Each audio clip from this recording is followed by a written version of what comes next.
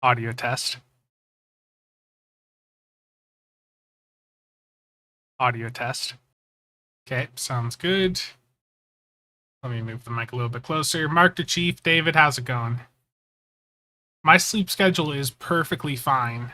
It may be 6 a.m. for me, but I totally have not been up for the past, 11 hours. I didn't wake up at, 7 p.m. Totally. Would never do that. I would never let my sleep schedule get that far off track.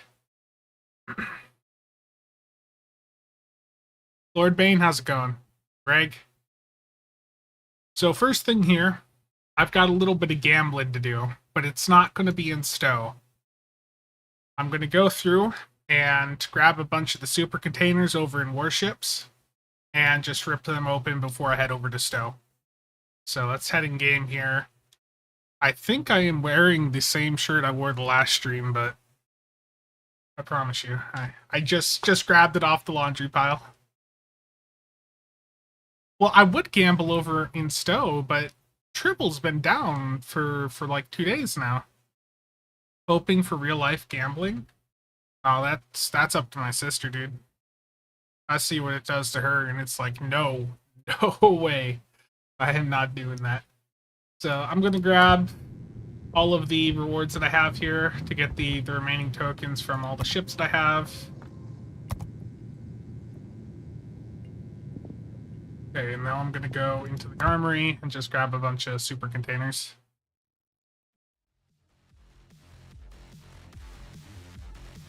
It's pretty sad to watch the like I've said before, I don't do real life gambling. I know that stuff is bad. Okay, so I got one more cold container. Let me open that real quick.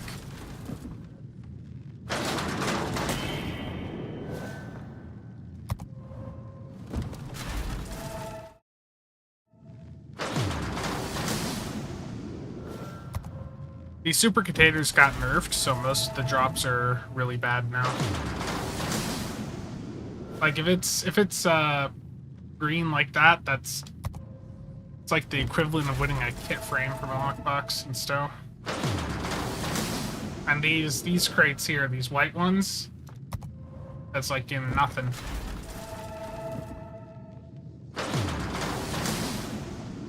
I actually won a ship the other day, David, in Stowe. Well, Ranger, remember, they recently nerfed them. Super containers got nerfed quite heavily. Yeah, I guess, yeah, there's some signals that are nice to have. Some free XP. It's giving me a bunch of crap ones, though.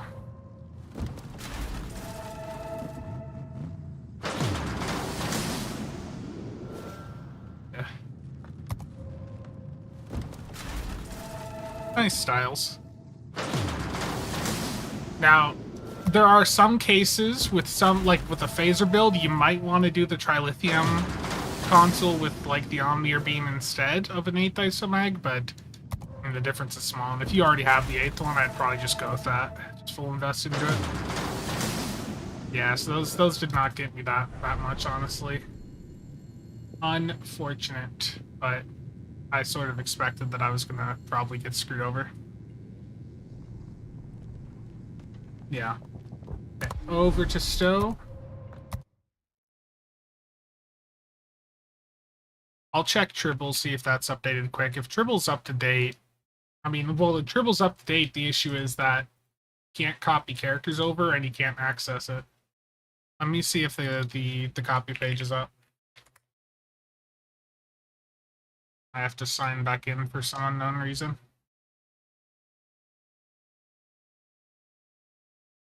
Nah, I still can't copy over to Tribble. I can select a character, so I'd want to copy over 4 of many, but when you go to select a server, there's just no option. So Tribble is probably going to be down the entire weekend, unfortunately. Okay, so I posted about this in Discord. I put a thing in the news channel and had it propagate out to a bunch of different Discords, but there is currently a Star Trek Online skinned Enterprise F over on Master Replicas. So if you are wanting a physical model of the Odyssey class, I guess this is the Yorktown skin specifically, but if you are wanting a physical model of the Odyssey, the 1701F from Stowe, they do have a couple left. Now, this isn't going to start shipping until October 15th, and the size is 5.3 inches or 13.5 centimeters. So it's not the largest model, but this is one of the Eagle Moss ones that Master Replicas bought the stock of, and now they're selling. I'll put the link in chat if anyone cares about it. Now, if you want to just buy it, you know, it's going to be the $32 plus like 15 shipping. But there is also another Stowe ship that they have as part of the 70% off promo. So if you buy the Odyssey there, you could get the Vastum for like another, I think it was like $10. The shipping cost stays the same, but you could get 2 ships basically just if you wanted. And this Vastum, I don't know if it still would have the code, but some of the Star Trek Online Eagle Moss ships did have a code for like a 50% off T6 coupon. So I don't know if this actually has that, but it might. So I just figured I'd mention it. The link is in chat if that's something you care about.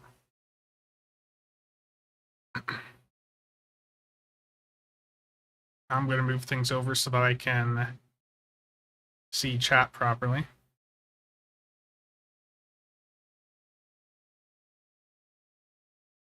Yeah, Ranger, that's why I got the T8 ship that you could get from the event, and then the rest I dumped into super containers. Okay, so over on the Stowe side here.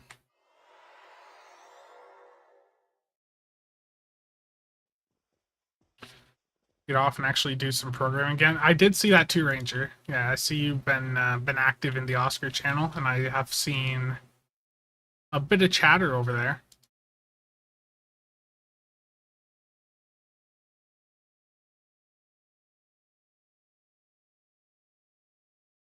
I mean, yeah, I think the user interface there, I mean, it's definitely looks better than where it was, a couple months ago.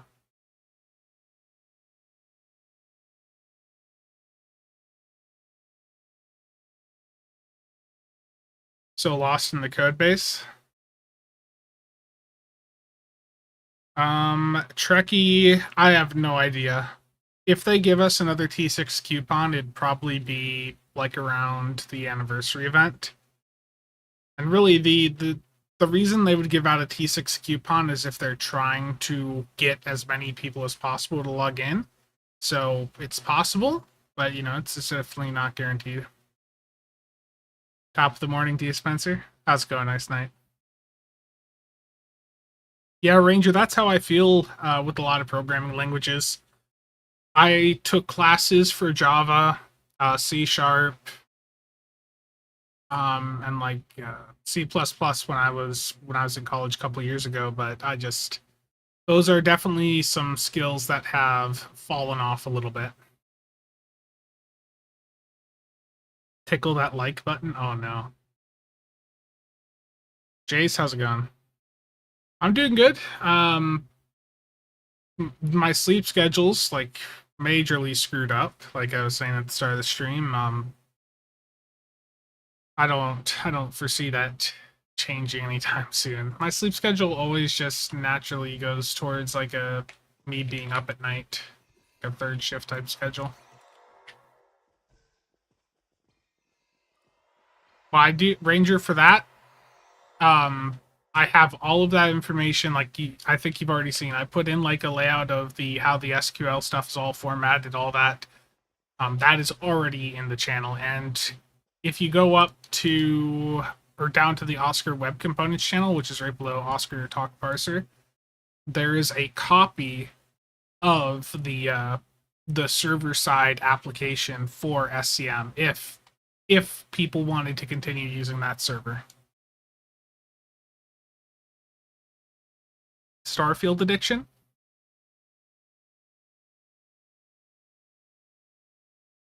Yeah, Starfield I put a couple hours into Steam at. I did play it for a couple hours last week, but I feel like I need to be in a certain mindset to really get into that game and to like really go far with it.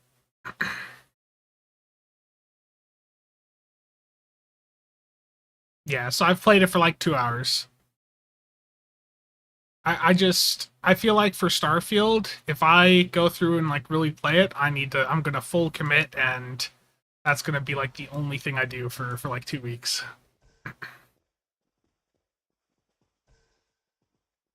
And yes, Ed, it is a little bit early. The reason I'm doing this at this time of the day is because I was informed um, last night that I have to help move a mattress bed around because we have someone coming to pick it up at 11. So I know that by the time I get to go to bed, which will be around 11 to noon, um, I'm gonna just probably pass out for a very long time. So that's why the stream is early, because if I were to try and do it in the evening, closer to the normal times, I may not be up until like 8 or 9 p.m.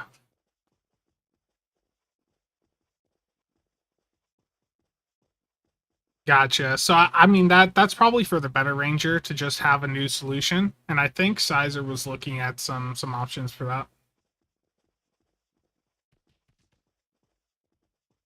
Terrible Grim. Yeah, I thought about picking up Baldur's Gate, but it just I'm not sure it's a game that I would really get into anytime soon. Kane, it's probably gonna be at least a week or two before anything comes of that, because we need to wait and see if there's any response from Cryptic. Server just lagged. Oh, Spencer opened his inventory. Damn. I'm getting the Triz treatment right now.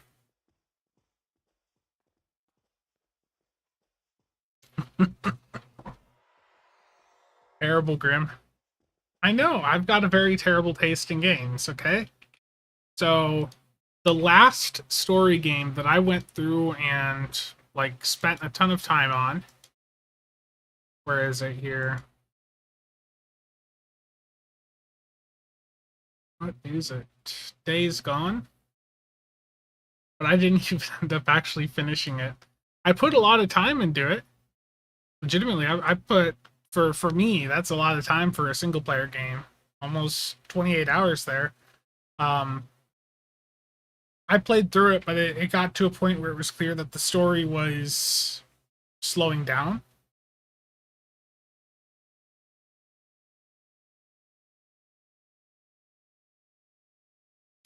So I lost interest, because like one of the main story points up to that point had just been resolved, and then like I was getting to like the second phase of the game, which people say is very repetitive.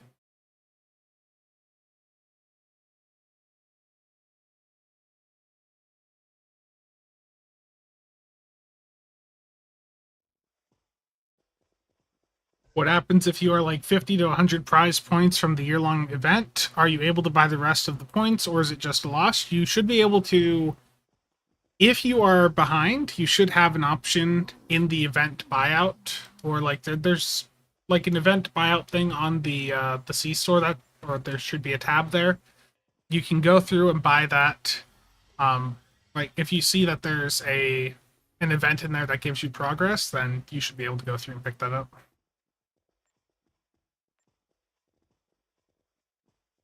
But Gohan, there's still one event left in the year-long event campaign on PC, so you could just buy that out before you complete it and get the 50 to 100 points. Like if you buy it out if you want to be safe and buy it out when you have 5 days left to get the 14 days of the event done. Buy that out and then just keep playing each day for the rest of the event, and that would cover the gap you're looking at there.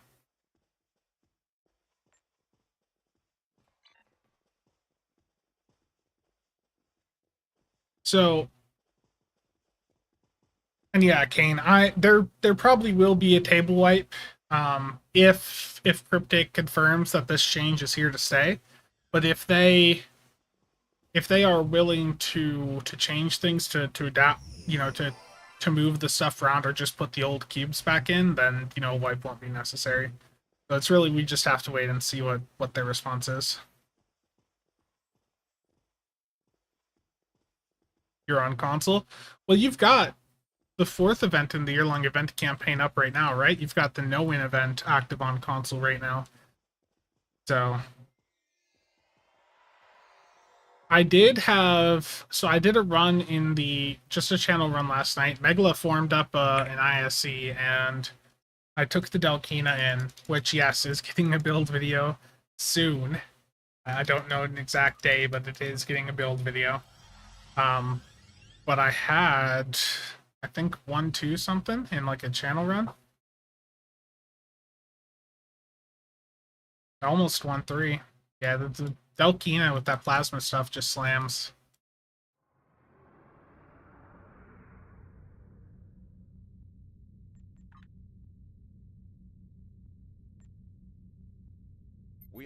And the Delkina, what's nice with it right now is it can do 6 of the ISO mags, which is very nice.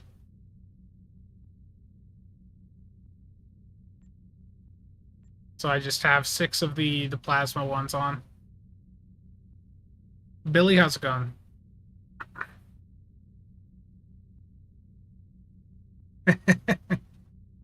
Yeah. Ice Knight, that would be nice. I've actually sold more of the Hanger Pet ones recently than the Isomags.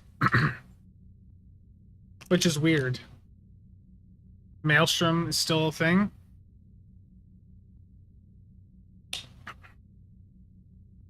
You just gotta wonder, Ranger, what's the next bundle going to have? What is a hypothetical, legendary Inquiry and legendary Fortescue going to have on it?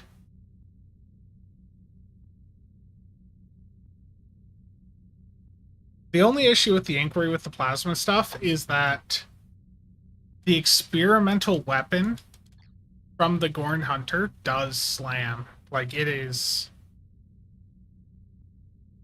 really good. Mark Chief, you were pretty close there. Just got to remove that middle word.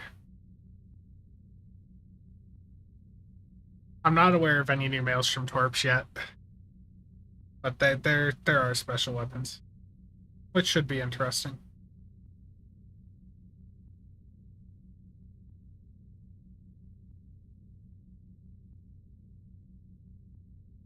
I said the 2 ships that I said for a very good reason. I am not aware of a legendary Negvar. It really does look like it's going to be a legendary Borderskew and legendary Inquiry based on the information that we're seeing there. The fact that so something I missed with the Inquiry part of that is that people that have just the Arbiter were getting the trait from the Inquiry when they leveled it out.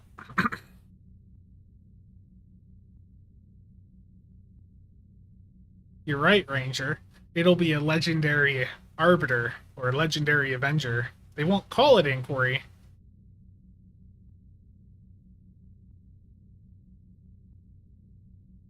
I mean, hypothetically, entirely hypothetical, it would be it'd be a real shame, if the legendary Inquiry had the exact same specs as, the promo one. Wouldn't it be a legendary Arbiter? Yeah. But they wouldn't do that. That's not what they do. It's probably going to be, like, flipped. It's going to be... Yeah, watch it be like Intel Miracle Worker. Watch it be, like, close to the D7. the legendary D7. I can't type. Yeah, watch it be like really close to the legendary D7.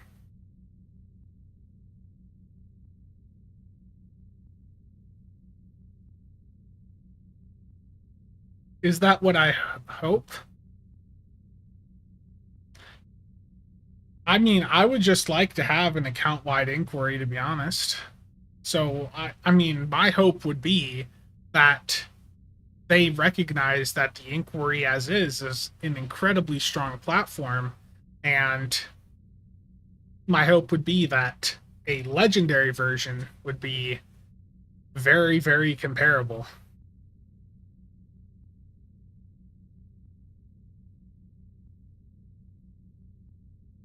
For the other one, I don't know, because the Odyssey, they gave the legendary Odyssey is command.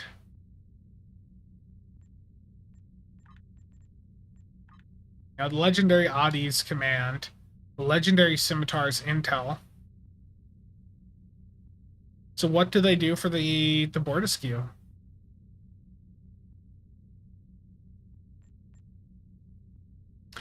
I think if there was ever to be a copy paste, Reggie, that I would want the inquiry to be copy pasted.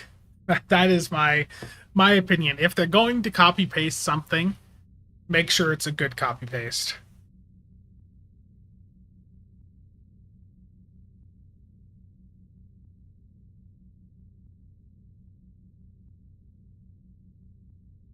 Inquiry is boring to you.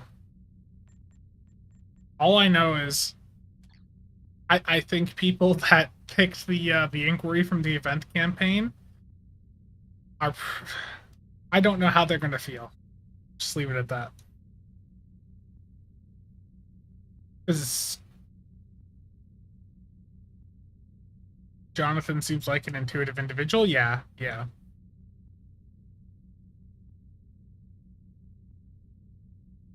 So I picked up a new ship the other day. On the topic of gambling, let me see if I can pull this up. Documents. Hold on. Here we go. Some actual gambling. Okay, so basically I bought some keys the other day. I opened like 10, didn't get anything, so I decided to do the classic thing of waiting for someone else to win a ship and then immediately spamming keys afterwards. And what happens here is that I see someone win a ship, I immediately click keys, and on the second box I get a ship.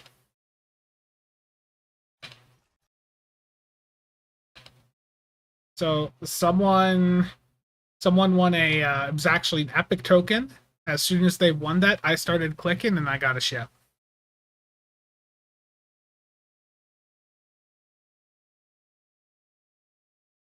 Terrible Ranger. So with that T6 Infinity box, what I decided to do with it is really interesting.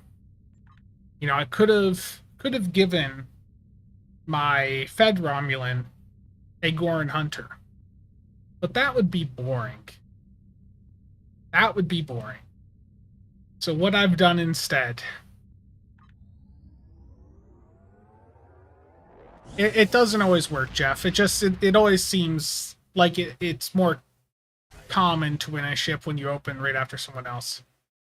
So what I did instead of popping a Goran Hunter for my other DPS character is I got the Friendship class. And what's going to happen is that at some point, I don't know when, but at some point, there is going to be a review for it. Now, I've got a lot of Lockbox ships from the past couple of months to go through and do reviews for, but I did try to get like a neat thumbnail together for it, but I'm not sure about the background. I just grabbed like an Earth picture from Google and just put it above Earth, but I don't know if that's the best choice.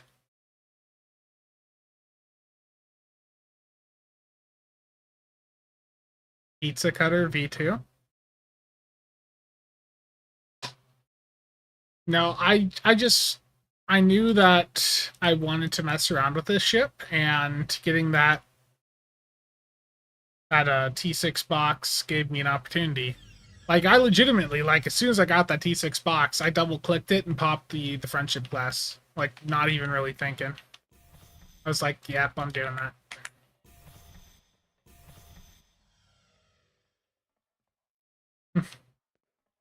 It does, so the normal skin on it, I don't think looks good.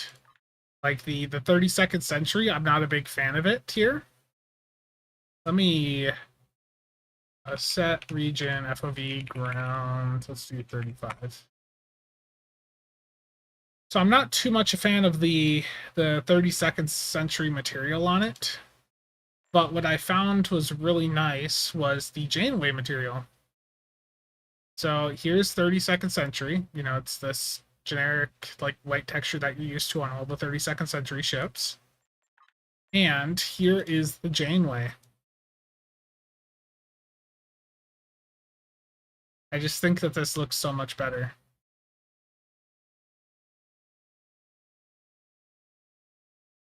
Yeah.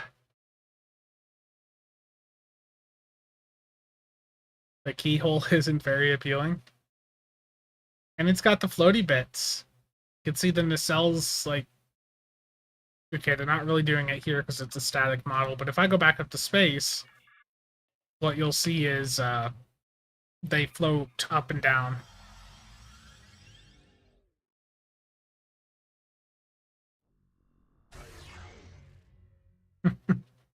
Make it so Master Chief, yeah. That I almost did that with the initial like stats breakdown video of this ship.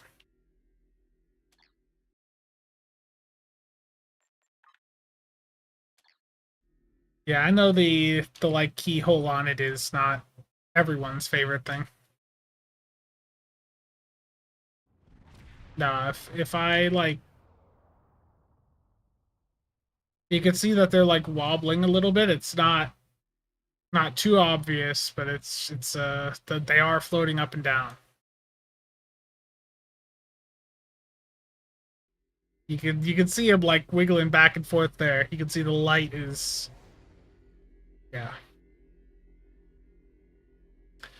32nd century phasers? No, I'm not going to use those. No, Ginger, I didn't find a friend. Where's the hangar bay it's supposed to have? I don't know. That's actually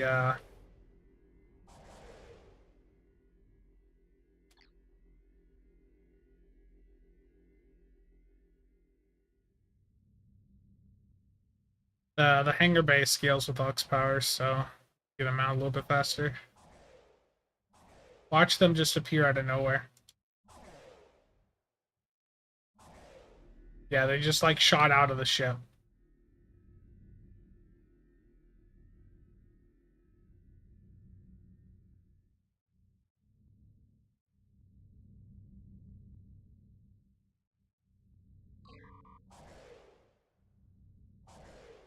Yeah, they literally just shot out of nowhere. They shot out from like just spawned in out of nowhere beneath the ship. That's annoying. Detached hangar base? Oh no.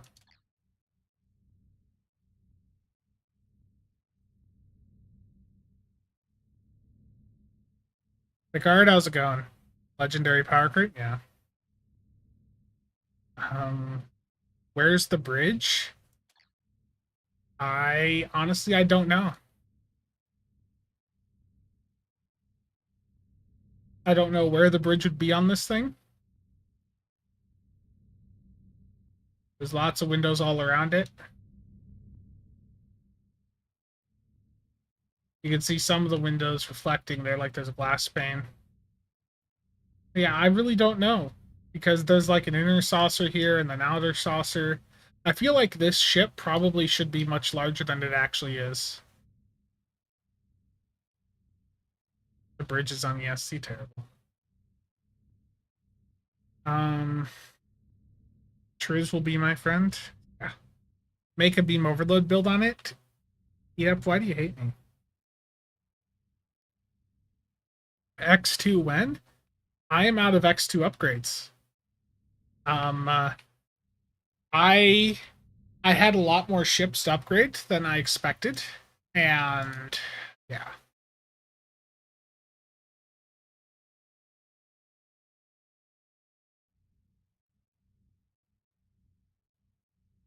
Yeah, I got my battle cloak here, Game Freaks. Um, it's right here.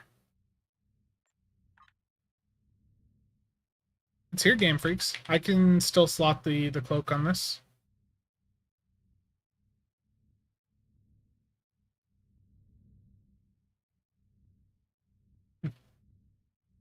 You better be on Tribble. Tribble's down. Tribble has been down now for like 2 days.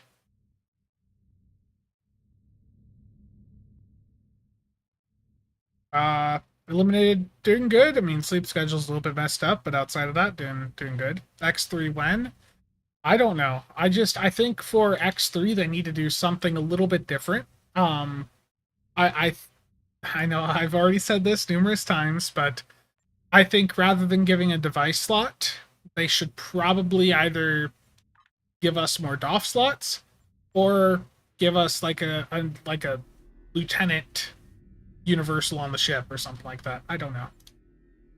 Wow, this bridge officer layout is just not good. Let's take everything off right now.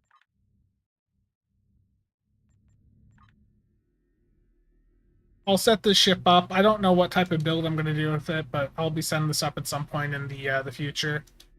I mean, I could do a tort build with it. Could do like a pet build with it. I mean, the trait and console from it are huge pet boost, right? So I could try to do like a support carrier thing. I don't know.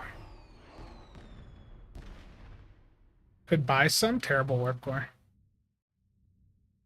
I I have I have went through and I have picked up a lot of Phoenix tokens over the past week. Um, in an attempt to get some tokens ready for the next time they do a Phoenix event. So right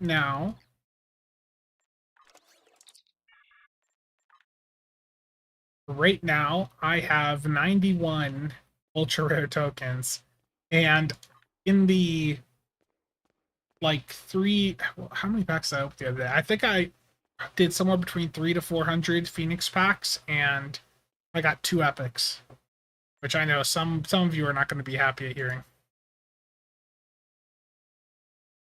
So a legendary T6 ship with 2 T6X would be T8. Um, no, I think if a T8 ever existed, there would be some additional things. Best X2 recommendations. So when you're going through and doing using a T6 or doing the T6X2 upgrade on a ship, the console slot is almost always going to be best if you just put in another locator, exploiter, isomag, or whatever advanced console you're using for your build. Just going down that route is going to be your best bet. Like for that extra universal slot, just more of your TAC consoles basically. In my case, I'm using isomags instead of TAC consoles now on this build, so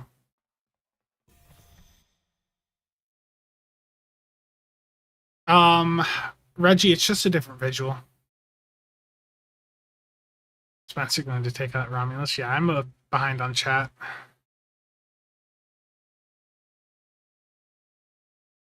Spencer, it is illogical not to open the boxes. They will be opened. Unlike Triz, I am not afraid of going through and opening some of the boxes the boxes in the inventory. The thing is here, I am saving up the Endeavor boxes for a video. It's going to be going over basic ways that you can get EC, and the Endeavors are one of those routes. Yeah, Ice Knight, definitely. I think there's a lot of older T6 ships that could definitely use some love. And there's some of them that are never getting a legendary upgrade. So, like, a ship that I would really like to see an upgrade for is the Sona Collector. I've always been a big fan of how the Sona Collector looked, but what really hurt the Sona Collector is that it has an Ensign Temporal on it. If they, I mean, the dream upgrade for that would be to get rid of that ensign and, maybe just make it a full-on temporal ship, make the commander side temporal. But I don't think they're willing to do that to such an old ship. They would rather come out with a new version of the ship. Michael, I want to, but Tribble is down. They updated Tribble on Thursday, I believe, and it's been down ever since. Yeah, you could make a lot of EC opening Endeavor boxes. Legendary Guardian Cruiser win? No idea. Have they ever updated the stats on an older ship? Usually once something's live, they don't like to mess with it. Rapid Fire, I will probably revisit Rapid Fire later this year. I am hearing that might be getting some changes, and that's what I'll say about that. Legendary Excelsior. I don't think we're going to see another Excelsior. There's already a legendary Excelsior. What I would like to see is like a Terran Enterprise E, a Terran Sovereign. The issue is there's also already a legendary Sovereign, but the issue is it's a 4/4 American Worker Cruiser. It's nothing that special. Terran Oberth. Oh no. Yeah, I've opened about 100 of the Protostar lockboxes so far, and I can tell you that it is very much a loss. The Protostar lockbox is not good to open.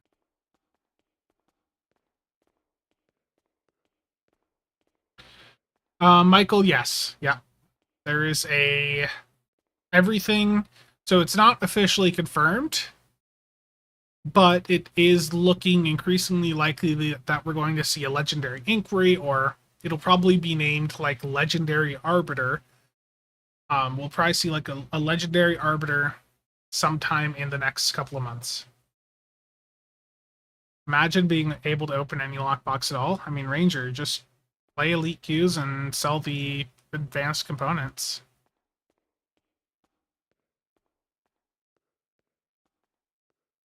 Best way to get elite. So when it comes to doing like elite content to farm isomags, my recommendation would be to do the ground queues. Minor Instabilities Elite and Into the Hive Elite are both pretty easy queues to go through and do. But those are ground, so but if you have a team that you can get together that is really good at ground, like that is probably the best way to grind isomag components right now. Which is weird. It's, ground content being the best way to get something for space, but yeah.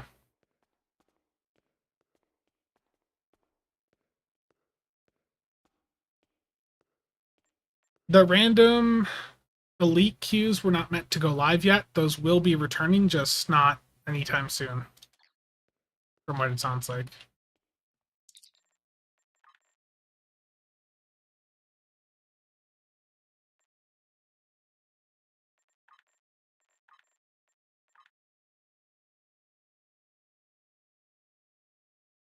Infiltrator for 300 million? 400 million? And another at 4? Jeez. Yeah, they fixed Into the Hive yesterday, I think I heard. They got that fixed very, very quickly. Yeah, the infected bug has been around for a long time, but it just seems like it's pretty much guaranteed to happen now. Sure. Infiltrators be infiltrating the moon? I know. Yeah, I mean, I can't believe 300 million for an infiltrator? Terrible. Oh.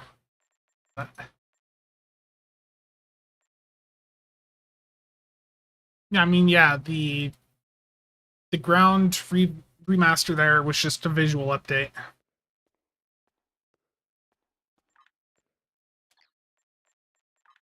Okay, let's get dailies done here. Repair a whole space, destroy Borg ships, polar on damage. Very challenging. Jace, no idea.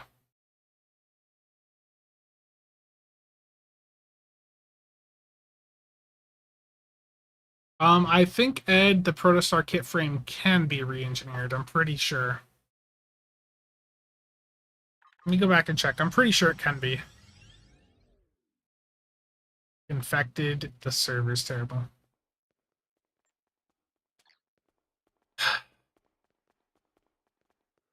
Terrible. 400 keys. I Infected scares me, Ranger. Infected is a very difficult queue.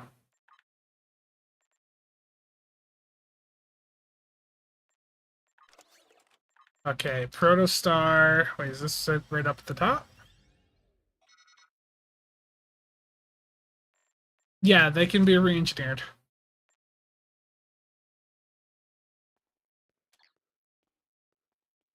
Did anything good come out of the Protostar box? I think some people are fans of the traits. I don't think they're that game changing, but let me show those real quick. Let me go up to space to show them. I got mail.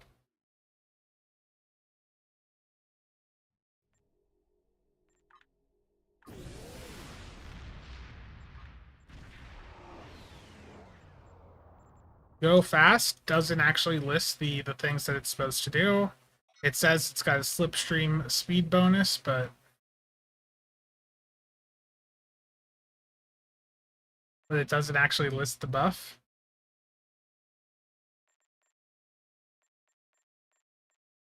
Hello, Cthulhu. The hold Razzle Dazzle. When you're critically hit, you'll get some power. And whole lot of X's when your hull is low and your ship will receive a hull and shield heal. So if you're below 25% HP, it gives you a pretty nice hit point heal there, hull heal. So that's definitely like a good budget trait for healing.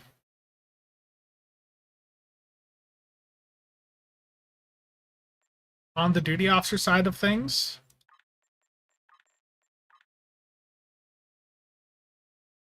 you've got Rock Tack here, which is only good for science players because the tricorder scan ability, that's the science one, right? You've got Jankum Pog here, which has a 20% chance when you activate engineering team to get another engineering team 5 seconds later, and then that also has a chance to proc another engineering team, and so it can recurse. And then it lowers the cooldown of engineering team. So, I mean, that one I haven't really tried much yet, but I mean, I could put that on.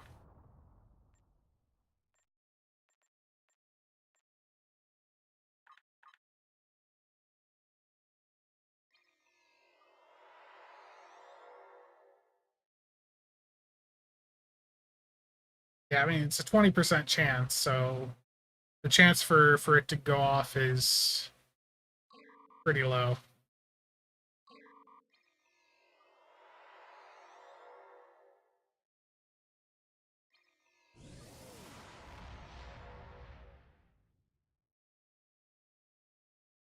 The Protostar, I believe, is a bit small.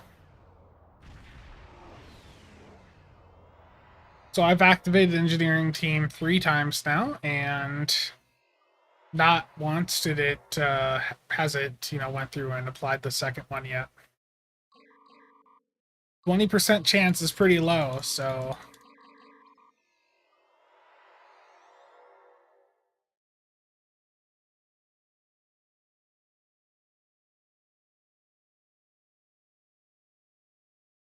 how about the weapons? The weapons aren't good. The proc on the weapons is not good. Yeah, engineering team isn't very good. I mean, that's 5 activations and it still hasn't went off, so like that would have been like the entire duration of like a Hive Elite and it didn't go off.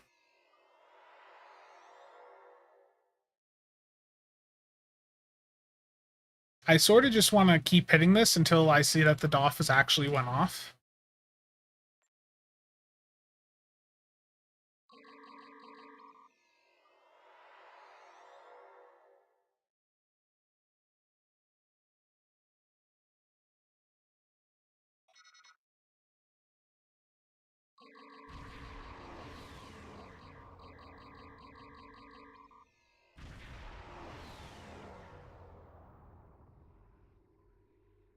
So that's like what, 7 or 8 activations and it still hasn't went off. So yeah, that, I mean, the proc rate's just too low to have much relevance.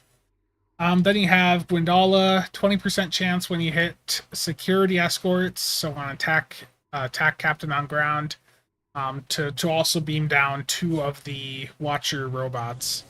But I mean, you just saw me hit engineering team like 7 or 8 times there and not get that's other DOF with the 20% proc to go off. So that is just too low of a proc rate for me to really be worried about. Aggressively relaxing, how's it going? I think I missed a couple other things in chat. Yeah, Ice Knight, the issue is with the weapons, the proc on them is just a small power boost. You can use them if you like the visuals, but if you're looking for like performance, they're not going to be that good. That's the issue there. Okay, so 0 reduces the time for evasive maneuvers to recharge after use by 4 to 10 seconds. So it's going to improve the recharge by something in that range. Let's put that on, so make sure it's actually working.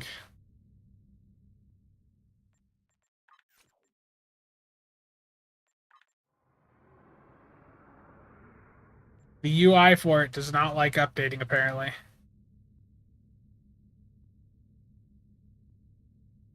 So as long as you're at like half throttle, you should probably get the full buff from this.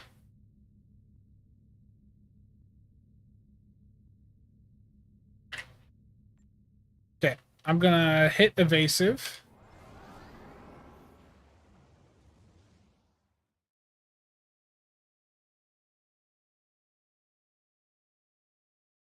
So is it just like random what the duration reduced is? It like, I don't know.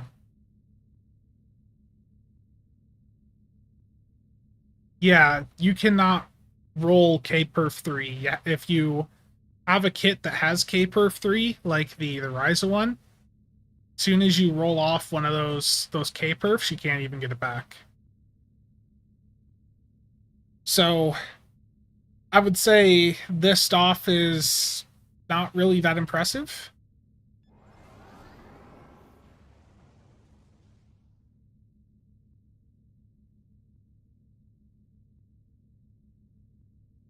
Yeah, so I mean it's reducing the cooldown of evasive maneuvers, but that's what the emergency con hologram does, and the emergency con hologram does it better because it fully resets the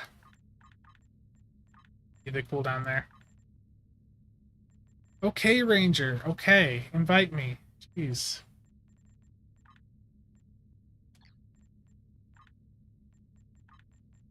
And for Dal, I'll test that after this ISC so that we can see how often it actually procs.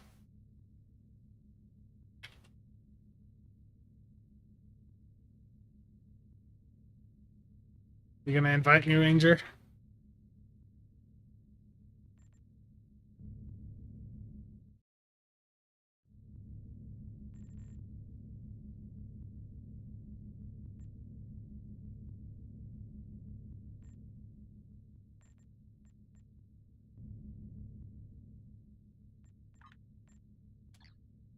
The issue is that it's a 25% proc. Or a 2.5% proc. I wish it was 25%. That'd be crazy. But it's 2.5% on the Protostar weapons, which is anything that is a 2.5% proc is almost irrelevant when you're actually like using it in a run. Like, you will not see it. What is the first tack console that I have equipped? This is one that I've been trying, but I'm not going to keep on. It's the spinal mount plasma torpedo off of the Praetor. In fact, I'm going to drop it here for Valdor. Actually, I want to try the Cyclone console in here. I was trying the spinal mount console because it's got a passive on it for phaser buff, but the issue that I was having with it is that it has too long of an activation time. It's 3 seconds. So that's 3 seconds at the end where I hit it, and I can literally do nothing for 3 seconds. So the damage from it does not offset the activation time. And that's an issue with a lot of abilities in the game, is the activation time. That's why you don't see many high-end builds run team abilities anymore. Because like TAC team, Inch team, Side team, Intel team, they have a 1 second activation time. And if that goes off at the wrong time, that can potentially even screw with your weapons firing, which is, quite a bit of an issue.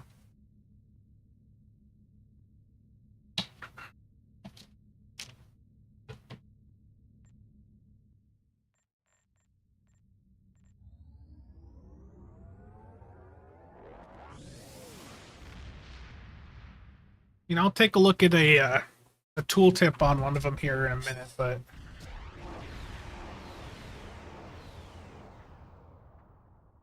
the situation is... I see a Cheval.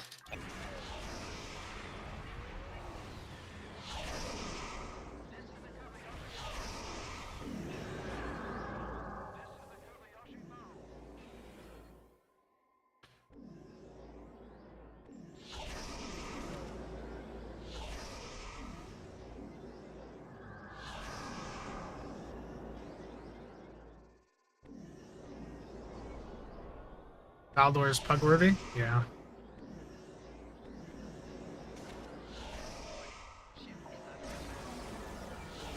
From this time forward, your culture will adapt to service ours. Scanning the nanite drift. God. This will take that away.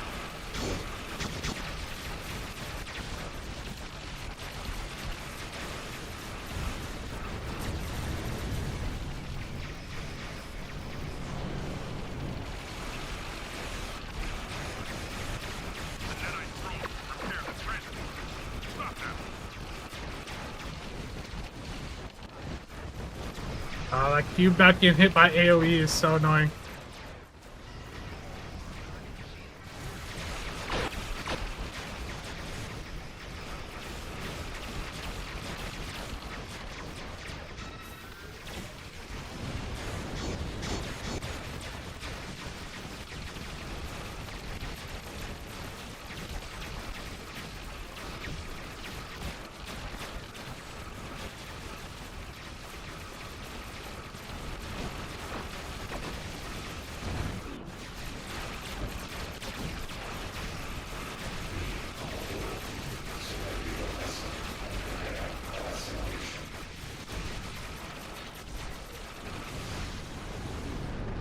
Yep.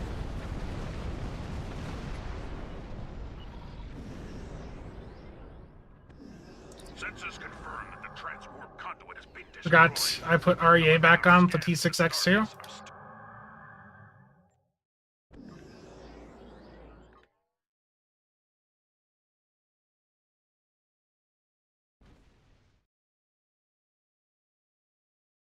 There you go. 10 seconds too long? I know. Yeah, I mean, the sensor phantom projector, I might try that in like an actual run the next time we actually like do a run in B team, but that might be something to try, see if I can. The issue is when doing like the coordinated DPS runs, the way that things are, the way we position, the way that the run goes is a little bit different from normal, so I don't know what the flanking situation would be like if I used the sensor phantom projector on the tac cube at the end. I think I've shown you guys the VOD from one of those runs. Let me see if I can find it here. YouTube.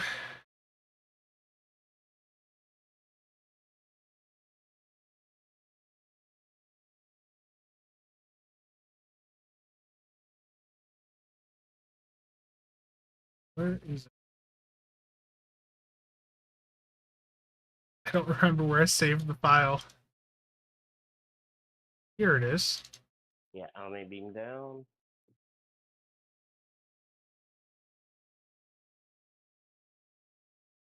Yeah, I'm sorry for the low performance, Ranger. So for the 2.4 that I did with the Delkina, you know, that was a heavily coordinated. This was also pre T6X2, so this was just with the T6X. This was, what date did we do this run? September 9th. So yeah, this is before the new season dropped.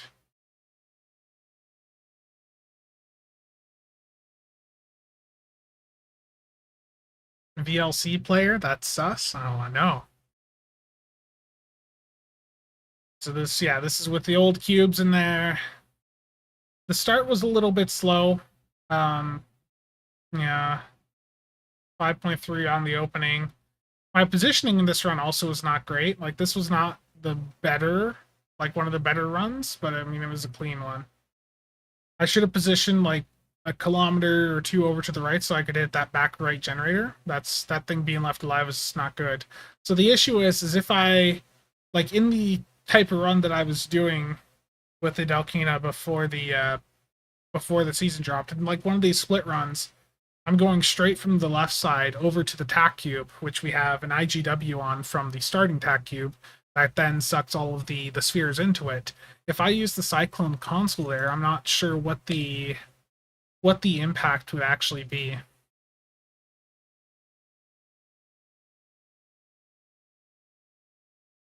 And I was boarded here too. It's just screwed things up. Like, this was not one of the better runs. The point was that this was a clean run. So there's, like, even before the new season dropped, there was still room for me to take the Delkina plasma setup probably up to like 2.6, maybe 2.7. With T6X2, I don't know how much further that's going to push things, but yeah.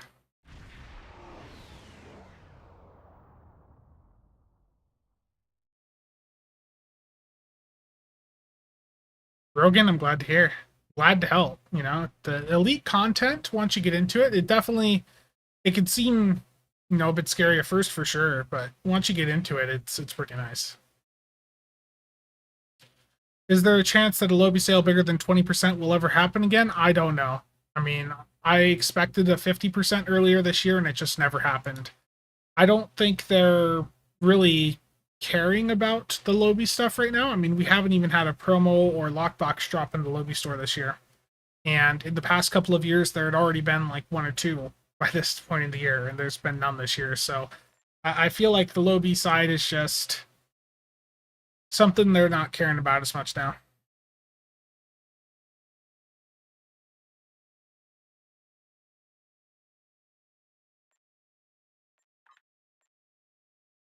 So looking at the parse from that last run, what did Complex Plasma Fires at 171k? The experimental weapon from the Gorn Hunter, which I think is the best experimental weapon in the game, the Plasma Incendiary Bombardment, did 106k DPS. The reason this experimental weapon does so good is because it's actually plasma. It's not some random damage type like most experimental weapons. This is actually doing plasma damage.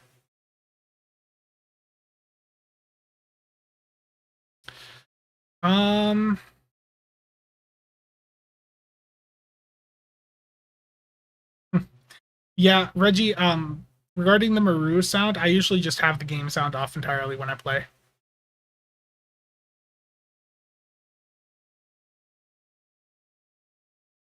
Borg and Resistance to Starbase 1 don't actually count as Borg for Endeavors. I think they fixed that, but the issue is that the new Borg are actually not the original Borg faction, they're Mir Borg. So it's an entirely new faction.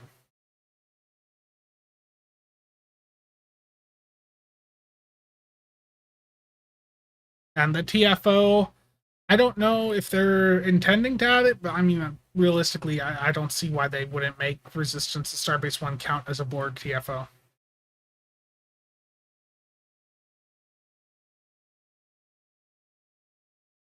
Yeah, the biggest challenge with Elite content is just getting a good team. That's where, like, the DPS channels help with that. You know, there might be some fleets out there that still have a little bit of activity for that. But yeah. Does it get boosted by plasma consoles? Well, let me find it here.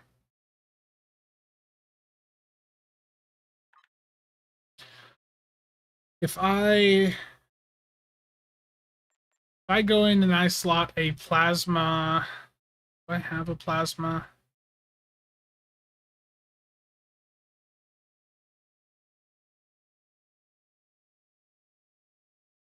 I'm gonna put the console from the Praetor back on as soon as I can find it here, because that's got a 24.2% increased plasma damage on it. That does buff it up. So yeah, it's being boosted by things that increase, like that boost plasma. It also scales up with weapon power, so doing the isomags is also boosting that up quite a bit.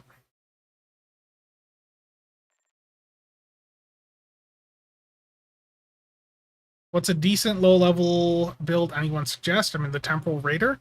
Jace, for low-level content, I think a lot of people would recommend like one of the Jem'Hadar ships that has the wingman mechanic, because those Jem'Hadar wingmen are incredibly powerful at a low level. So if you have like the legendary Jem'Hadar attack ship, that would probably be a really nice ship to use while leveling up.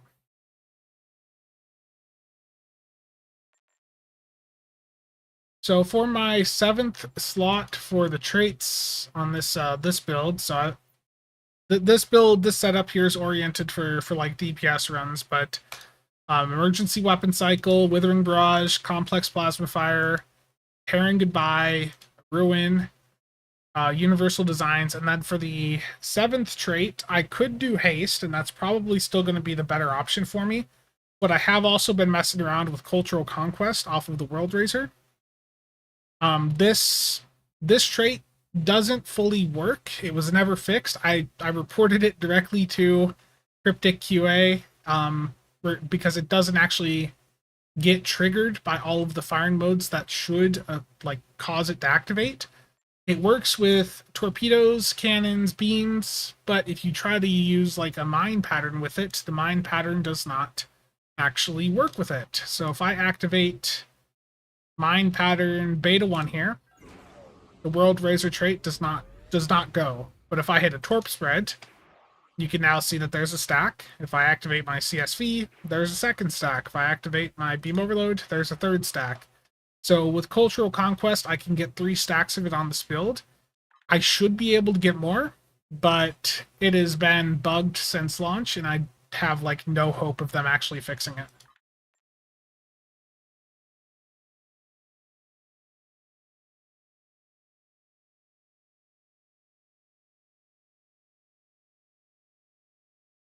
Oh yeah, test the Daildorf, yeah.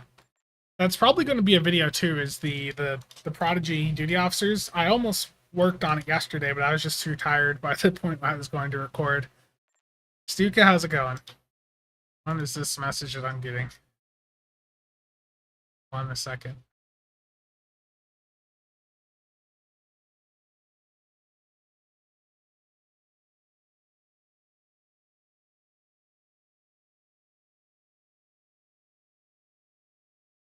Okay.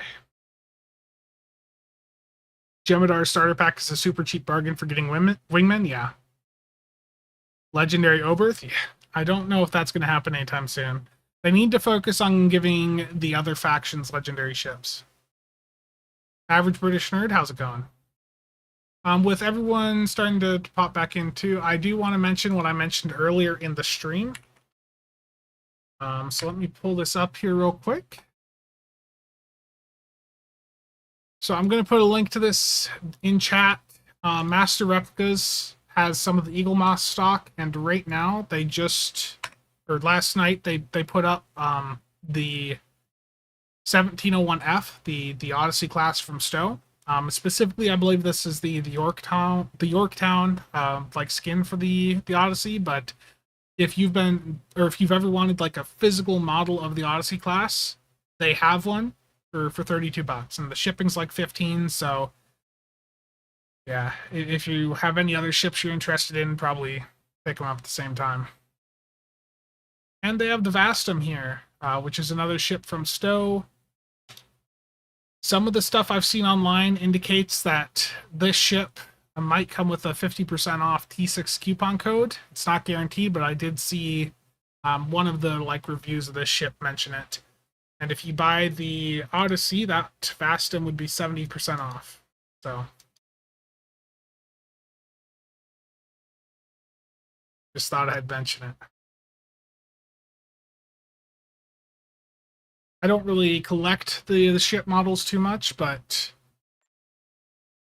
I did order the Stargate Daedalus that they recently had, and I've previously ordered the Rocinante from the Expanse, and a while back I ordered the Battlestar Pegasus.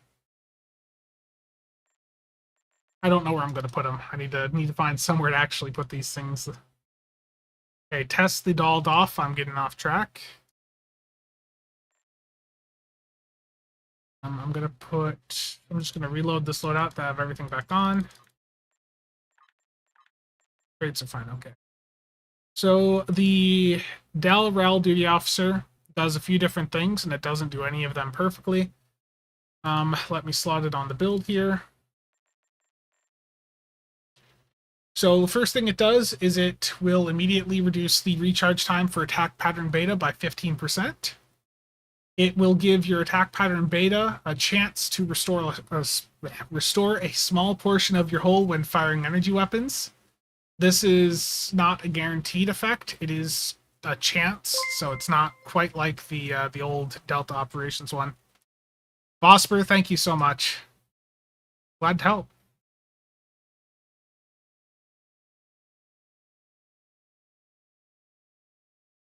Yeah, and I know for some of the non-news content, things have been a bit slow for the channel recently, but some of the videos I have planned, I want to start getting some more ship reviews done. The Delkina build, obviously that's a priority. An Isomag video, that's a priority.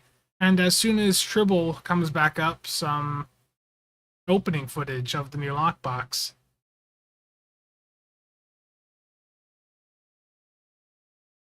I didn't even see the conversion rate. Thank you for the Canadian 20 there.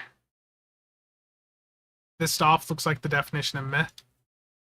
Yeah, it's while beta is up, each weapon fired has a 50% chance to restore 0.2% of your hull. This is a weaker version of the Shield Distribution Officer from the Delta Operations expansion pack. It is not really a full replacement for that. I think that DOF is still better, but they do have the ability to stack together. And when you hit attack pattern beta, there's a 20% chance that you can get Fire at Will 1, but only once every 30 seconds. So I am going to put Fire at Will on my build. Gonna just put a Fall 1 on, and we're gonna see.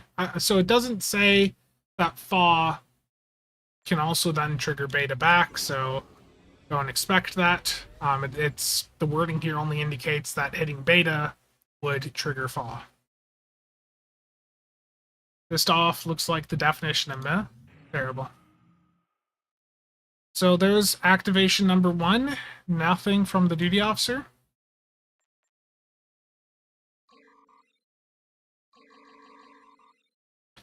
I'm going to put a second copy on. Are you guys hearing any, electrical static? I am definitely hearing some.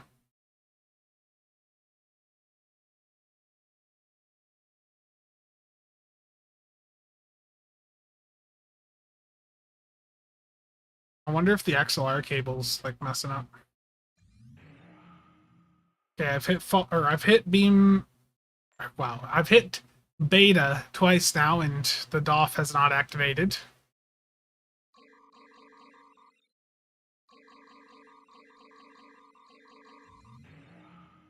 Three times, nothing.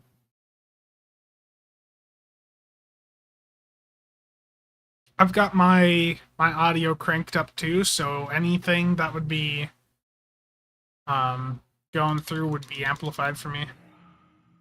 Was that 4 betas so far? Nothing.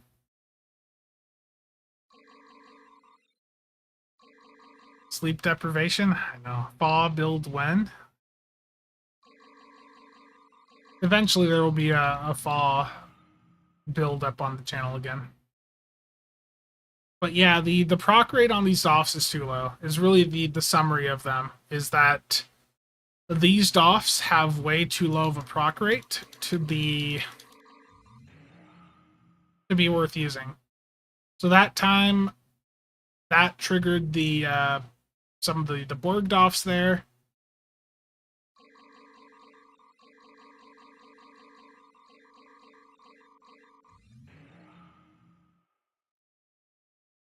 So I've activated this, I don't even know how many times now, and still no fall.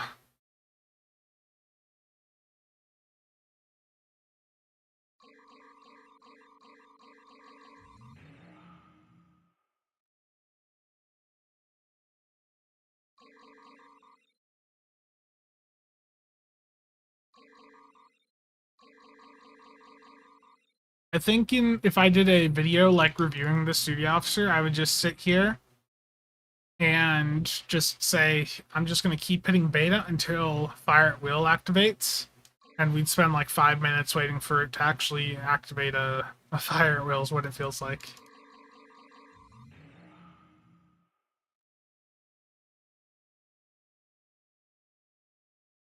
Like, I think I've been hitting this the past 2 minutes. I have not been keeping track. Like, 2 minutes of this and nothing.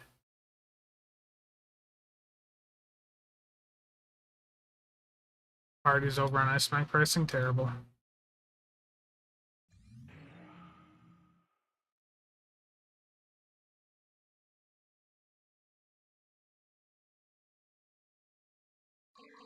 Like, at this point, I just want to see it actually, you know, one time give me Fire at Will so I know if it's broken or not.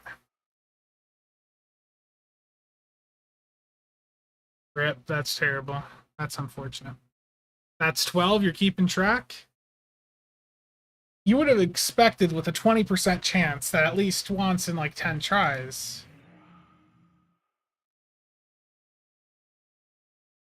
Yeah, I do have another XLR cable somewhere, so I might have to dig it out.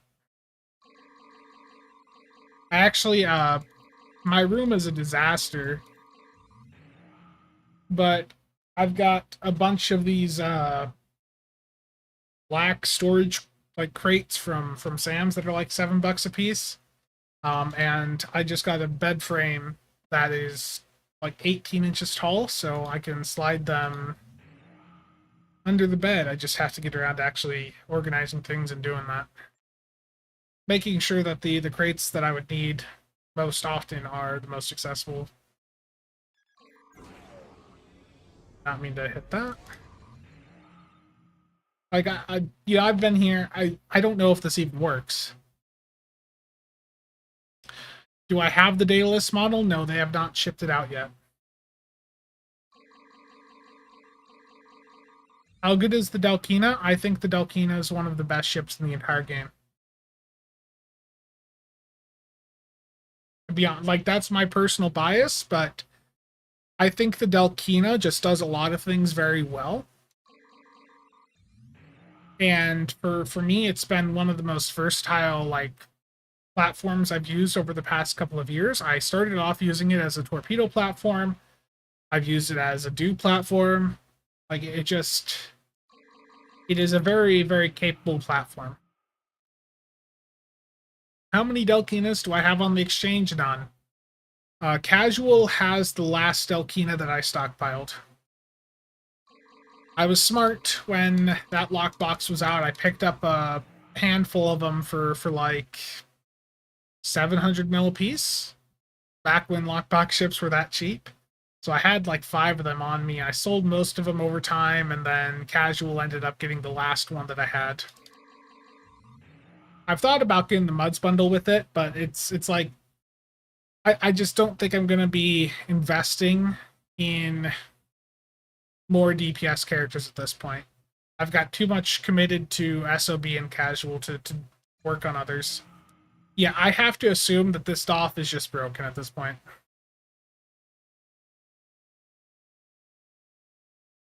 Either this DOF is broken, or I have the like worst possible RNG right now.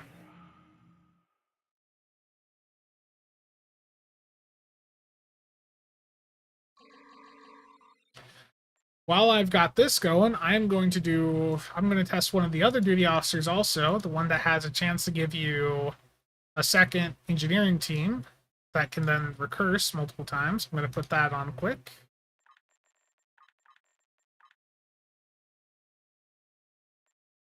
Okay. So, beta, no fa. Hinge team, we'll see if that gives me another. Nope.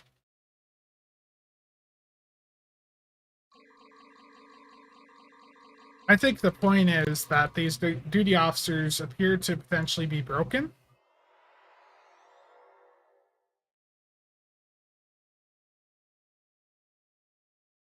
Like, I've activated both of them numerous times because I was doing this engineering team one earlier and just never saw anything out of it.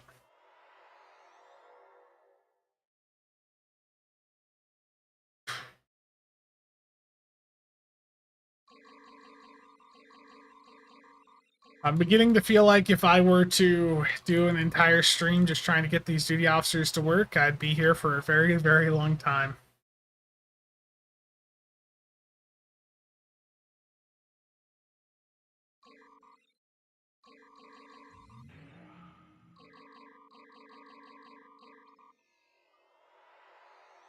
The cooldown reduction on the engineering team DOF definitely works, but I have not seen a second engineering team at all. 20%. 20% chance when you activate attack pattern beta to get fire at will 1. And for the engineering team, 20% chance that 5 seconds after you activate engineering team 1, that it would give you another one. Or after hitting any rank of engineering team, you'd get another.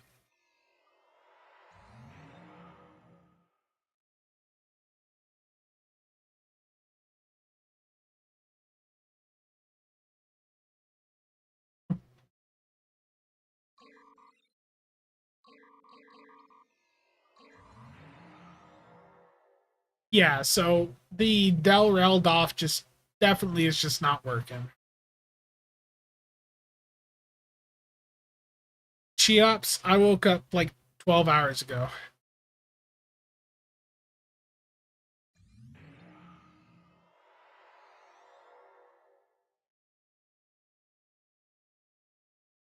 Yeah.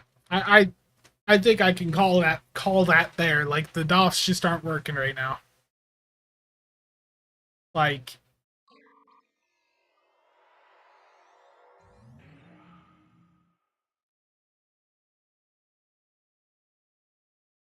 they just something not working there. Need some Benadryl? Terrible. What are these messages? Game Freaks did say that he did eventually get the DOF to give him give him a fall, but it took him a long time, is what he's saying.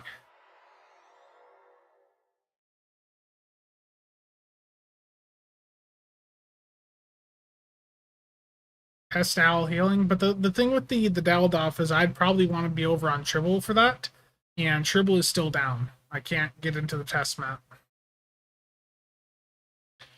And the fact is if it's 50% chance and the existing shield distribution officer, which has the same effect, is only getting a couple hundred healing per second, and this is not guaranteed to go off, then this probably is not going to be worth it. Joke's on you, I like using Neural. Terrible. Neural is a good DOF. good off to have around, but you know, it's not game changing the amount of healing that gives.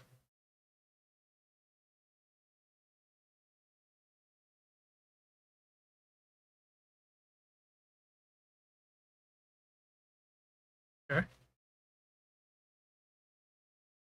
Do it again. Still nothing. Hold on here.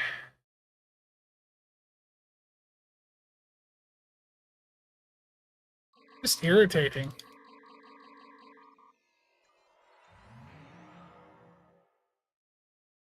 $10 minutes of me trying to get the duty officer to work. I think the point is the proc rate is so extremely low or it's broken that it just isn't worth using. That's the takeaway there.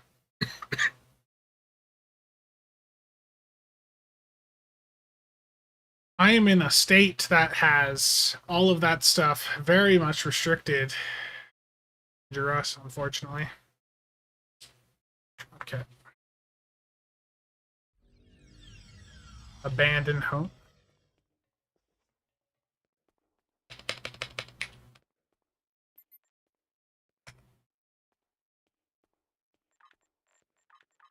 What's isomag pricing like on the exchange?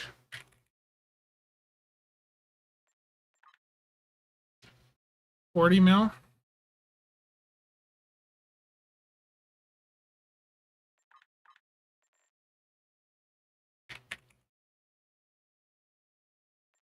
Phaser isomags, there's 159.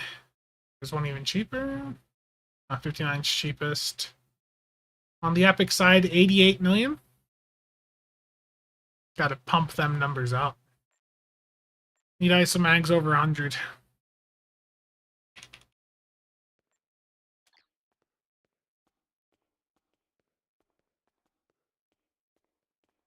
Cheops, the removal of Into the Hive after the season dropped. It's back now, but the drop of that for a couple days reduced the supply of isomag components.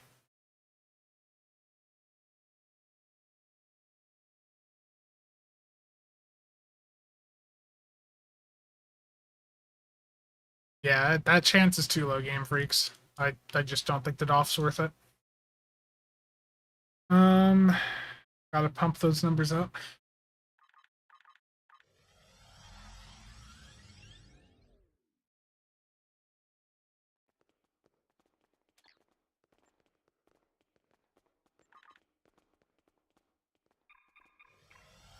Market manipulation part of the stream now. That's the way. Always gotta market manipulate. You guys know that symbiotic ice is a really nice trait to have on a beam build.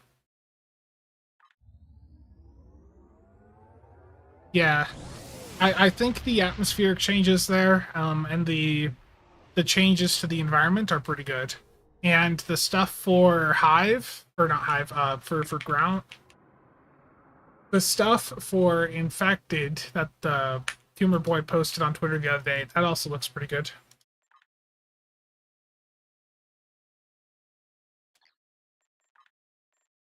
I can't English today, okay?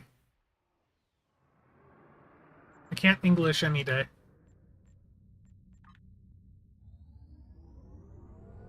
That poor bug, so much pain.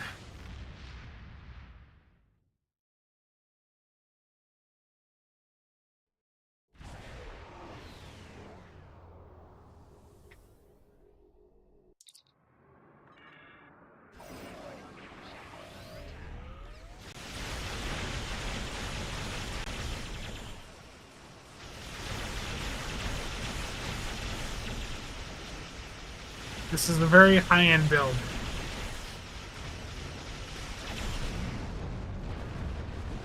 Remember, when someone tells you you have to stay with one damage type, they don't, you know, they haven't experienced the Skittles setups.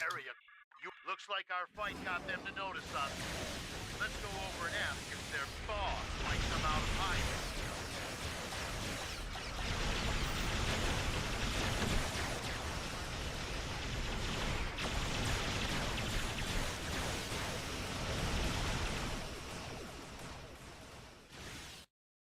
Skittles taste the rainbow.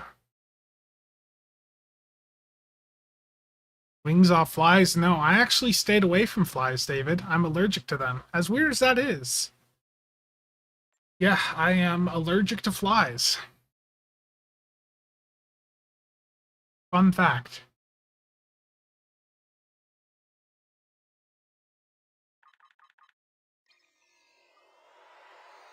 Yep. It's weird. It is weird to hear. It's weird to say, but I am.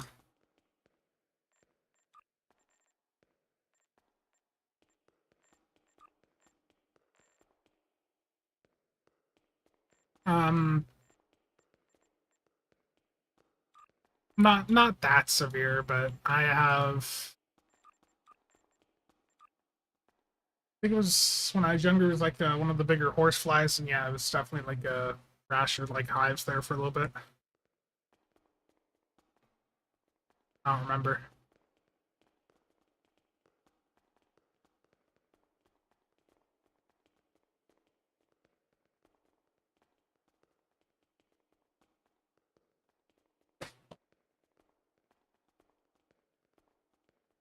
Now to wait for the TFO.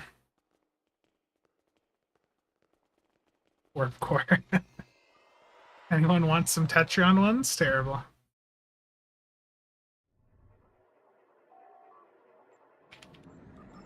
Is Megla here? No, Megla's sleeping.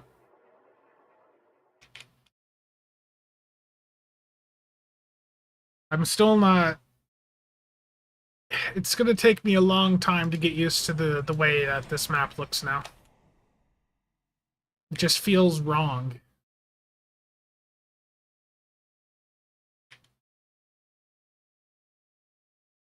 Hmm.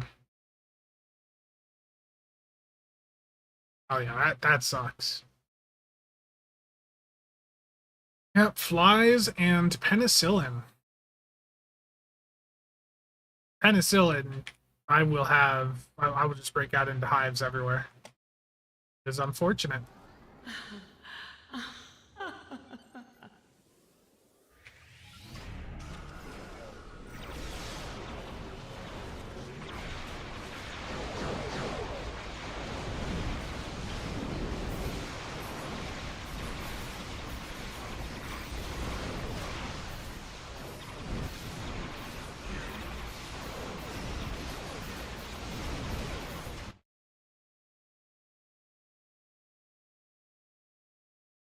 Geops have to wait for a response from Cryptic on that one to like know if these maps are going to stay this way or if they are willing to you know change them or move their position.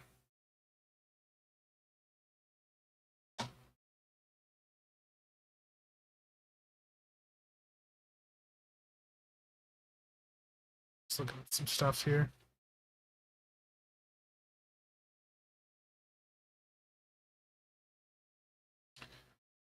Where did the whole regen would have been from DPRM and the Protomatter Field Projector. What's the TLDR on the issue with the DPS maps? The easiest way for me to show you, Marker Chief, is for me to go into like a cure. Let me go into cure real quick. That is like the most blatant of the like changes I can show you here.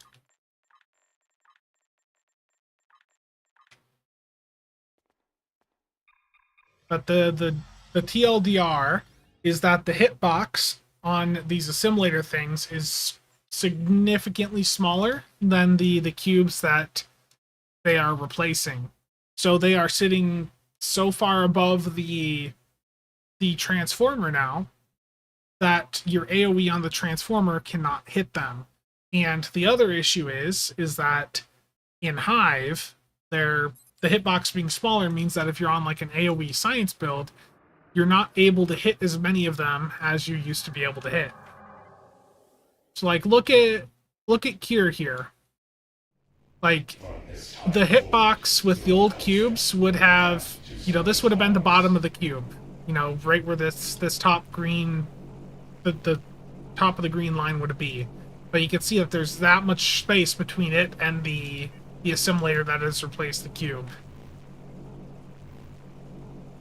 It's not that they haven't moved, is the thing.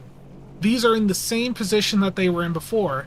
The issue is that the bottom third of the cube is gone, the top third is gone. The hitbox is basically, you know, like the middle third. So it is just a much smaller hitbox. Nicholas, how's it going, man?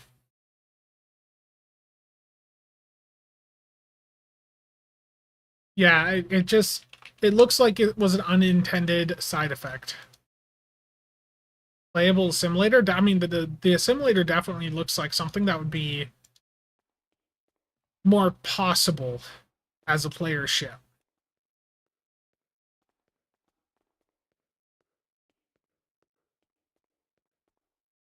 I mean, we could still do plenty of DPS. It's just that it is a change out of nowhere that clearly, I mean, you could see the environmental change there on Cure.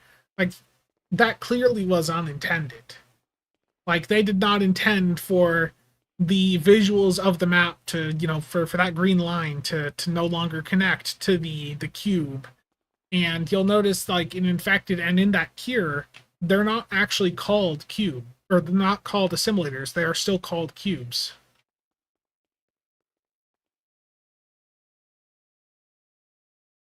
Weird seeing Nick appear and not hearing Suckbox? Oh, I know. Yeah, it's nice not having any of those sound commands like Triz has.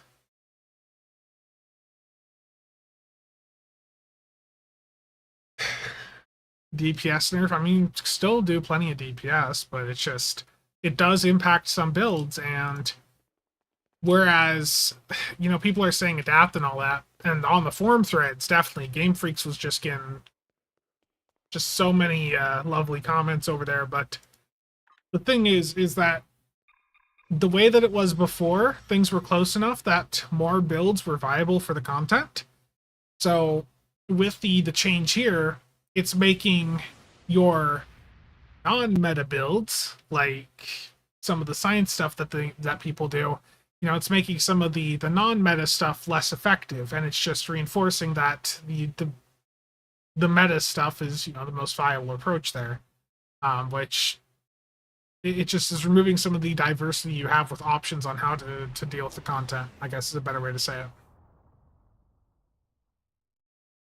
Yeah, Brogan. I am fairly confident in the two ships that I discussed. The legendary Borderskew and legendary Inquiry, though it may not be Inquiry. You know, they may use the C-Store name, so it might be the legendary Arbiter.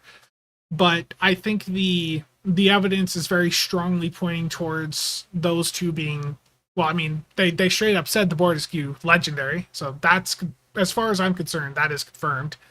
But the Inquiry, the fact that the fact that the Starship trait from the Inquiry is unlocking for people on console that just have the Arbiter is a pretty strong indicator that they're doing something with that line.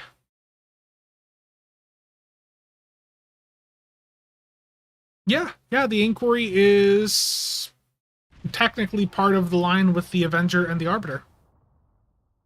Temerian Battlecruiser when? Look, Mark Chief, I expected that. There was a lot of signs pointing towards that, but I mean, clearly that just didn't happen. But with the thing, you know, with the Borderskew, you had Kale basically calling it that the other day on stream, and with the Inquiry, you know, I'm struggling to think of what other reason there would be for the C-Store Arbiter over on console to be unlocking the trait from the Inquiry. You know, it just seems to me like they're, you know, copy pasting some of the code around, and that slipped through. What hangar pet am I using on the Delkina? Right now, I'm using the Elite Near Universe Shellcraft.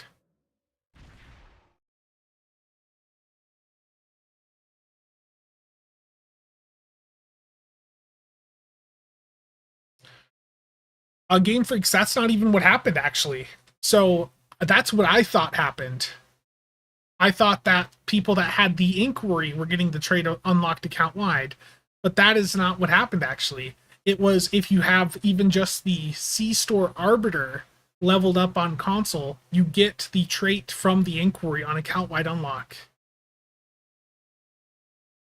And yeah, given that a very similar thing happened with the legendary Akira trait, yeah, I mean, there's a precedent for them leaking things in this way. Yeah, I can go over to SOB. That's my only character right now with an inquiry. I almost popped one on casual with my event campaign, and I would have been a bit salty to have had a legendary version drop a little bit later.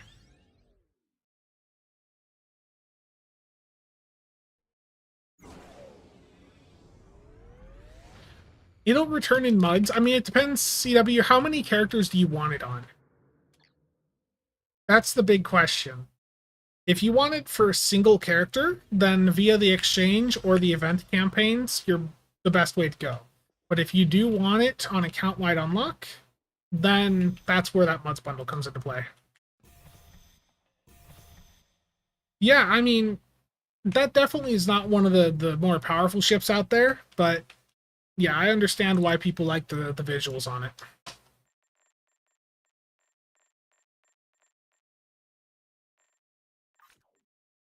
And there will be an updated inquiry build when the legendary drops. So for those of you that are fans of that, excited. Okay. So yeah, as you can see, template-wise, I can make it look like the Arbiter, Avenger, Inquiry. Like you can mix and match them.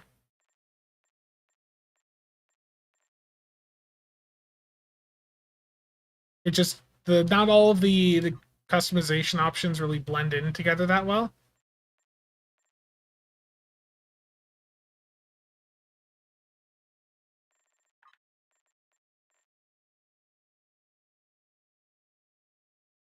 Build.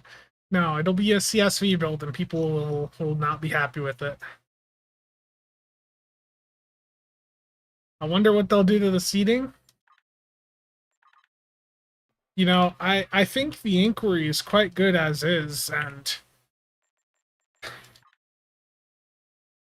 you know, to me, I can't think I'd really, you know, if it were me, I wouldn't change the layout that much. I wouldn't change the specializations. I'd probably leave it, you know, very, very similar to how it is. Maybe change a little bit of the seating around, but I think that the inquiry is a big draw because of that Miracle Worker and Intel combo. And I think in an ideal world, you know, it'd be somewhat close to that.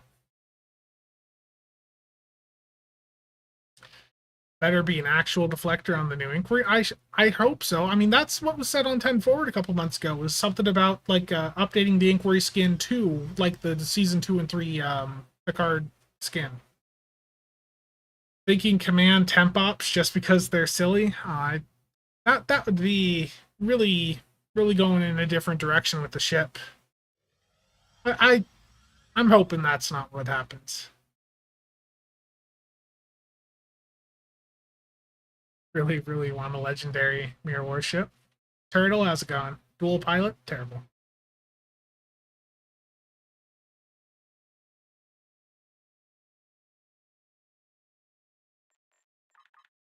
Yeah, this is a very dated build at this point.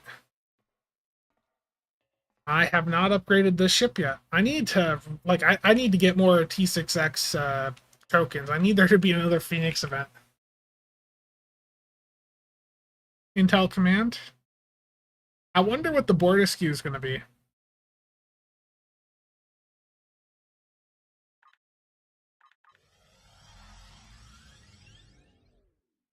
Does SOB even have ISOs? No, I don't. The issue is that the only like meta stuff that I actually do with SOB nowadays is like side nuking. So SOB is set up with a courage setup for side nuking, and That's basically it.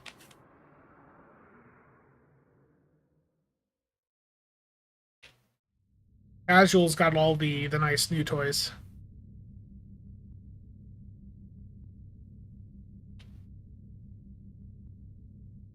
It's time to gamble. You guys have been wanting some gambling, right? Well, what type of gambling am I going to do?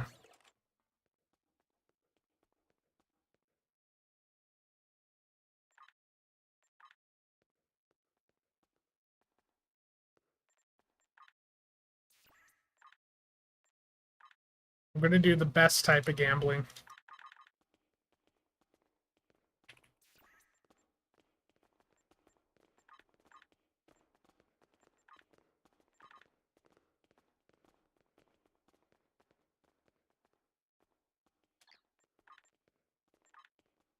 $100 Phoenix packs. Now, for fun here, I want to pull up that find a Google Drive. I have a sheet that I worked on that's in a previous video, going over how many T6X tokens I should get from a certain amount of money, or how many packs I'm opening. So in this case, I'm opening 100 of these packs. So let me just change this to 100. So 100 is $8 worth. And according to this, I should receive on average 15 ultra rare, 34 very rare, and 51 rare tokens, meaning that I could get potentially 4 T6X tokens out of this during a Phoenix event. So let's see how close that is to what I actually get.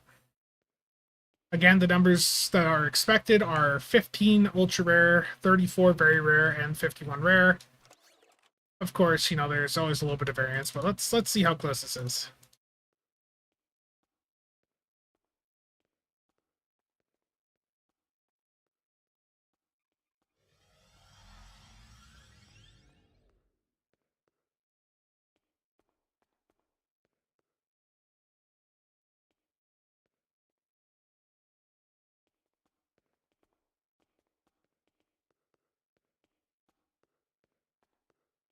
I don't even need another epic token. That's the most frustrating thing, is I can't do anything with that epic token.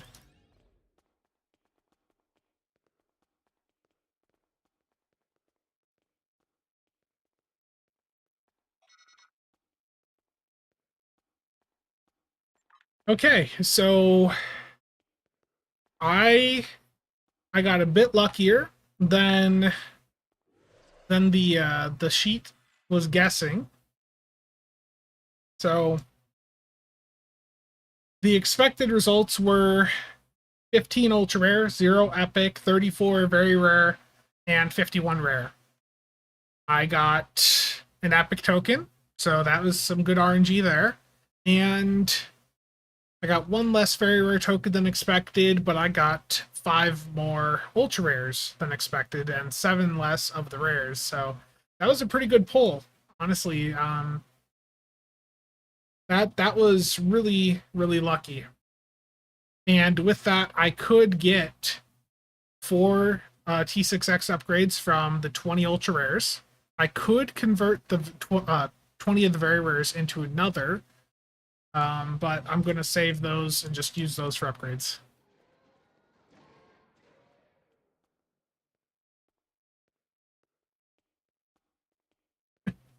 Yeah. I'd get the dominoes, still hunting for it. I wish I could sell these epic tokens or give them away. Like, I have literally no use for them. It's really disappointing, and the issue is, like, I'm not going to down convert them. That just feels like a waste to me. I wish that there was something in the Epic Store relevant to veteran players that have everything. To me, the best thing that they could put in the Epic Store is an unlock where it's a token that you can apply to any premium ship of your choice that makes it an account-wide unlock. That's what I think they need to do with Epic tokens. I think if they did that, people would be dumping hundreds into Phoenix packs. Yeah, Cheops, there were too many people talking about it.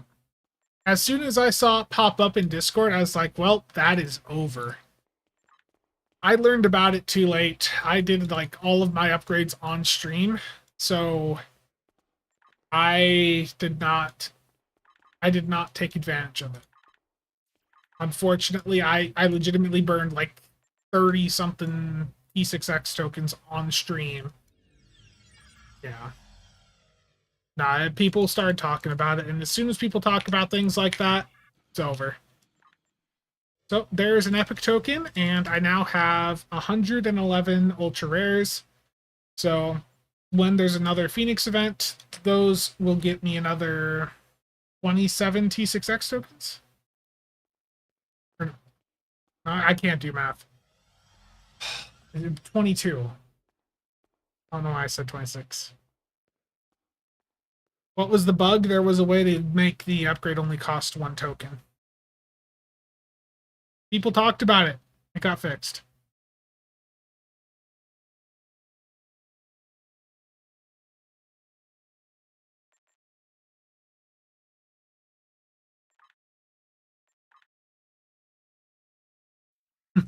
Nice, Turtle. Let's open another batch of Phoenix boxes. I enjoyed that. That was fun. That's nice, easy gambling, and it's supporting the dilithium exchange. Let's do another 100. So I need 390.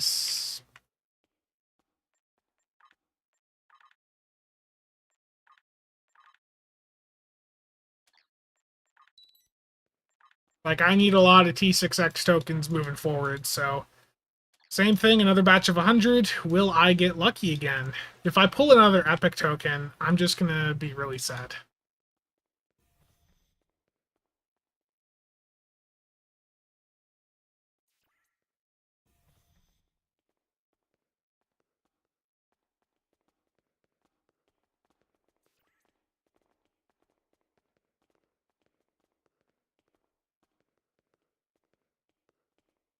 It took them until the patch, so it was out for a few days.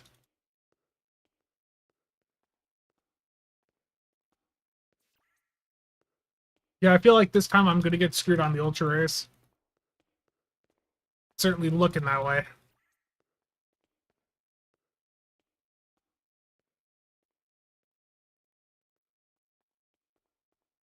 Yeah. Definitely not as good with the ultra rares this time around. Okay, what was the expected drop rate again? So the expected drop rate would have been 15 ultra rare, 34 very rare, and 51 rare. So I got 16 of the ultra rare, so 1 more than expected. I got 3 more of the very rares than expected, and I got 4 less rares than predicted. So pretty close to the guess. But definitely that was, I mean, not as good as that first 100 that I opened there. That is for sure. So I've got 127 of the ultra rares now. So the next time the T6X2 token pops up, that's a lot.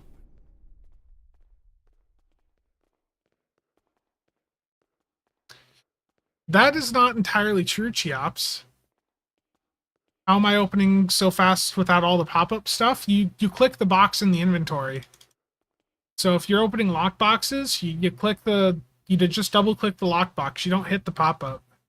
Never worry about the pop-up. That account bank is scary. I know. Look at this whale inventory here.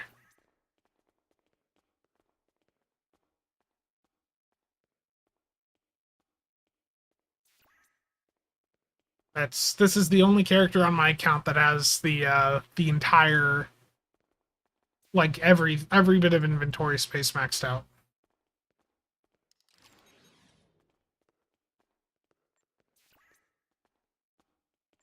But yeah, they don't always fix things immediately that are causing, them a loss of money.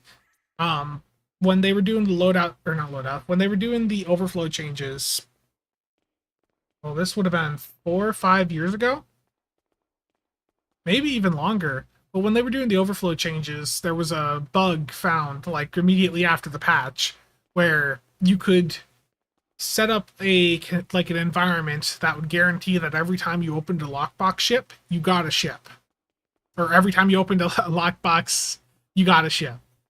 There was a way to rig it to do that, and I immediately reported it to Jet, like right after the patch, and they left it for a week.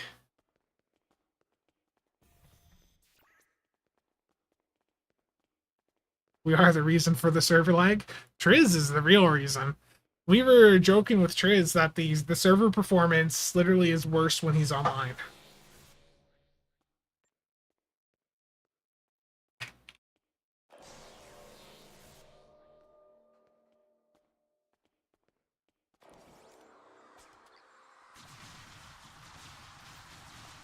Time for more upgrades.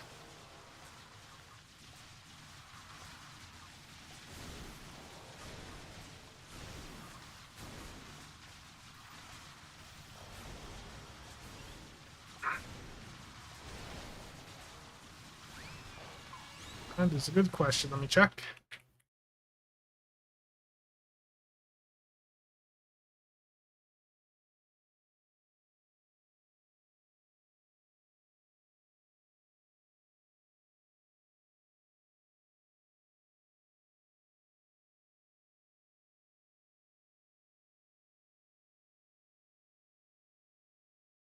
No, there's no T6 variant, it looks like. It says that there's T5 variants. The Cheyenne Heavy Cruiser Retrofit.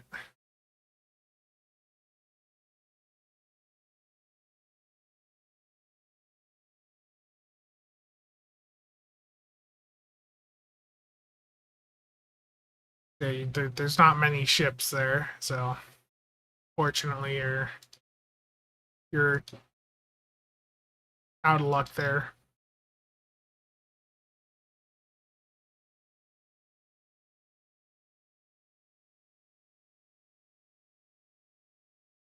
Terrible Voyager.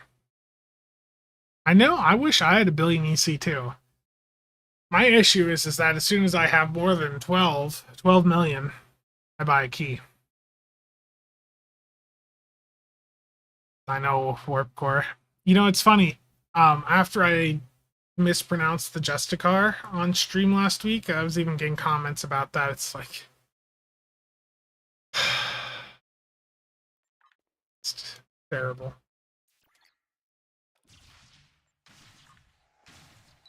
I know, gambling. Gambling, terrible.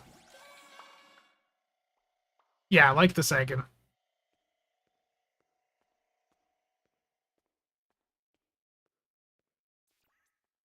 People get very, very mad at how I pronounce ship names. Justicar instead of Justiceer. Sagan instead of Sagan. Or is it the other way? I don't know. People get mad at one of the ways I pronounce Sagan or Sagan. Sagan. I can't. Is T5 even remotely competitive with UNX upgrades? Yeah, you can still do fine in a T5. And you can go to T5X2. I tested that on stream the other day. I don't have that ship in front of me, but I did upgrade a ship to T6X2. I'm wishing right now that I had those upgrades, or that there was a Phoenix event. Yeah, what I just really need a Phoenix event right now. I know they just ran one, but I need another.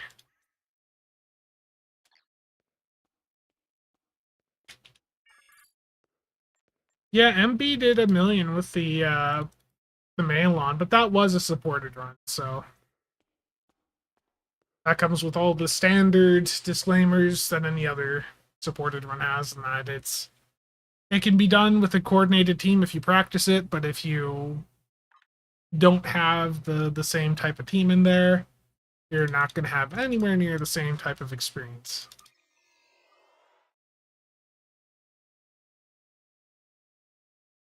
Yeah, T5 UX2 terrible.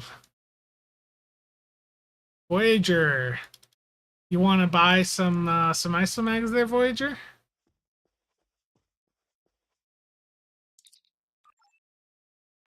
But this inventory's got a lot of lovely things in it. How am I supposed to open weapon packs with the inventory this full of junk?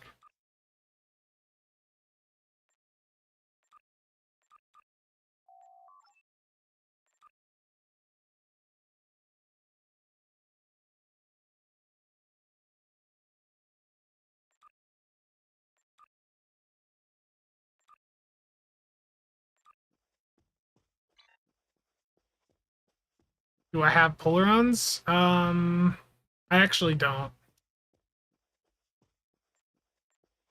Apparently there's no Protostar Omni from what I've heard, and we could check that real quick. So, Protostar. Yeah, there's wide arc dual cannons, but there's no Omnis, so...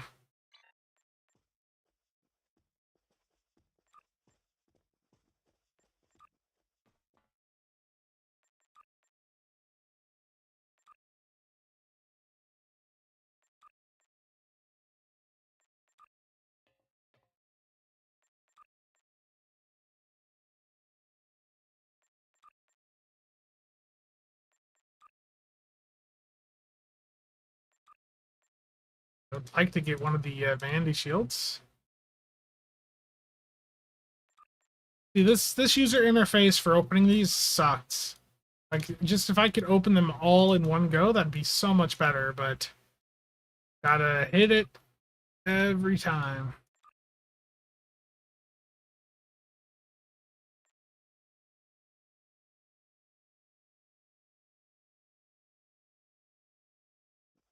Yeah, the one from the event's the only one there's gonna be. Okay, here's the weapon proc on the Protostar weapons. 2.5% chance, plus 5 weapon, shield, engine, or aux power for 10 seconds. So it's not all of those, it is a random one. So even if you get the weapon to proc, it's not guaranteed it's giving you weapon power. It's then a 1 in 4 chance to have it go and give you the weapon power.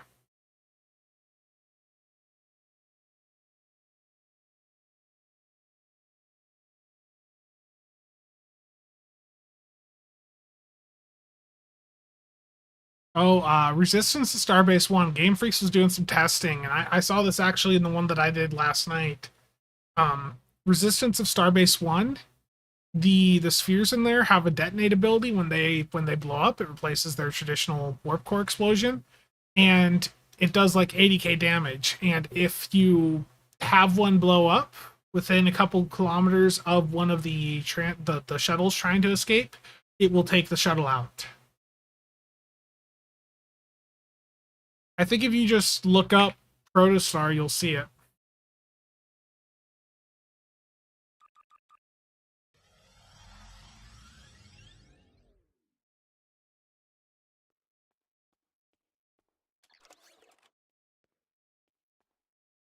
Yeah, here's one. Tricorder Protostar.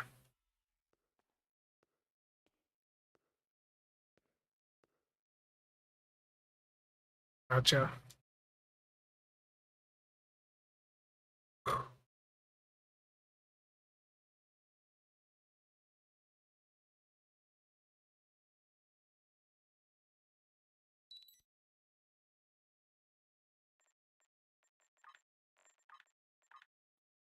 Let's see, what's the Protostar at?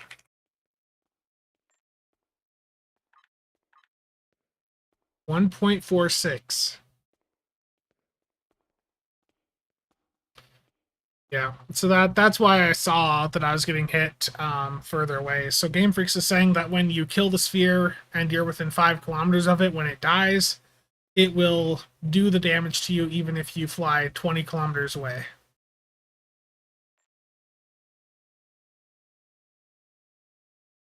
And you want me to see isomag prices? So the thing with the Protostar, what's really annoying to me is that like the only factor to the Protostar that like is sort of appealing is its sector space effect and the fact that it's like the fastest ship in the game in sector space. But that is such a small part of the game. You know, who cares? why are you spending 1.5 billion? I don't know.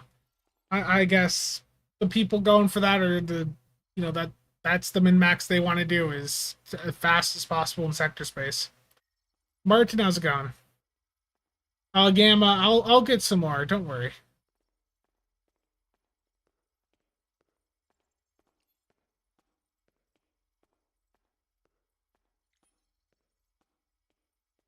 Like, why you're spending 1.5 billion on a ship to do to go faster in sector space.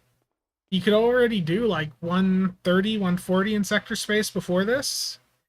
So you could already cross the map in like 30 seconds. And the Protostar can do it in like 25. The Mirrorborg adapt to kinetic, yeah, and it sounds like they might also adapt to kit abilities at some point in the future. Yeah, Transwarp exists. Like I said, that really is a hypocritical take for me, though. People want to min max certain different things, and I shouldn't trash that too much for wanting to min max sector space speed. That just, to me, it's better to just use transwarp to where you want to go.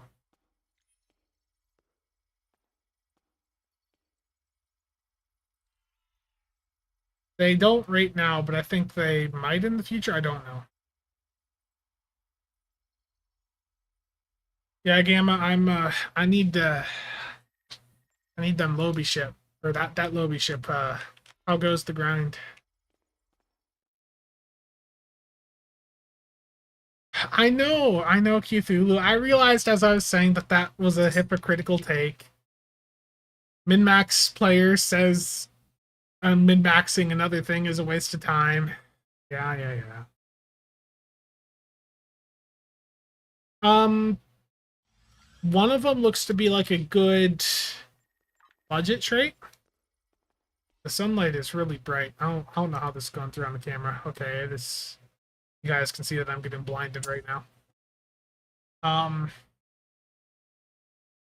Let's curtain that.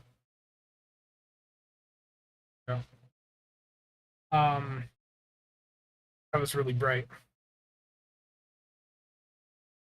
There's 3 traits here. Go fast. It's a speed boost, not much. It's supposed to also give a slipstream bonus, but it doesn't work right now, it looks like. It doesn't show the number. Then the other 2, the old Razzle Dazzle, when you're critically hit, it'll give you some power. Maybe at a budget level, if maybe that'll be fine. But remember, most NPCs in the game have a very, very low crit rate, so they don't really get crits on you that often. And the other trait is whole lot of X's. This is actually a pretty good trait. In space, the whole heal from this is like 60k. For a survivability focused build, this is definitely a trait to consider.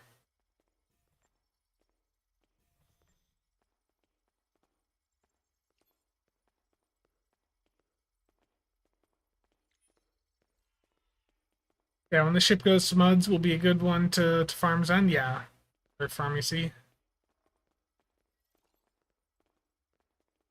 I know, I'm being very hypocritical in this stream. Oh yeah, Razzle Dazzle would probably be pretty solid in PvP. Yeah, so these 2 bottom traits, definitely a whole lot of X and old Razzle Dazzle, I think are both solid.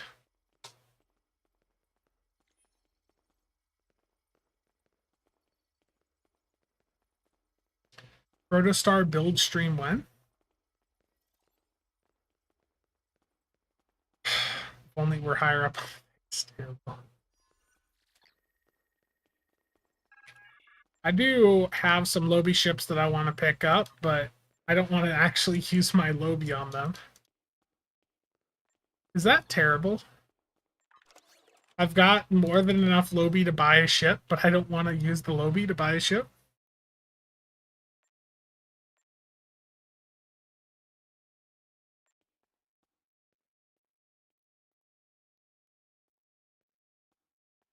Yeah, that sounds about right. The last time... No, there was one ship after that. There was the Tal Shiar Adapted Destroyer that was put into the the Lobi store for a weekend.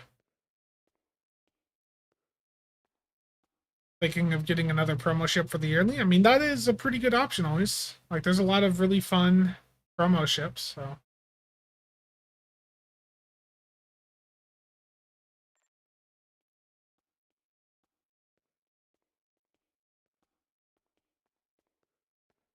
Oh yeah, this is what I need here. You know, one of these Dyson Science Destroyers, right? These are the ships to go for, I heard.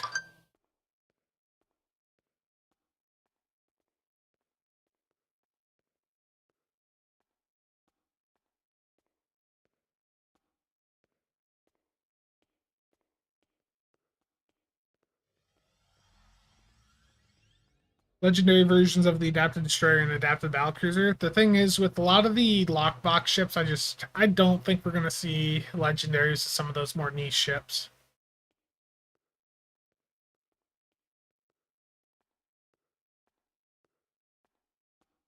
Like I was saying earlier, I'd love to see updated versions of some of the older ships, but I just don't think it'll happen. I think they abandoned 50% sales. I believe it.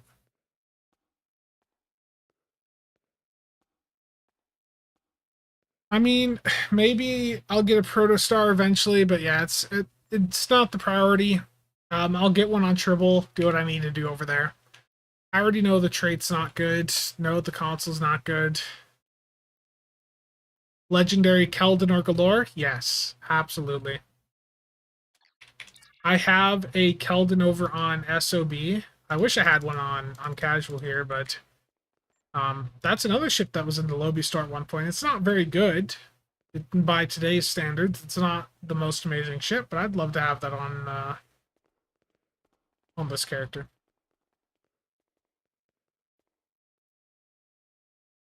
See you, Gamma.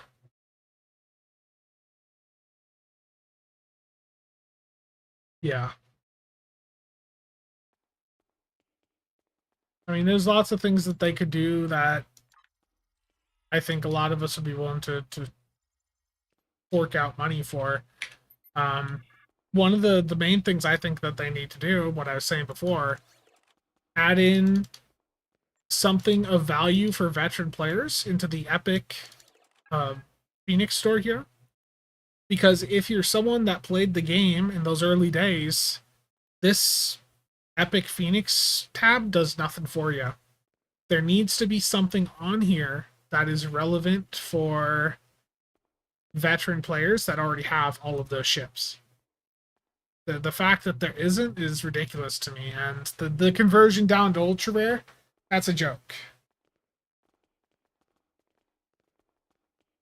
Like I said earlier in the stream, I would have a token in here in the Epic tab of the Phoenix store. Put a token in there that you can apply to any premium lockbox Lobi promo ship that makes that ship an account-wide unlock. I mean, the fact is, right now you've got the Mud Store, which has, you know, it's giving you account-wide unlock to 3 ships at basically $50 a pop, but you have to buy a $150 bundle.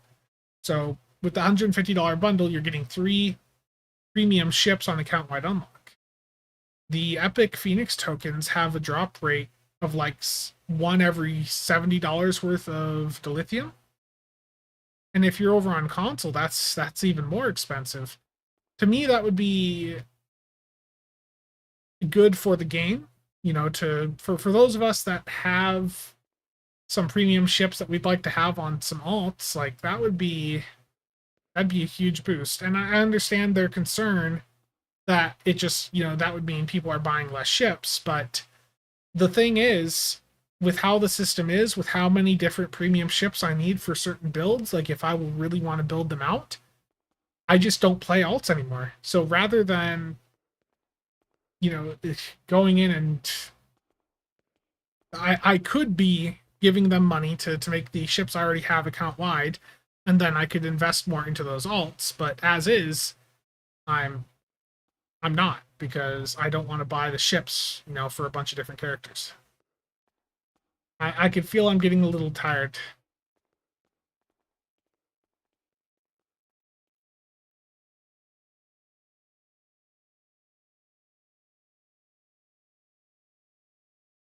Yeah, I already have all those epics out.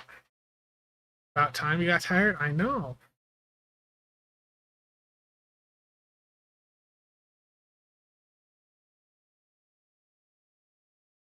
I can't believe it. I'm not supposed to get tired. It's not allowed. 5 hour stream? What time is it over there? It is currently 8 a.m.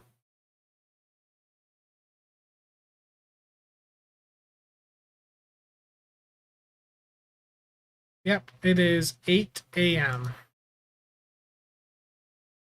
I've already had an entire pot of coffee. I can't do anymore.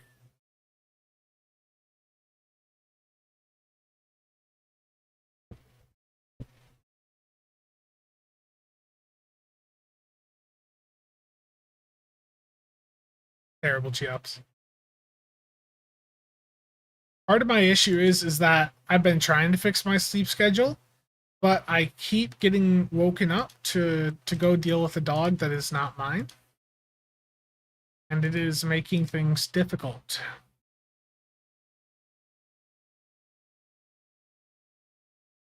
Let's see. My karma is really blocking things, isn't it? Account wide unlock for promo 5,000 Zen. Well, I mean, if it's an epic token to go through and make a ship an account wide unlock, you know, on PC, that's right now with the deluxe where it is, you're talking about $70 per ship. And if you're over on console where the deluxe is at like, what is it, like 300? You know, you're talking about over $100 to make a ship an account wide unlock. Like, it just, at this point, it doesn't make sense to me why they haven't went and done something like that, because the epic token just it is losing value for a lot of people because people get the ships that they want and then there's nothing else to get from it.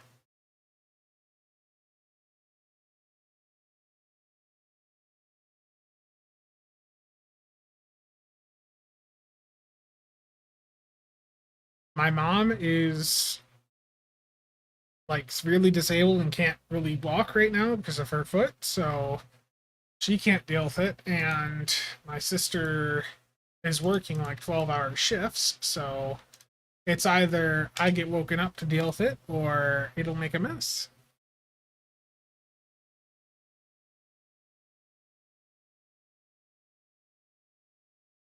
Osiris, how's it going? I had to hit things in O game.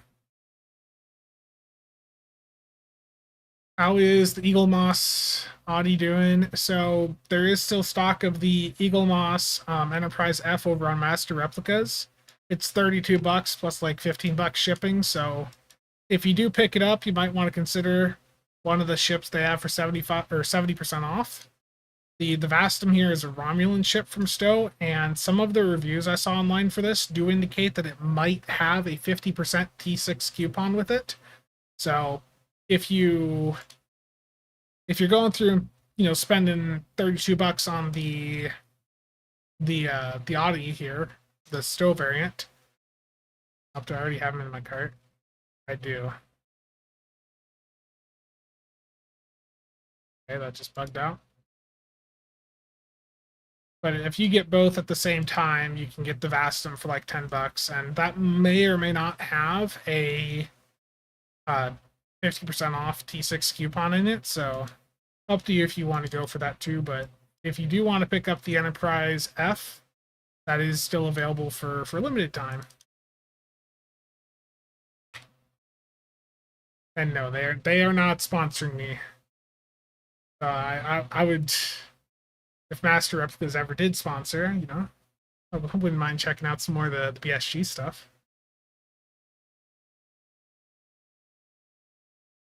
At least you're building character. Terrible jobs. Turtle.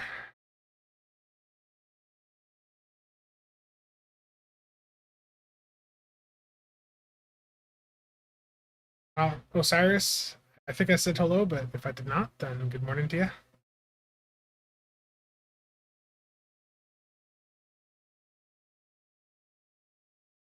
How has T6X2 been treating you?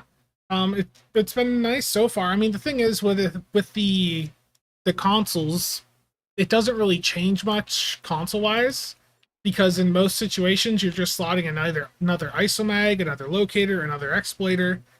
You're basically just slotting more of the same.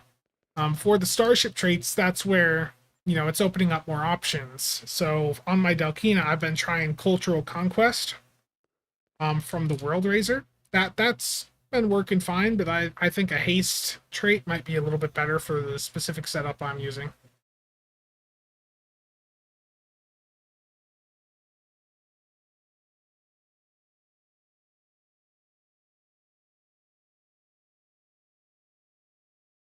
Do I have Mark II Phaser Disruptor Isomags?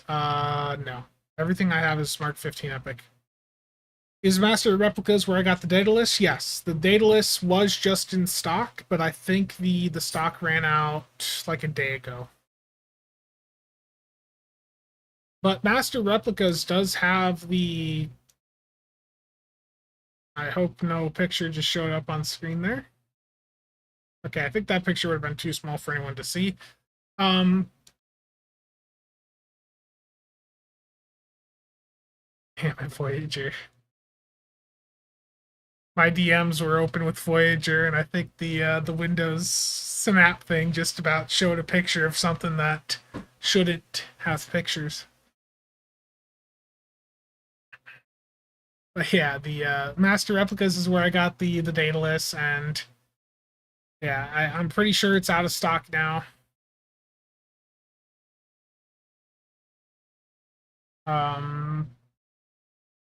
They still have the Kodo. I thought about the Kodo, but like I have the Rocinante, and it's decently detailed, but I don't need I don't remember this ship much from the show, and this is not like an XL size, so this is a bit of a smaller model. I just didn't feel like it was worth spending like $60 on. Okay, let me type in Stargate. Yeah, so I mean, it's possible that more of the Daedalus class will show up. But the other thing is, too, with Master Replicas, they do have the production rights now to make more models from Stargate. So Master Replicas, over the next year or so, they're going to be making new Stargate ship models. So I think they were looking at potentially having some more Daedalus class variants, like ones with like the names on the side. So for the Daedalus here, you might see one that's like the General Hammond, the Apollo, the Odyssey. The names that you saw on the show. So they'll probably have some more variants of that, and hopefully they make a larger size, because I think this is just a mid-size model from them. So it's not that large of a ship. It's going to be probably like 7-8 inches long.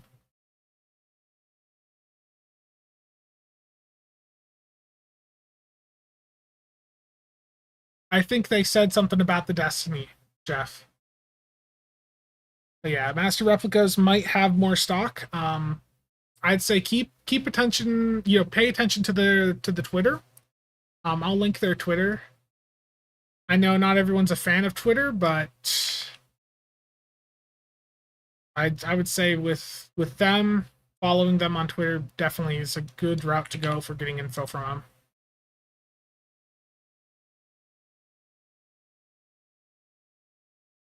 Yes, I'll link this in chat.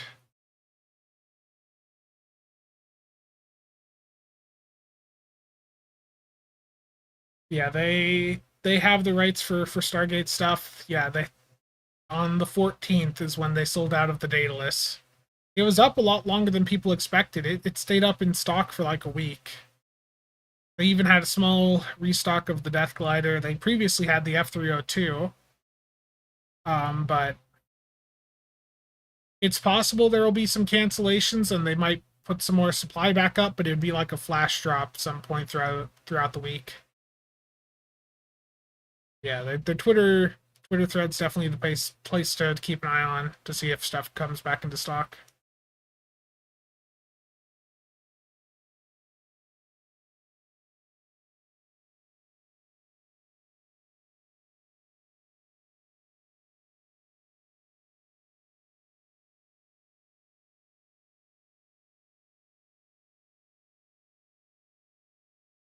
Terrible.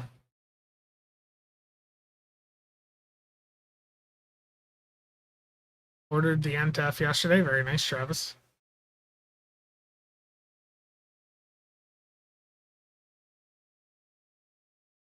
Managed to flip 12 ships to X2 only. Played a few of them so far. Yeah, I think some of the options you're gonna have with like EPG type builds is gonna be pretty nice. Battlestar Galactica, yeah. I picked up. Let me just show it. So I actually ordered the 1701F, and I decided to grab the EXL that they also had. Bit more money than I wanted to drop on things. Why did that not go to the correct page? Selling. But yeah, this is the Enterprise E XL. This is 10.5 inches long. I did pick this up just because of all the Enterprises, the E is one that I've always been a fan of, and I wish there was a better version of it in STO. I actually don't have any Star Trek ship models, so this and the Enterprise F are going to be the first ones that I have.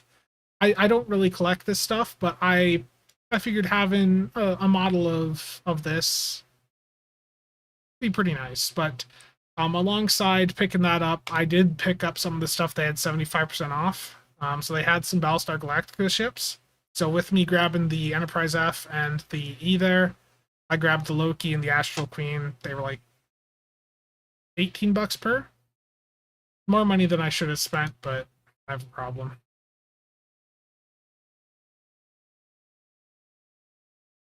Master Replicas does also have the Dune rights now, so they will be making some Dune ship models.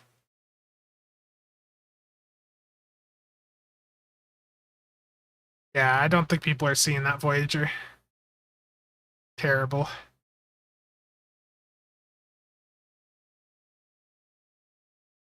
Classic or modern?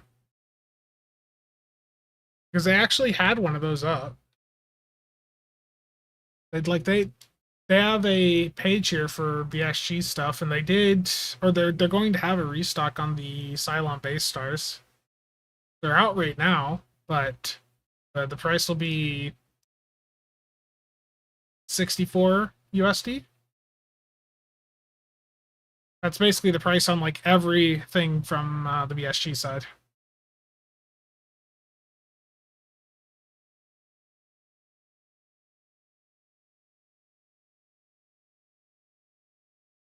$374 Lobi.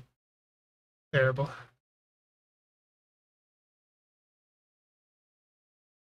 But yeah, I also have the Pegasus, so I can actually grab that and show you quick. Hold on.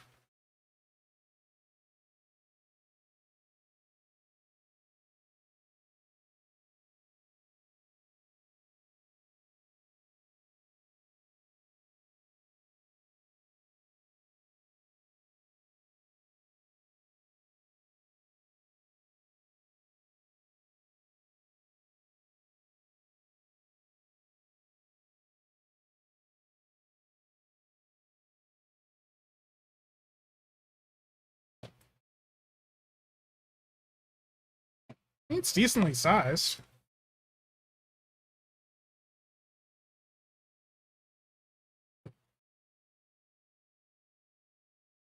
Yeah, I mean, I wasn't the size of these, like the one that I have here, the Pegasus. I think it's a decent size, but it's not. I don't know. I think I was still expecting something a little bit larger, but yeah, it's decently sized. I'd like to get a Galactica at some point, like the modern Galactica or the Blood and Chrome model that they have, but yeah, I've got the Pegasus for now. It's a mix of plastic and die-cast metal there. Like it's a blend in the construction, so it's not all metal. It's got a little bit of weight to it, but X2 thoughts. I think the X2 is good. I mean, for consoles, you're basically just slotting another isomag or another locator or exploiter in the console slots. For the trait slots, you do have a lot more options, and I think there's going to be a lot of build exploration here as time goes on. The Rocinante box is a bit larger, packaged a little bit better, I'd say. Yeah, this is the XL Rocinante. So this is one of their XL models. The non-XLs, I don't have one here to show you what that size would be, but this and the Pegasus, both comparable size. The Rocinante has definitely got a bit more to it, but like the Pegasus, it's not it's not all metal. There's a lot of plastic used in the construction.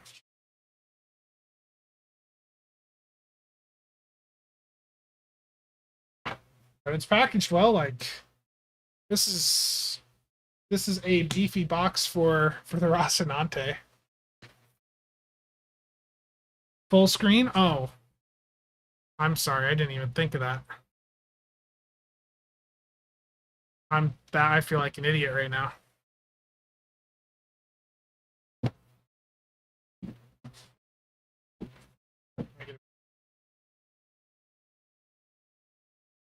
Yeah, so Rocinante from the Expanse.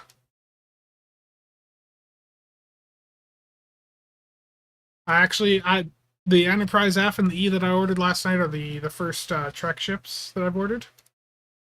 And yeah, it's behind me is a mess. There's a baby bed thrown in here for now, just the parts of it until I can get it down to the garage.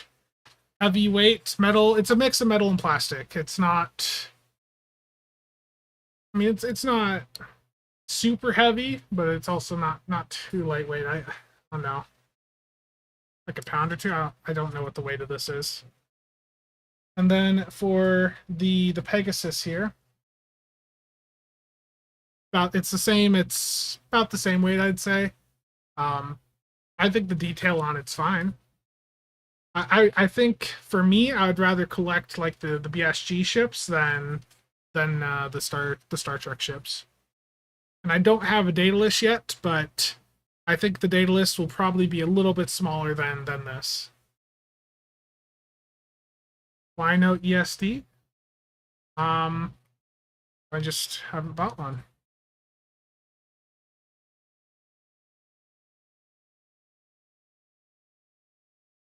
Yeah, I don't have anywhere to actually set these, like to like show them off in this room yet. So eventually I'll figure something out, but not right now.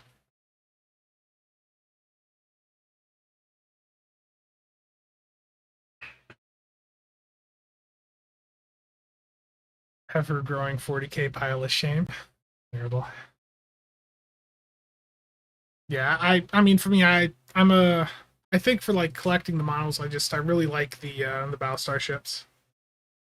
BSG was always a show that I was a big fan of.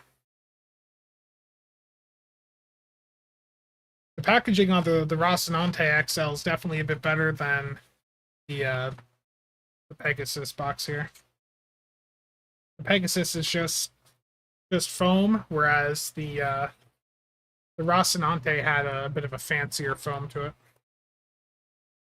Need to get some Vipers? Yeah. Yeah, I mean, they're $64 per on Master Replicas.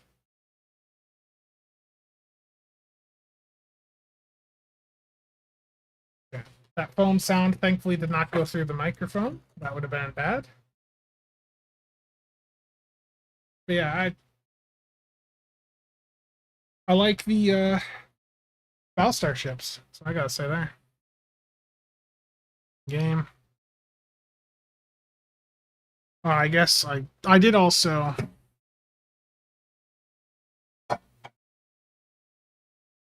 I did also pick up when I ordered the Pegasus. I also picked up this this book going over the artwork. It's like $13 if you're a fan of the BSG stuff. It's pretty interesting to look at if you're a fan of, you know, like the BSG ship models and want to see like the art of them and a bit of info. Nothing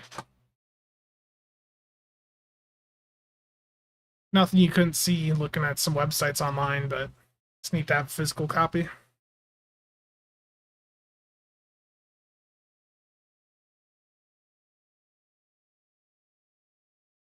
Last book I bought came with a shucked in. Terrible.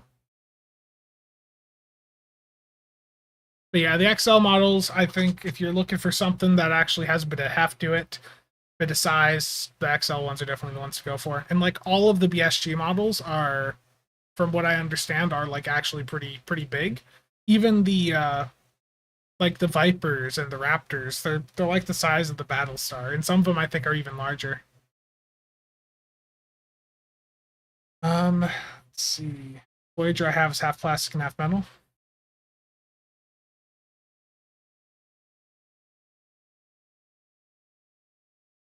Yeah.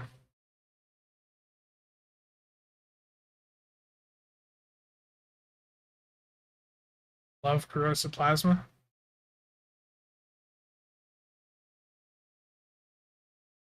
Not English, I understand that. Ordered a 7800X3D plus Mobo plus memory yesterday on a 360 IO. Nice.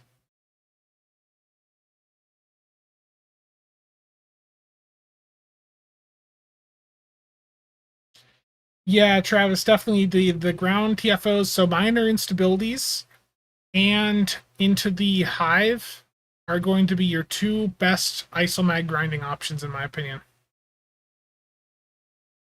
I think I showed this off on stream, but I did get the PC back up and running here. So let me get the webcam over there. This entire room's a mess.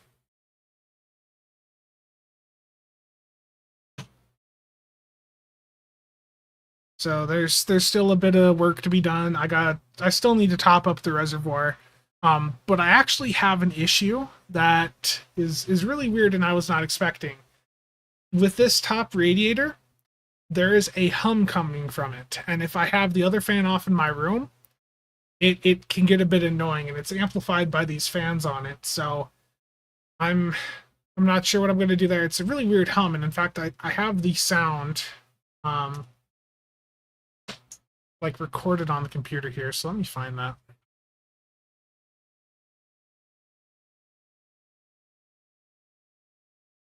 I know I should have done full camera view again.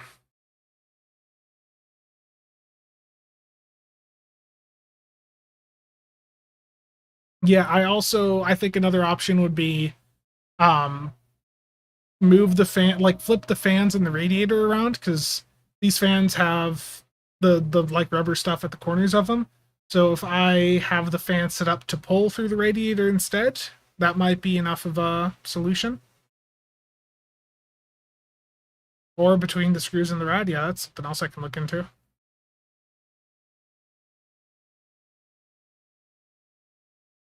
Yeah. Let me find the audio. It's weird. Where did I save that?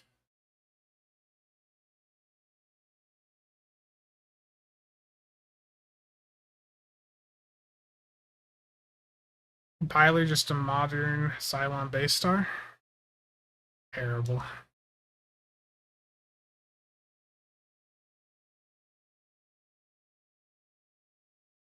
Okay.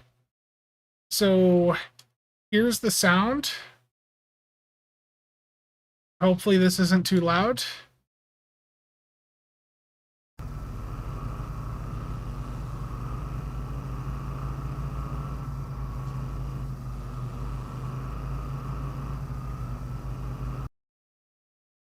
I don't know if you guys heard that.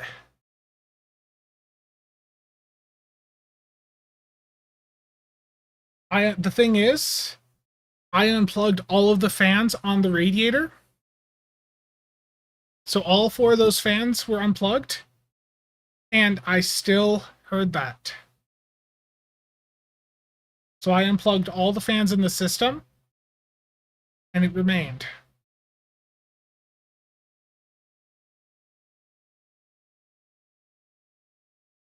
The thing is, the previous radiator that I had there did not have that issue.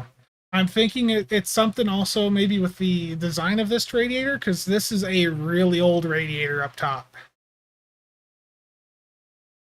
I'm not aware of any issues with the pump. It's two pumps. I'm running the EK thing to do the dual pumps.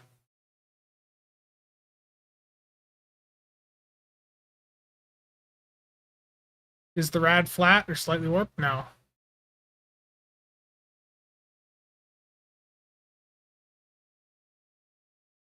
Yeah, I think the rubber washer will be the next thing to try. The other option is, I mean, is maybe eventually just replacing that radiator, because the other issue with that specific radiator is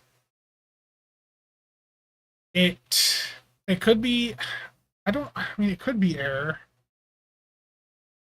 but this radiator specifically, it's supposed to be 54 millimeters thick, but like if I look at the inside of it, there's like only 30 millimeters of radiator in there. There's like a 20 millimeter gap between the radiator and the top of the metal housing in it.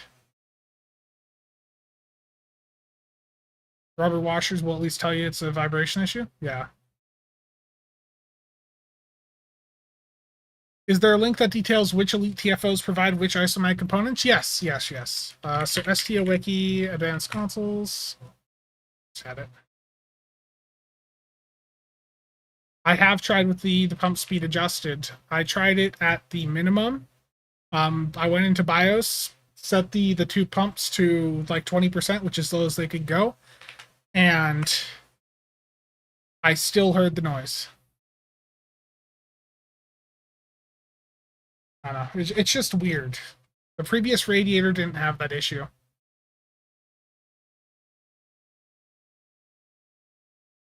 Now these fans, I've honestly that could be the other thing is I'm using the P12 Max from Arctic, and initially I had no issues with them, but I've been starting to have some issues with them now in the past month. Any news on future videos? No. My room is bugged.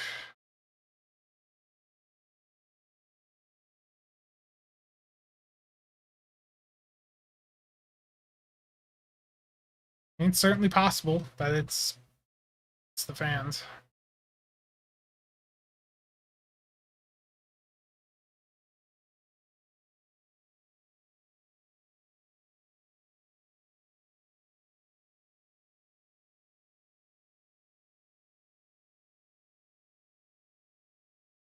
I haven't tested that, Billy, but that's probably not a bad idea. Also, unscrewing the top bracket that radiator is attached to, that might be something else to try. Just that helps a little bit.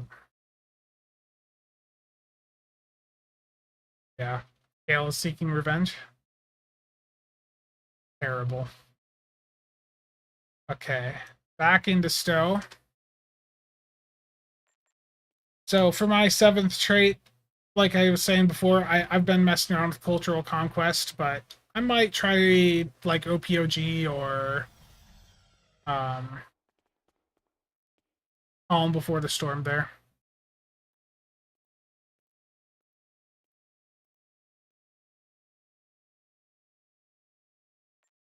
Yeah, a new rad definitely is another option. So I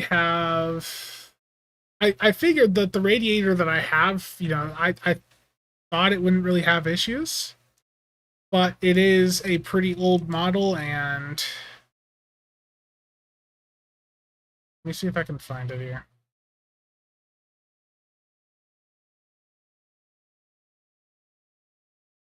It's the Black Ice SR1 from Hardware Labs. Like it's an older design, but I mean it should still be pretty decent. But like I got it for like next to nothing, so replacing it would not you know, if I had to replace it, it wouldn't be that big of a deal.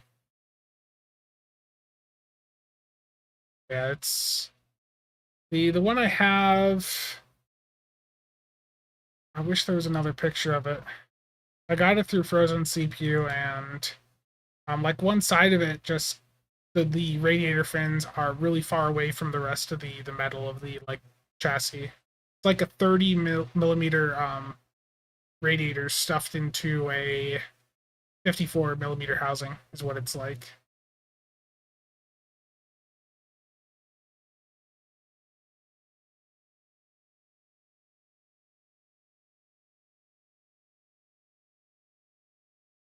Yeah. So if we do get Legendary Inquiry, unless it has the same Protostar setup, won't its appeal performance-wise be reduced, so it's more space farby? I mean, you know, what if the bridge officer setup isn't changed that much? Then, you know, I mean, I think that they know that the Inquiry is a very popular ship. They know what makes it so good, and I would hope that they would stick to that theme with a legendary version. Is the Prodigy Zero DOF any good?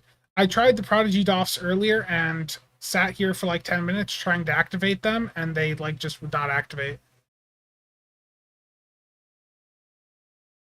I know where you're going, Warp Core. Yeah, let's go up to space. I want to show the duty officers again.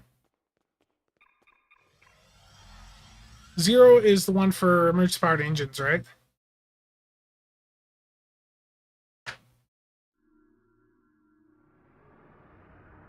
I mean, what I want for the Inquiry is what they're definitely not going to do for the Inquiry.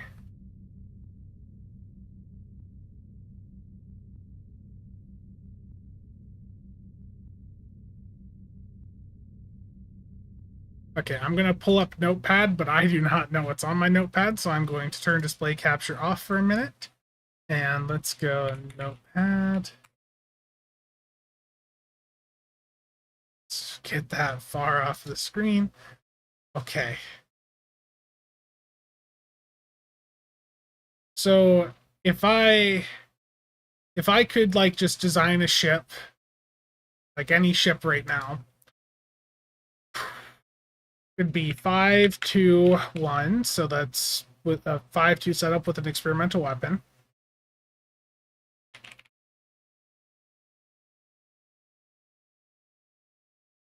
For the console slots,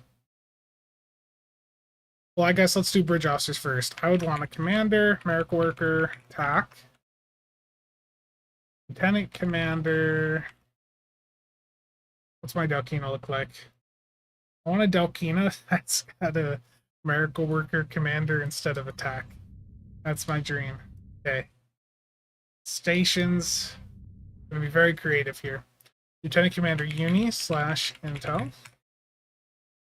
Attack.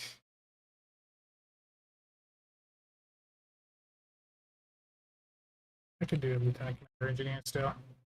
And Benson. So for the bridge officer setup, like on a ship that I'd really like, would probably look something like this right now. So I could take advantage of isomags. So console wise, 1 uni.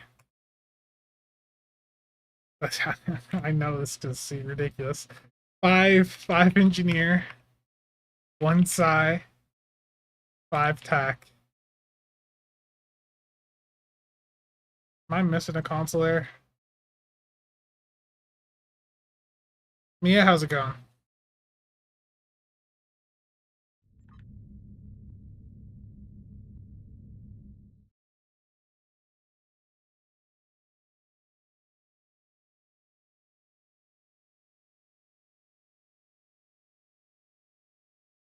Yeah, I mean, I could go for a ship like this right now. So I guess if we want to just make this a little bit more friendly, let's go like this. I don't even care if it has a hangar bay. Just make sure it has battle cloak.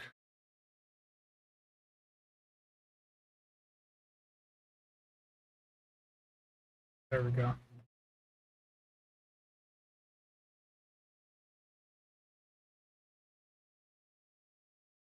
Yeah, I mean, hypothetically, if I could have like my dream ship right now,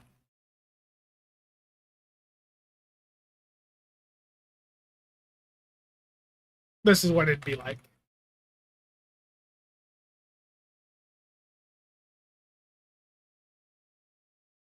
What if the ship was the Malon ship? Terrible.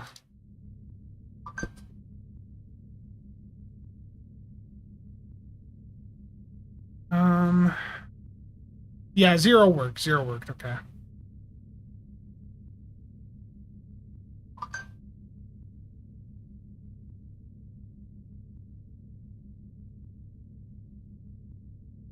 All the messages.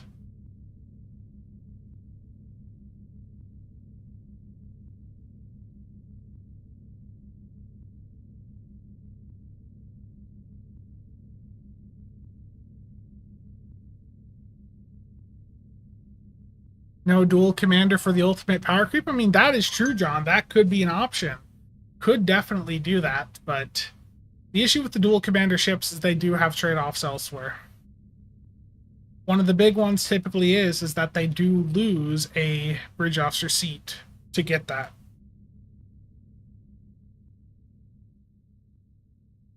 Why do I have 2 copies of beta? Because I was testing the duty officer.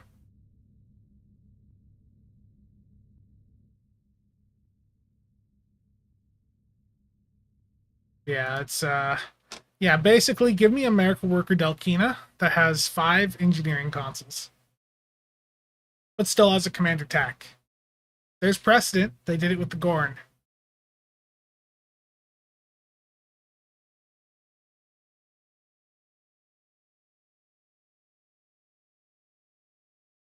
What if the ship was the legendary Malon ship? Terrible. Fleet Soyuz setup, please. I haven't even looked at the Soyuz in a long, long time. Let's see, what does the Soyuz look like? Wiki.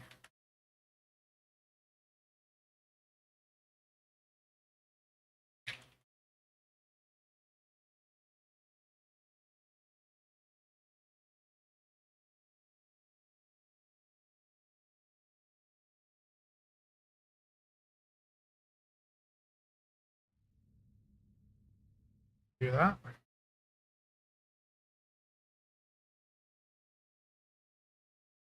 Like, what are you doing with the Soyuz? Are you doing, like, surgical strikes? You doing beam overload? You doing CSV? What are you doing with it?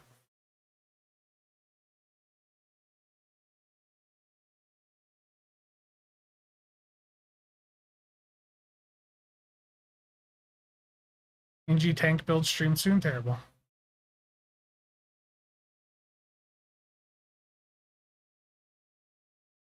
No, I'm not theory craft. I'm sorry, I wasn't theory crafting an inquiry there. I was just theory crafting what I want to see in the game. Both? You want to see beam overload and surgical strikes and CSV? Terrible. Okay.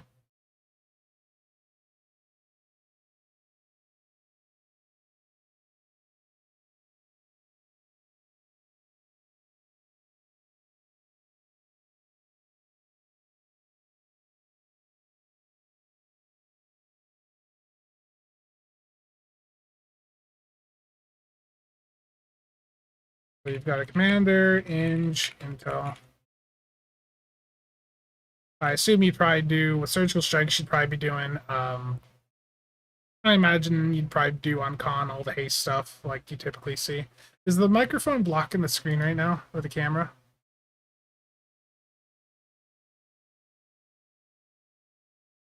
What ship chassis would I put on that setup? Let's do Legendary Delon. One of the Rami ships that hasn't had an update in a while. I don't know. Legendary Delon. I don't care what it is. I would take even like a legendary to Daradex like that. I would like the Mogai to be closer to that, but they went a different direction with the Mogai. Beta Fa Duff is just not really that good. Legendary Excelsior and Sovereign now have new engine. So with the Sovereign and Excel, I definitely think the Isomags are the way to go. You just slam on like 7 or 8 isomags onto those ships, and they're going to be slamming harder than they've ever slammed. Baron Sovereign. Okay, Fleet Soyuz. Let me pull that back up here. Let's theorycraft this quick. So, Viral Impulse Burst 1. Ionic Turbulence 1. OSS 3. SS 3. What do we have here? Lieutenant Commander Uni.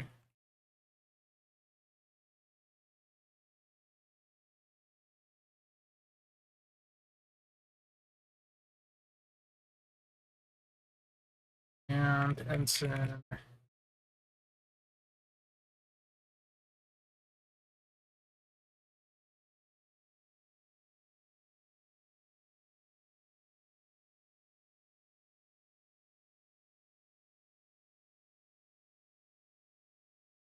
On the Lieutenant Commander, you probably just have both of these as tax. You wouldn't need to have them both as tax. At least one of them.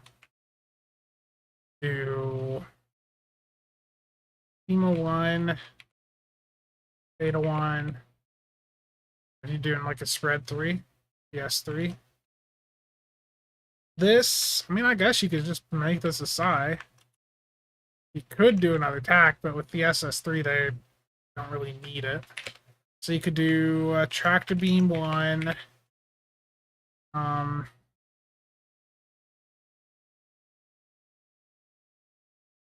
You got lots of options here. Let's say do like a Photonic Officer 1 just for some redundancy, and then do a Gravel 1. And then down here, what the hell do you make this? It's clearly up to you, so do tack and then distributed targeting 1.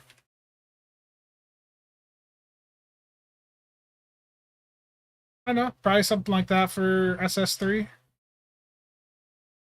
Or if I was doing like CSV on this, I don't even have chat up right now, so let me pull that up. Yeah, you could do psi and then do like a jam sensors, whatever. What is it? Is it jam sensors or is it the other one? I don't know. So here.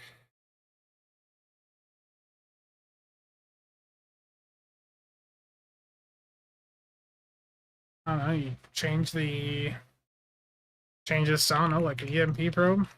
EMP 3? I don't know. Is that what goes there? I don't even remember.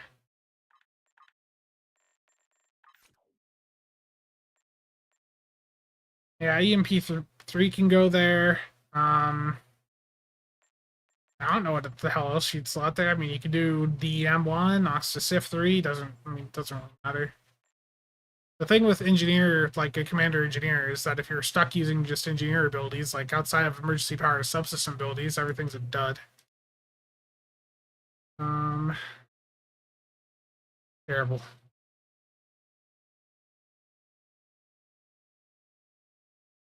Rob, how's it going?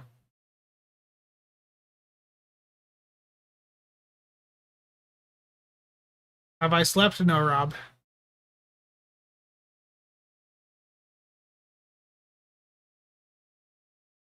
Con is the best con.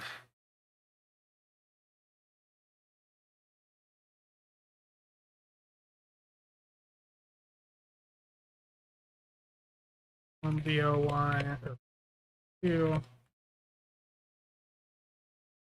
CSV.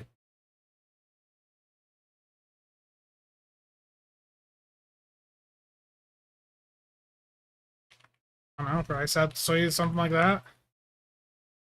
I mean, you can change stuff around a little bit, but I mean, the CSV setup would obviously slam the most. CSV just always does more damage. Legendary to Daredex is underrated. Commander, Generic Worker, Lieutenant Commander. I think the issue was that when the Daredex dropped, the there's definitely a little bit less value to its setup, but I would agree that over time its setup has gained value. Is there a shield console that buffs debris screen? I'm Osiris, I think it's temporary hit points that buffs debris screen.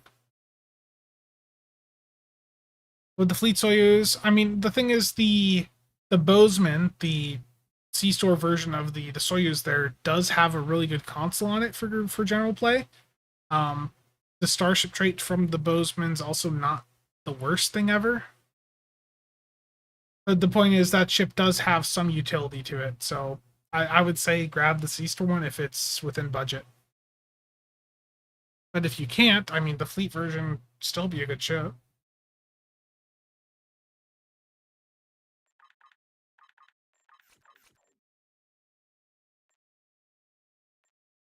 I haven't even looked at the legendary DD in a while. Ships, Romulan.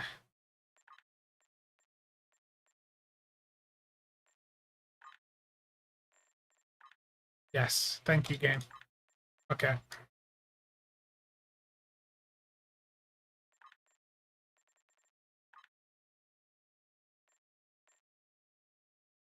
I don't have any idea where this skin is unlocked from, but I'm sure someone out there will like it.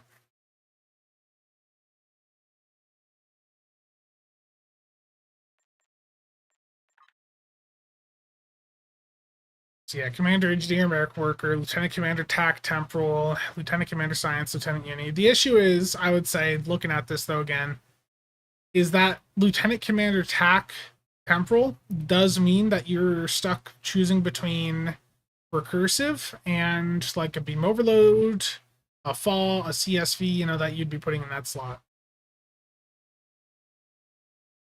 Yeah, fall desperately. Fall needs to be better than it is. But I think what's in an even worse state than fall is Cannon Rapid Fire. Cannon Rapid Fire has not seen much love in a very long time. And it needs it.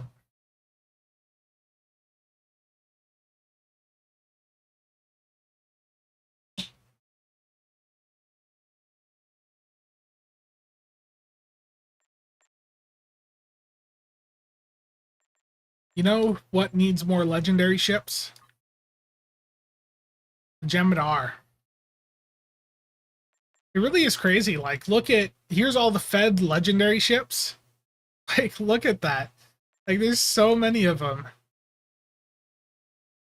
And then you look at KDF. Oh, yeah, there's a few. Romulan. Jemadar. Now, I don't have all the legendary bundles, but the ones that I don't have are all for Fed ships.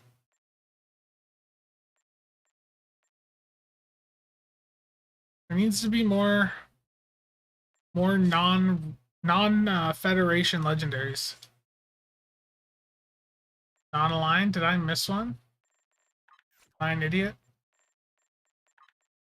Non-aligned? Yeah, there's no.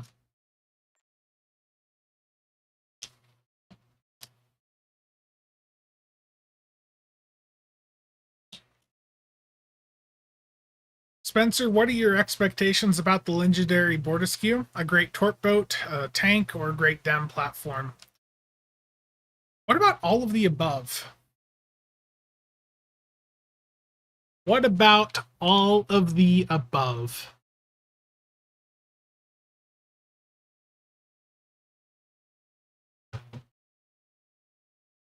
Yeah, I don't remember if the legendary gem attack ship needs to be leveled up on a Jemadar first. I know some of the Jemadar ships are.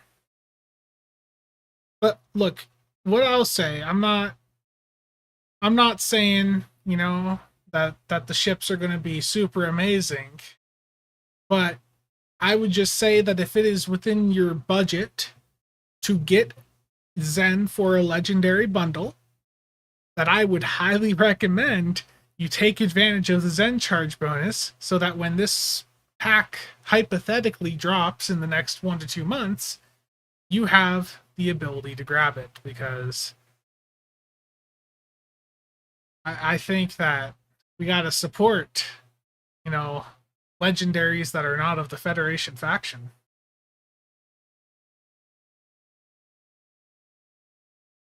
With Dem, is it beneficial to use more than one Marion? If I recall, the duration doesn't stack. It's the effect stacks. So you're not getting up to like 16, 24 seconds. You're just getting even more weapon power drain resistance for 8 seconds.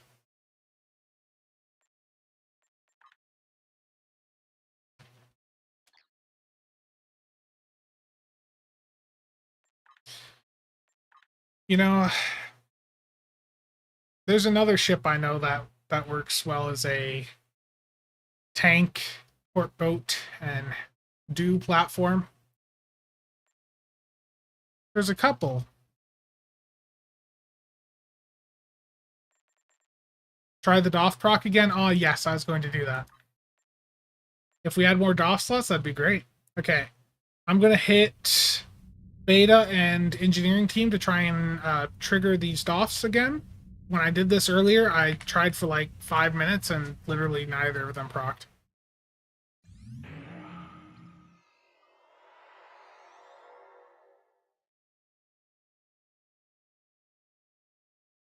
So that is one go with neither proccing.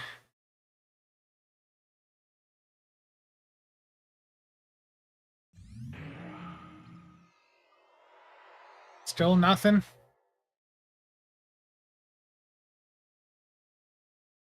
Like, I don't have a beam equipped to the ship, but that shouldn't affect it. And the engineering one is not going off at all.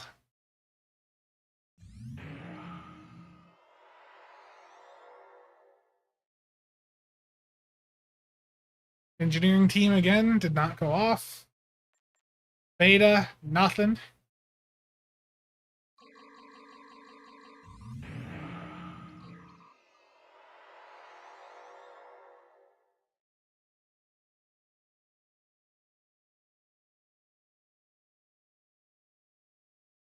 You know, you can look back at the VOD and see if things activate, but like I would count the amount of attempts, but like the duty officer is slotted, okay? Delrel, I tested did not show. Oh, are you kidding me? So I have to have a beam equipped to see it? Oh, that's a rip. Okay, there's a beam on the build now. So we'll see if this gets the fall effect. It did. It immediately got it. Does the engineering team not show up in the tray?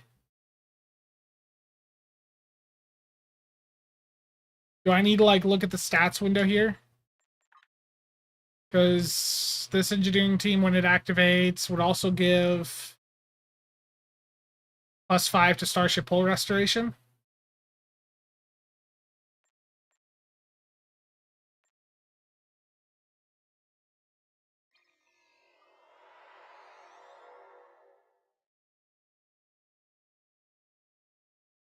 So if I see that number go up to 40, would that mean that it's activated twice?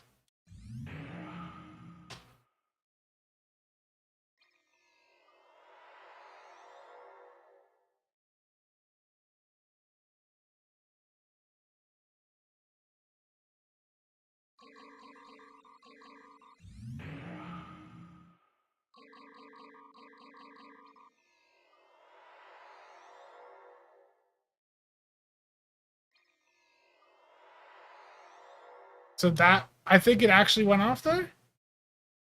Is that, I saw the effect again. So they do work. It's just that the proc rate really is not good.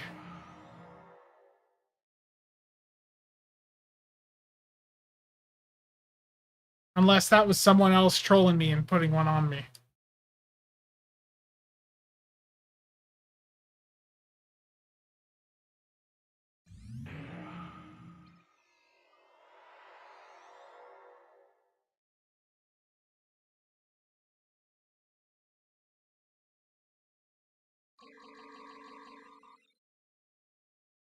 That's sort of annoying though, that it doesn't show like on anything on the there. So it gave me a fall again. So the fall DOF does work. It's just very Very rare. And the engineering team one just went off again also. So the DOFs do work, they just don't proc often.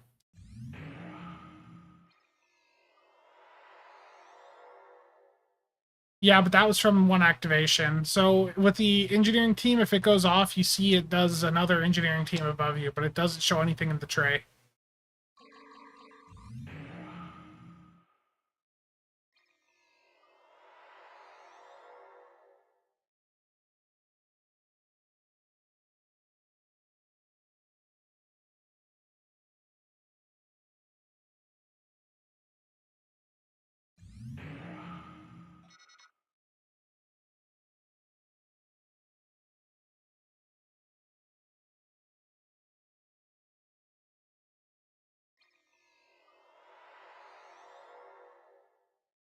So if I see another engineering team pop up above my ship when this counter gets to like 10 to 9, then that DOF activated, but it did not there. There's another fall from the DOF.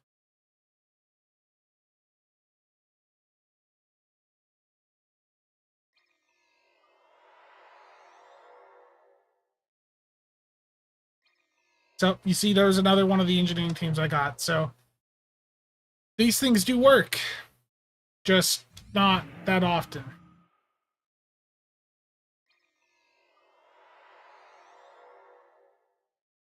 Yeah, the fall would still work with an Omni. Yeah, there the engineering team one went off again. In theory, it's possible for that engineering team to go off recursively, but with the proc rate on it, it's unlikely.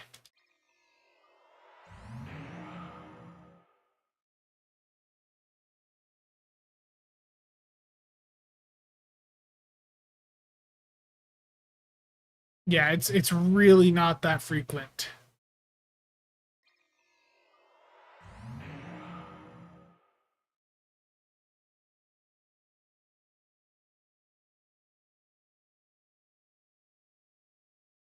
I think if we had 8 active DOF slots, there are builds where you might look at like one of these DOFs, but with how things are right now, I think the proc rate's too low. Now the way that these DOFs attempt to counteract that is by having multiple effects.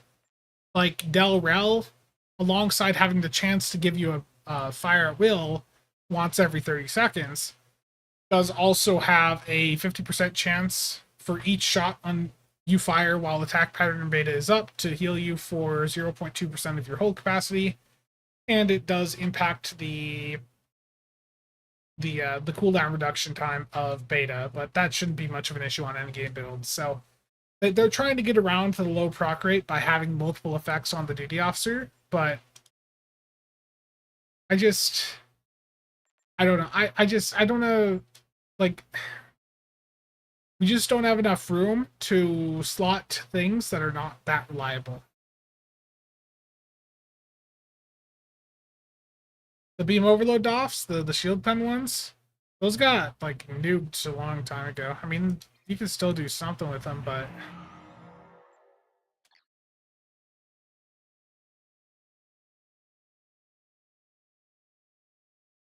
I wouldn't worry too much about them.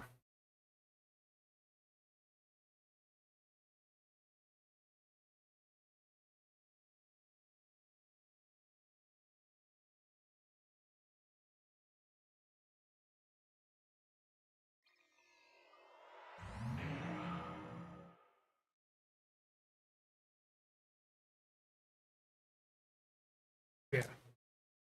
Would I pay 50 million EC for the Del Rel DOF? No, I would not.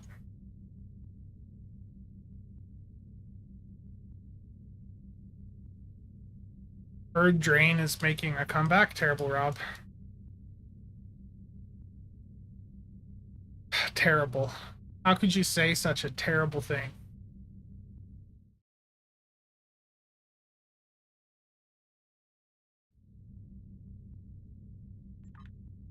Okay, back to my correct loadout.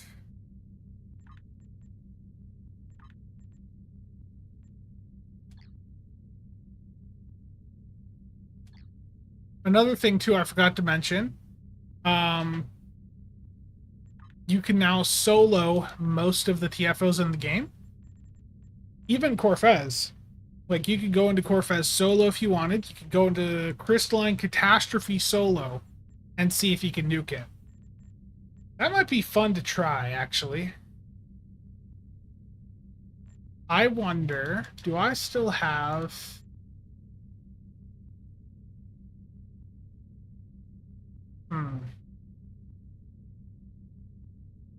I might not have it set up anymore.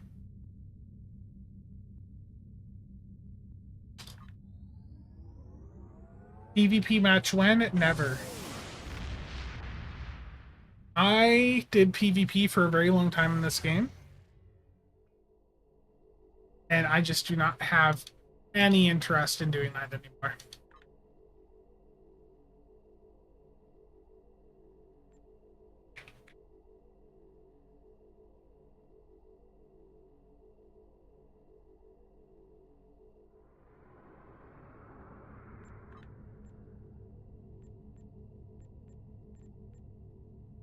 Perfect.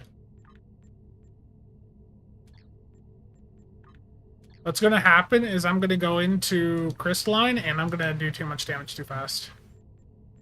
I'm going to fail.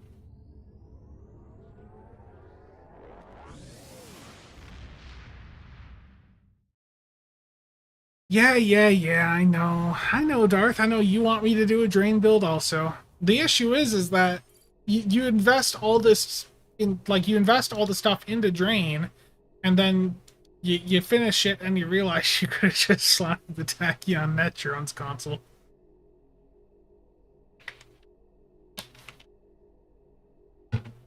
Shield build? Oh no.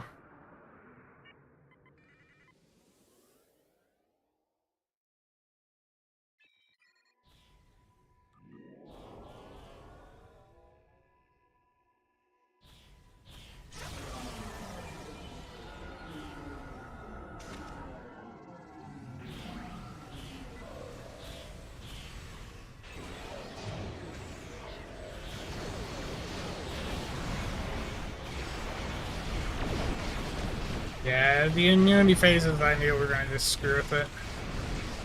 Alright, I'm doing a lot of damage. I'm going to die, though. I can't get out fast enough. If I was on, like, a cloaked ship, and could, like, better time the alpha, maybe. This ship definitely is not great for that.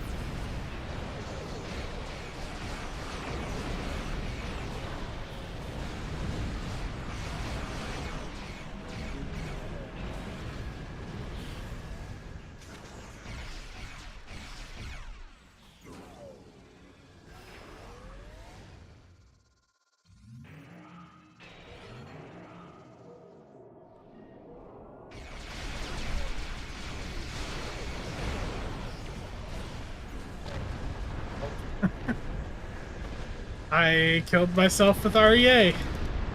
Where's Nick? Where's Nick? Nick would be very happy. Is it gonna die? No. Well, this being private means I can just leave it. Is that coffee? No, this is water.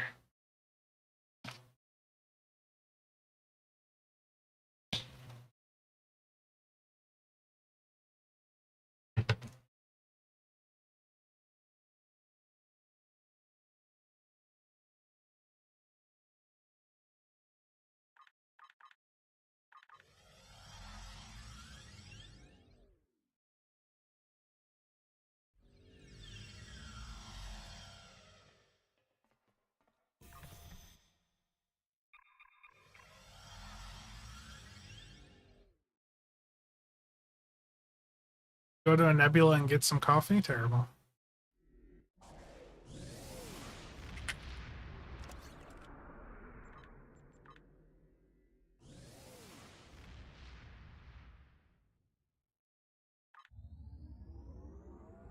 I thought about, as a meme, getting the physical model of the Courage, because they have it up on Master Replicas for like $52, but I was like, I could do so much more with that $32. or $52, whatever it is. Like that's just a lot of money to drop for a meme. Trade buys.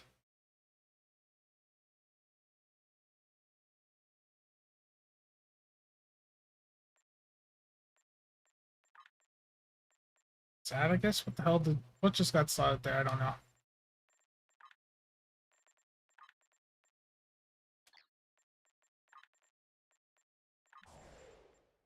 Can I go through and what can I do with this build?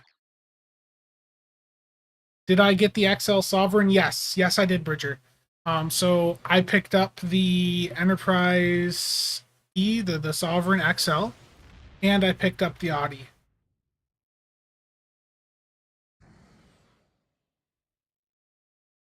What do you mean, Chiaps? It's nice just having spare graphics cards just laying next to the desk. As soon as I sell my 3090, this is going back in the secondary computer.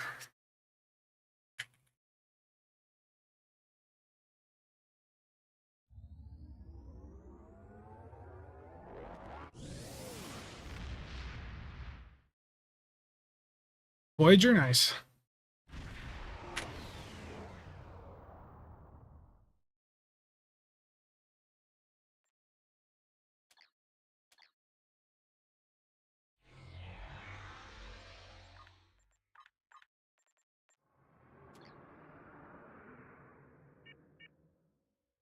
I believe in myself.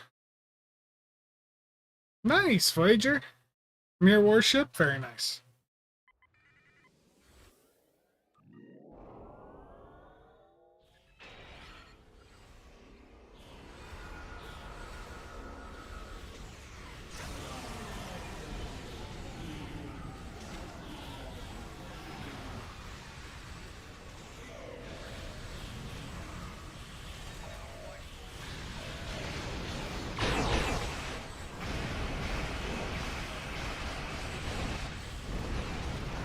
As expected, the damn immunity phase.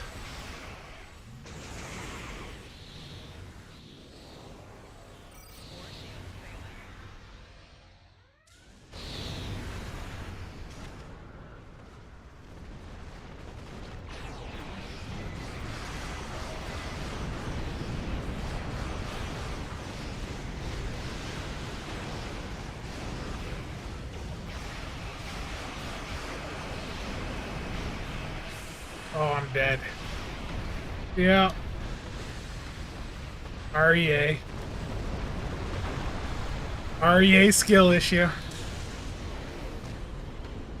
If it didn't have the immunity phases, this thing would die in seconds. But it's got these stupid immunity phases because they didn't like us killing it in 10 seconds. Hurts my immersion.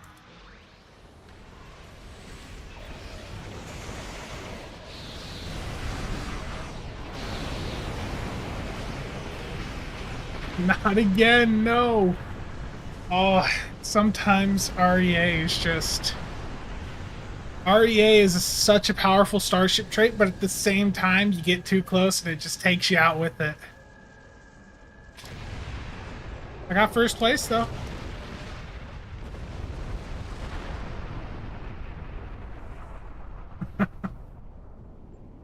Terrible.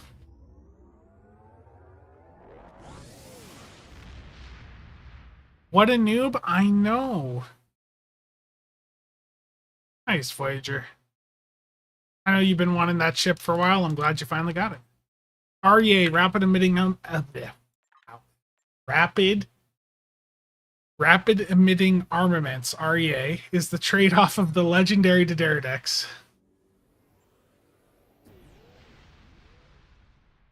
When you hit tractor beam, it launches 3 really hard-hitting plasma torpedoes at your target. It has an AoE to it. The torps from this also count for subspatial warheads. It does a lot of damage.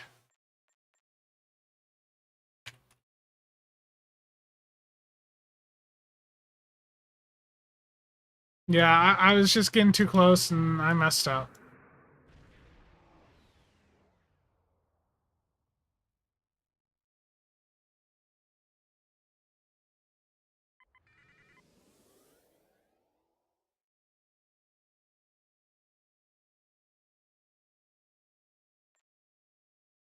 Poor Nicholas.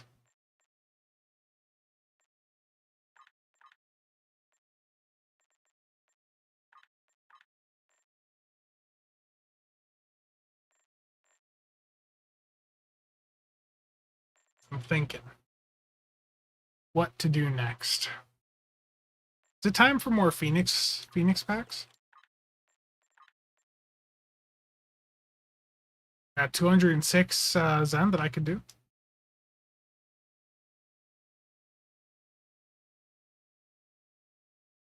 Terrible, David. Or Fez solo. It's been done before. If you, well, I don't know if you could do it right now. When it was done, the Terray phase was much different. Like, it could be done if the Terray were working correctly, but the Terray being bugged and like not being fixed for like a year sort of hurts that.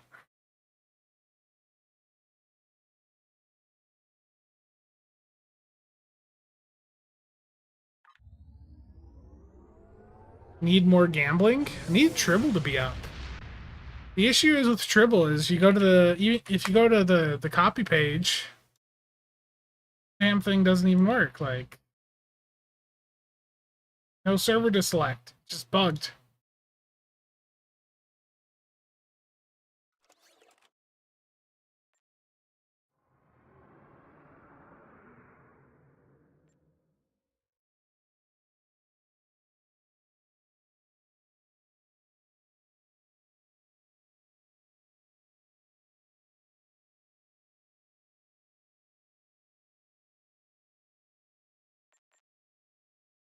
Yes, like most fleets in Stowe, my fleet is basically dead on the social side of things.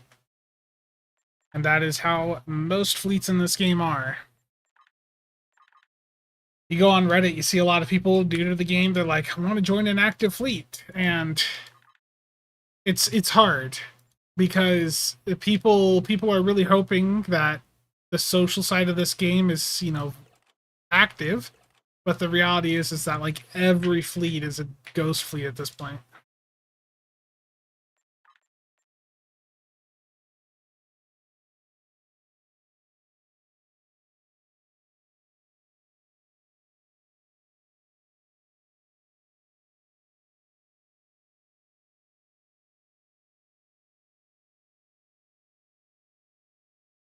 That would have been funny to have gotten another epic token. Okay, so I got another 5 URs. That's another T6X upgrade.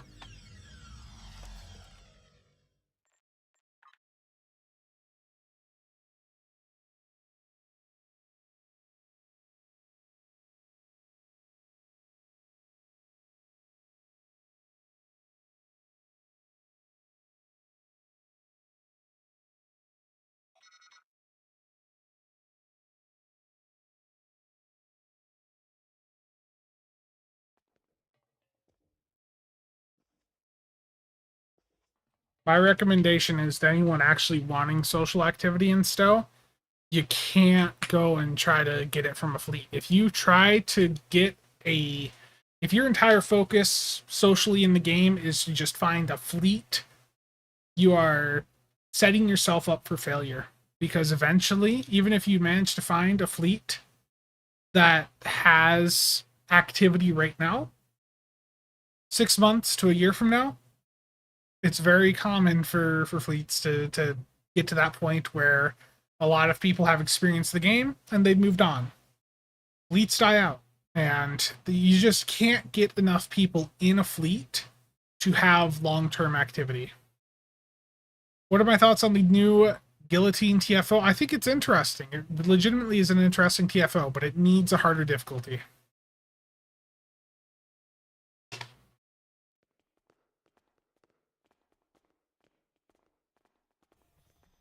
Yes, I have 9 epic tokens. No, this is not Tribble, this is live.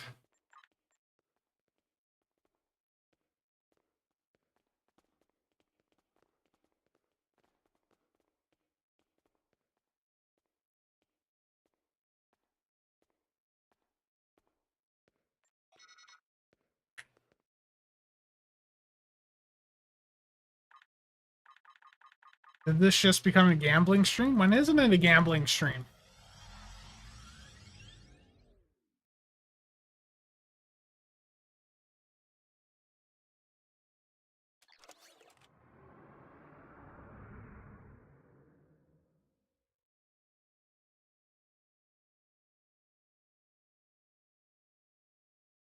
If I have a stroke, I can't type.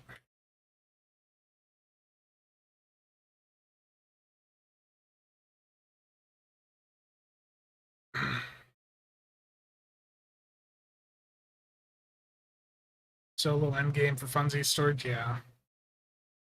Toxic zone chat. Zone is the end social game?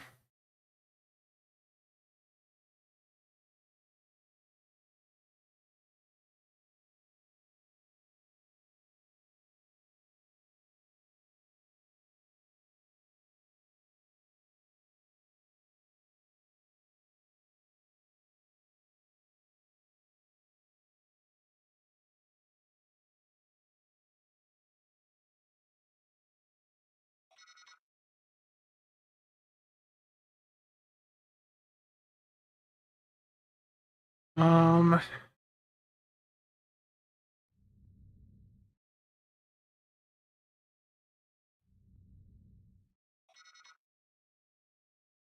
Zone chat feels like an extension of...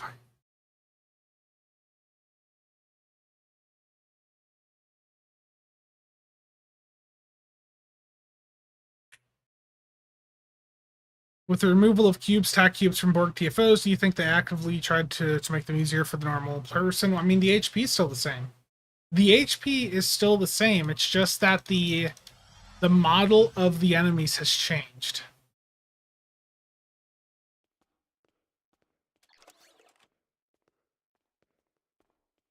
The issue is with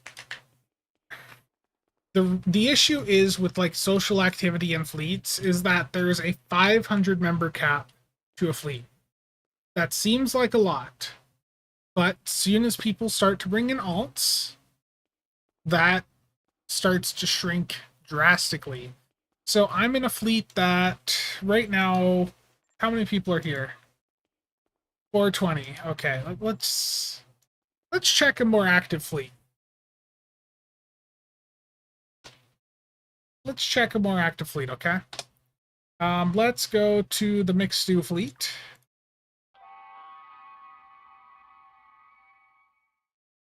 That was not appropriate of me to say, I know. I just could not type it all there. Okay. Want to go to the fleet window. This fleet has 9 people online. 444 total people. If I export to the roster, Voyager, of course, says something in fleet chat. But if I export that roster and I go to the Stow folder, where the hell is it? Stow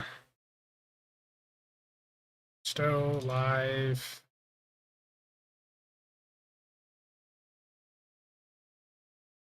Let's see, how many actual players are in this fleet that has 440 something players?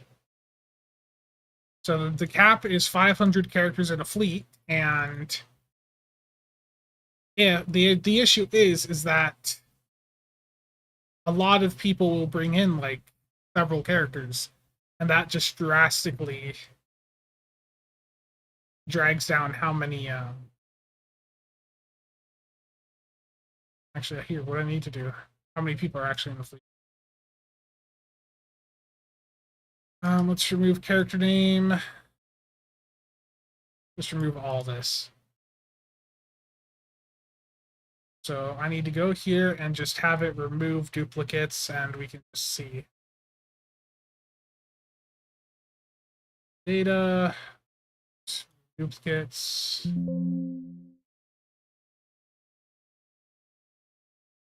So this is a bit better than normal, but the fleet has 400 and,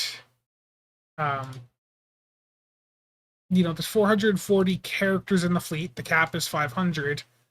But when you filter out people that have multiple characters in there, or like remove the duplicates, it's only actually 298 people. in some fleets where they allow a lot more alts in, it's not uncommon for there to be like 100 people in there, but they all have like 4 or 5 characters, or you got one person with 50 characters in the fleet.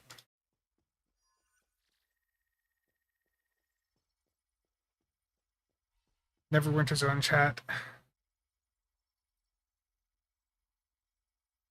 Even if you have an Armada channel, like, they just don't.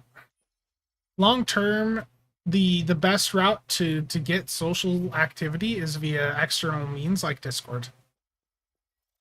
Wait, I'm still alive. I'm tired.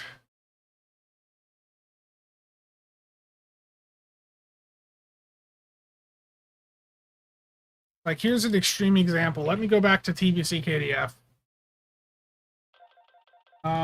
TBC KDF, I know there's a lot of alts in there. I think I'd probably have like 30, 40 characters in there.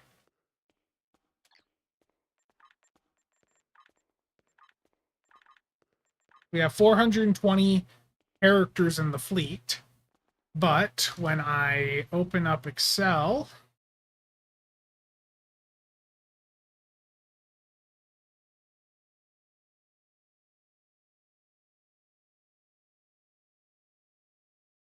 do the same thing as I just did, delete. And remove duplicates. So this is a bit more of an extreme example, but TBC KDF has 420 people in, or 420 characters in the fleet. But when you filter it down, remove the alts, there's only actually 162 individual accounts in the fleet. And some fleets will have ratios that are even worse than that. Some are better about it, like Ridger was saying. Ridger's fleet, UFP, their main fleet, they don't allow you to have your alts in there. It's just one character per person.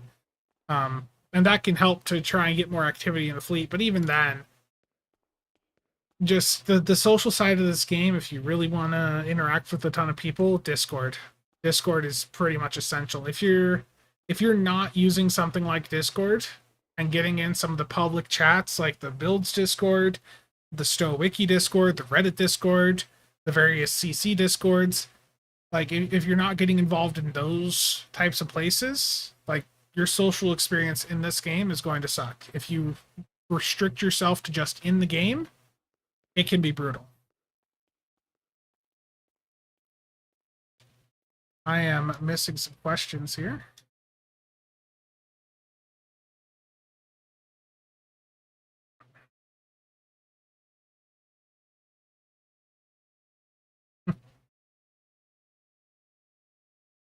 Burning the midnight oil. Yeah, I have to carry a mattress down the steps in 90 minutes. So, I mean, I'll probably bail out before then, but I gotta stay up.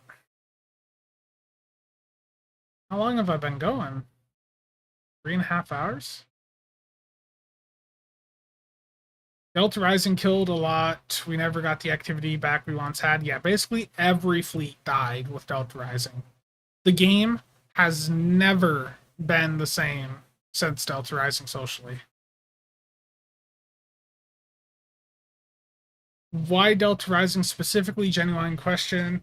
So the thing with Delta Rising introduced T6 ships. So for the first couple years of the game, T5 was the best. Then Delta Rising comes around and T6 is introduced, and all the ships you bought, well, now you want to get T6 versions of them. So that was that was something that turned people away. Another thing was there was a huge difficulty spike. The old Elite was basically the new normal, and that was a huge jump in difficulty for a lot of people. And then, of course, the VOD War. You know, the VOD War and the Delta content were a huge challenge for a lot of people. And even to this day, you see new players struggle with that content. That is a difficulty jump. Then there was the fact that there was severe incompetence from how Cryptic handled some things. There was a thing with like people going in and leveling up too fast via patrols. So Cryptic punished players for leveling up too fast and took specialization points away from them. Except they messed up and they were taking spec points away from people who hadn't even touched the content that they were so worried that people were exploiting. It was just a huge mess. They did not handle it correctly, and a lot of people, as soon as they logged in and saw that they had progression rolled back for playing the game too fast, they quit. They uninstalled the game. You never saw them again. Like, it was just a really bad time.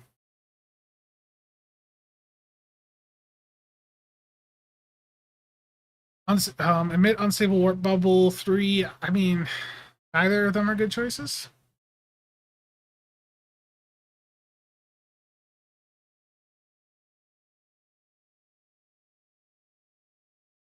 Yeah, and that's why I don't think we'll ever see T7. I know people joke about legendaries being T7s, but they're not. There are still ways for them to progress T6 ships. That would like cover the next several years.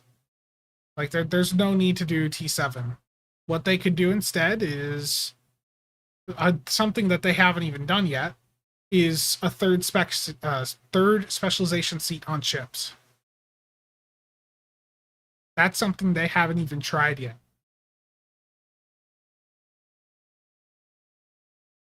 But that is something that very much could be a way for them to power creep ships moving forward. But yeah, if they introduced T7 and people had all the after people have spent thousands of dollars on T6 ships, and if they had to rebuy T7s, they'd quit. The game could not handle that. The player base, I think too many people would just move away.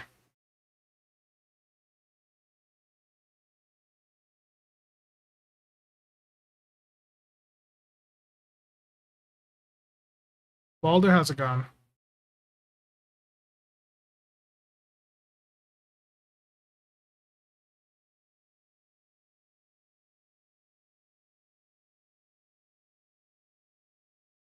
Yeah, I mean, that's why so when I first joined the game, the first fleet I joined, the leader decided that he was done with the game. So this was fairly early on. The starbase was at like T3 or T4, I think. So it was getting up there progression wise. And the fleet leader decided one day that he was done with the game, so he kicked everyone out and left the fleet. That was my first fleet experience in this game. My second experience was following some of the officers that were still active from that fleet. We made a new fleet. I followed them, and that didn't end well either, because the people that ended up being in command there were very, very strict. If you got an invite to another fleet's map so that you could buy something that the fleet didn't have access to, they'd kick you out. Like, they would punish you for going in and getting something that the fleet did not have unlocked itself.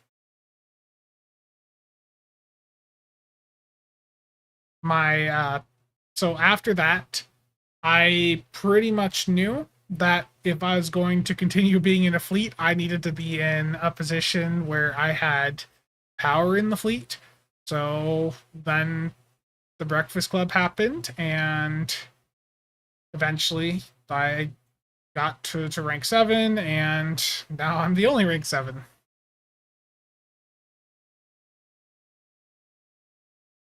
Virtual power trips, yeah. I see Discord messages.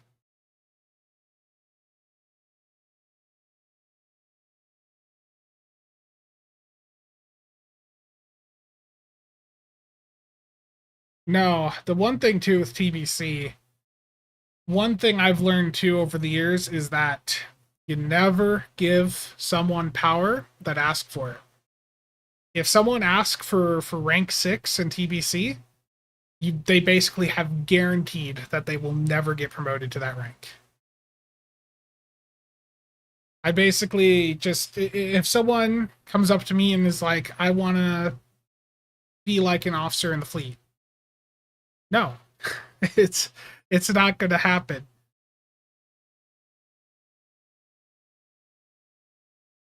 You never give people power that are begging for it.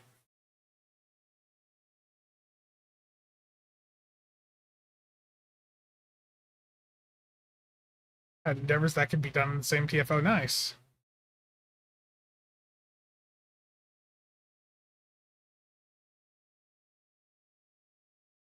I asked for rank 6 and you gave it to me. Terrible.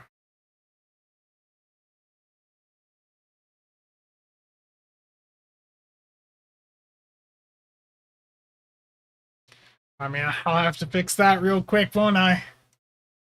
Okay. Where's the raw bat?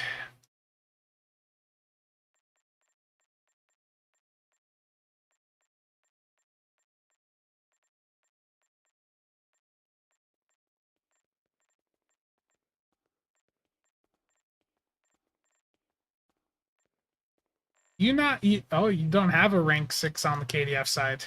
So you have a rank 6 on the Fed side? I don't care about that. I don't. I'm not worried about the Fed side right now. Yeah, with TBC, the way that it's set up, the way that TBC is set up is honestly what I personally feel like any built-up fleet should be set up like, where anyone in the fleet can access the fleet stores, anyone in the fleet can invite to the fleet, and anyone in the fleet can promote to the rank that they are. So if someone wants to invite their alt, they can invite their own damn alt, and they can promote it. Because if it gets really tedious to, like, when you have someone join that has a bunch of alts and they're like, "Hey, can you invite all my alts?" It just gets a bit tedious. It's easier to be like, "Okay, I've invited one of your characters and promoted it up to the rank it needs to be at. Here's the command you type in to invite your alts, and here's how you promote your alts. Have fun." Lino, how's it going?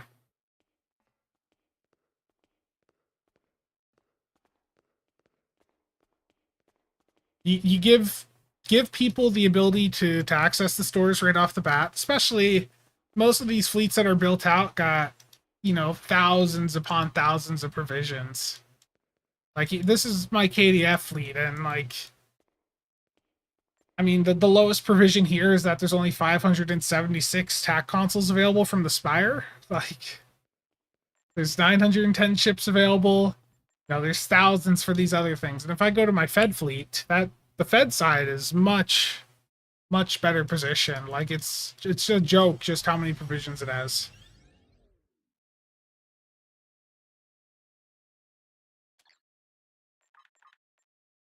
Like here, Colony, 10,000, 9,000, almost 9,000. Like, everything's like several thousand. Except the Fleet Spire with the TAC consoles, because everyone wants those. But yeah, it's ships here, 2,429 ships. It's just, there's so many of these built-up fleets that have more than they will ever possibly need.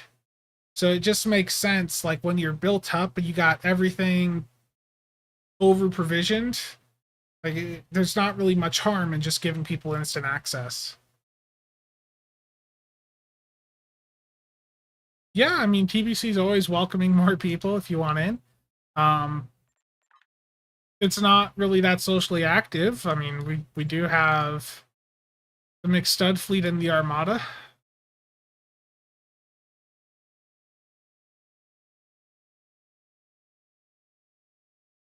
But yeah, I can send you a KDF invite to a fully built out fleet. Rob, you're terrible. You didn't even spell DPS. You spelled DOS. DOS. Oh no. What's your experience in DOS?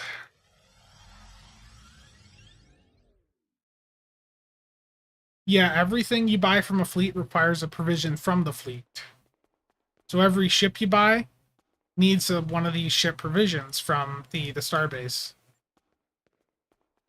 In the early days of the game, I can understand why people had it locked down and had it so you could only access things once you had contributed a certain amount. You know, back in the early days, that made sense. But that was a decade ago. Most fleets have been, you know, built out for everything but the colony for several years now. Most places, most fleets are so over provisioned that they will never use the provisions that they have unlocked. Yeah, Lena, I can send you an invite.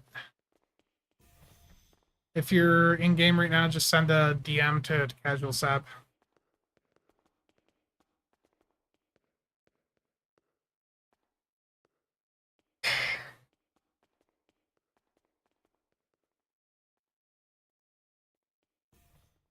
Wizard Girly, that is true. But Rob does have a proper character. Rob has a tactical. I've seen it.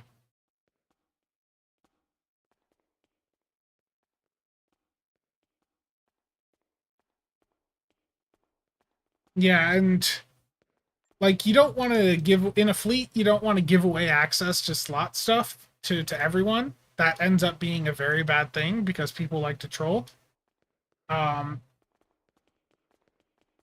But like you should have enough people with access to slot things that things you don't have, you know, you shouldn't have to worry about stuff not being slotted. There should always be enough people on that at least one person a day is going in and, you know, hitting it.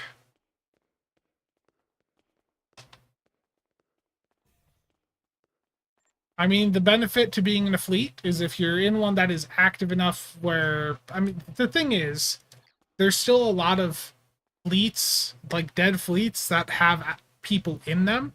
They're dead socially, but they're not dead. Like TBC, we'll have points where we may have like 10 people on at the same time, but there's nothing being said in fleet chat. But people are still slotting things, people are, you know, making sure stuff's running. It's still the core functionality of the fleet is still working. It's still going on. It's just there's no social stuff. Everyone's off doing their own thing. You got one guy sitting in zone chat saying some weird things. You've got another guy just doing randoms. You've got, you know, someone else just sitting at the exchange. They're all doing their own thing, and just, you know, they're not chatting, but they're all, you know, helping the fleet out and keeping things running.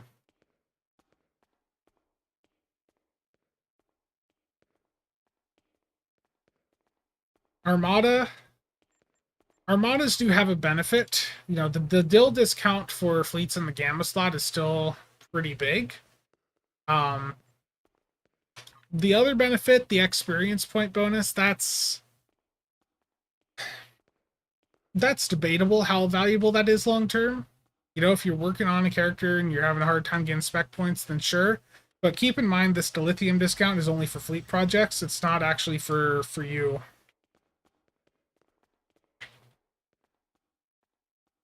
Yeah, the days of needing to run things as a fleet are long behind us. Yeah, I mean, if you want to do elite runs, you do, you know, you go to the DPS channels. You wanna just play like some random advanced content? Well, the random system. You know, you can go in, let's say you hate yourself and you want to play, oh, let's see, Gravity Kills. You know, you can queue up for that and you can get a team together for that.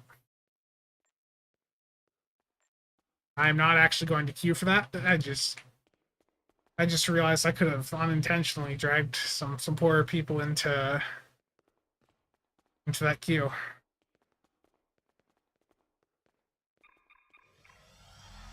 Yeah, you got to be careful with RPing in TBC. Don't RP in the fleet chat. You have to directly message any RP to Rob. He wants to keep it all to himself.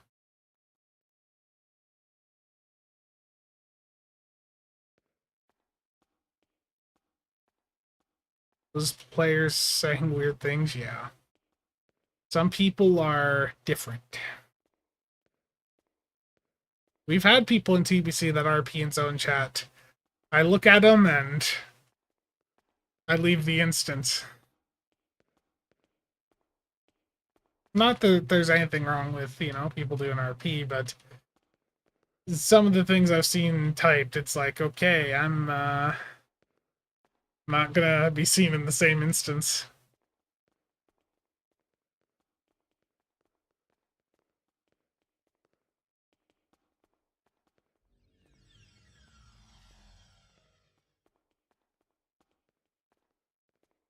Yeah, I mean, I remember doing like missions as a fleet, but like I remember even way back, before Delta Rising, going in and doing like the 20-player TFOs, which are still in the game, they just never pop. But the 20-player TFOs as a fleet was always fun. Nowadays, it's just a laggy mess. Okay, get you here.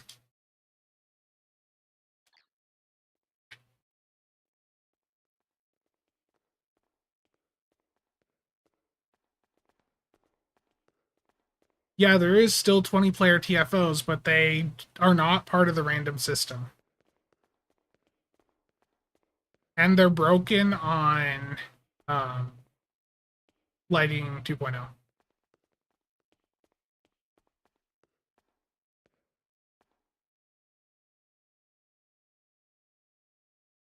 Oh no, Cheops.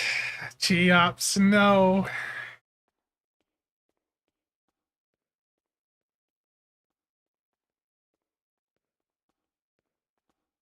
Oh yeah, that was something else.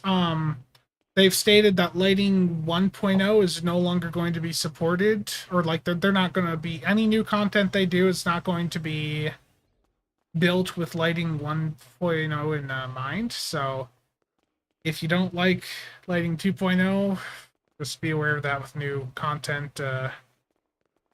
Lighting 1.0 is not going to have a good time.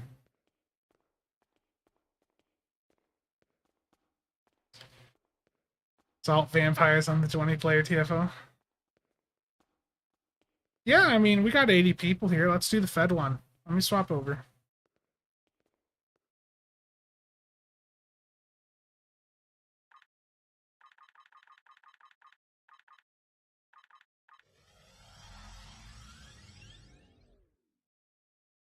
Just be aware, like, this thing is going to lag.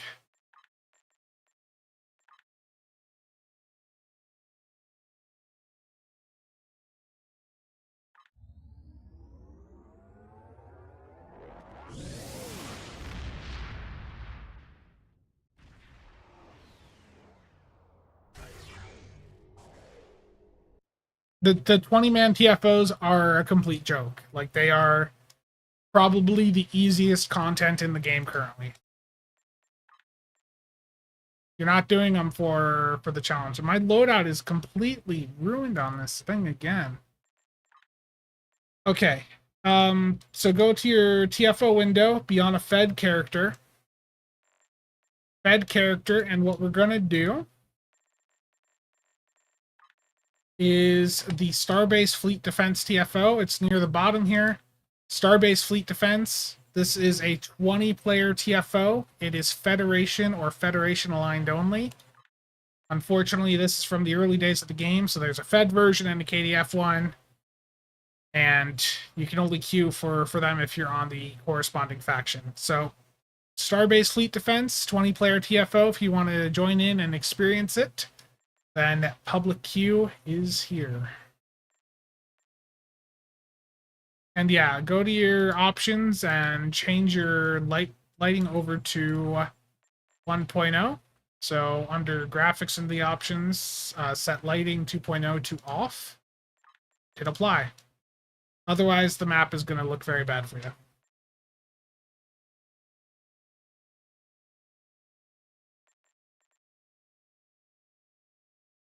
Please.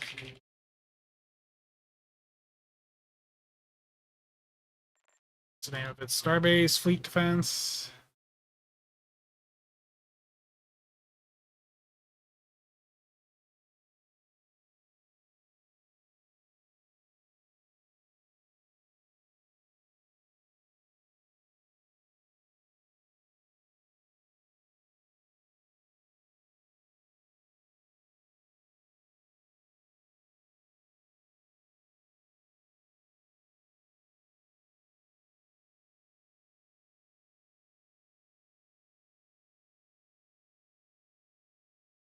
The issue is the map doesn't look right. Jerome, how's it going?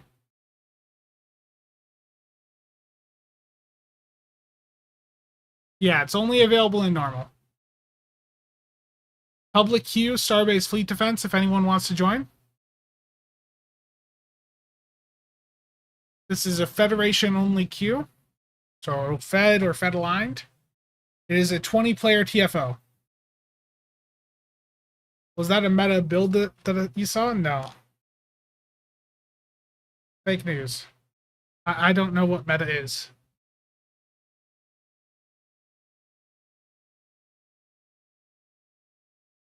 Yeah, it's 20 players, 4 teams of 5. It's only on normal. Normal difficulty only.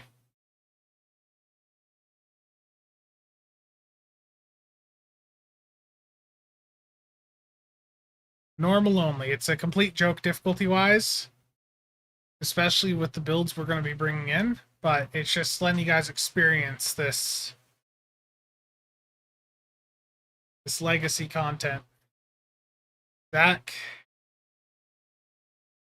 Fortunate. Yeah, it's for fun. Yeah, it's entirely for fun. This is not a difficult queue. This is probably the easiest piece of content in the game right now. Here we go. We just had a pop.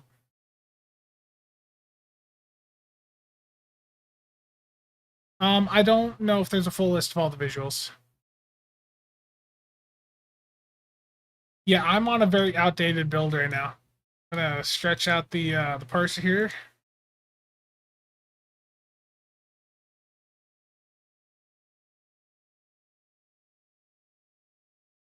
Nice, we got it.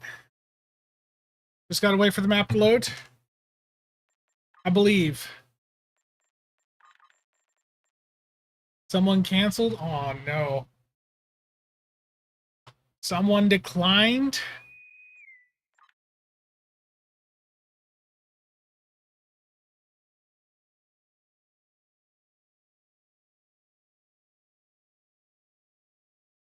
Yo, Thomas, how's it going?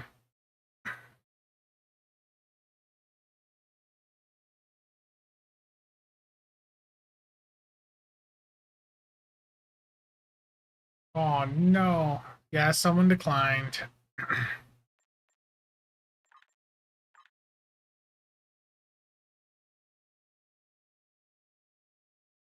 Yeah, someone declined it. We need enough people to queue up to counter it. Suspect a troll? Probably. Blame Voyager trolling you all? I have no doubt. That's why Voyager can never be a rank 6 in the fleet. Voyager's too much of a troll.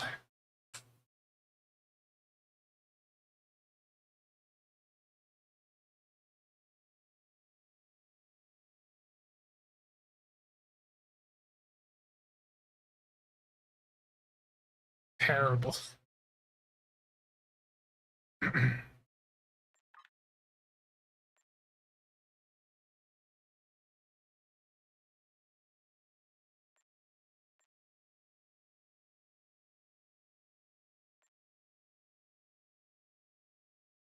Someone keeps declining it.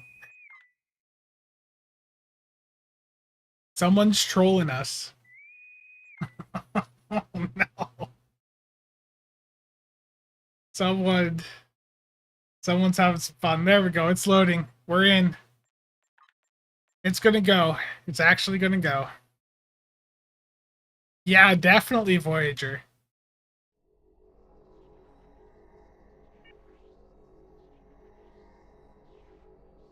Albert, how's it going? Yeah, Dark Ghost, definitely. We're right now doing the 20-player Starbase Fleet Defense TFO, just so people can experience it.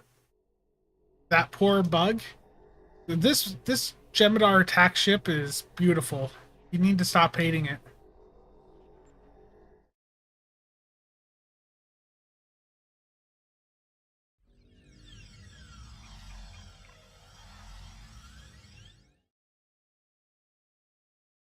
$20-player TFO.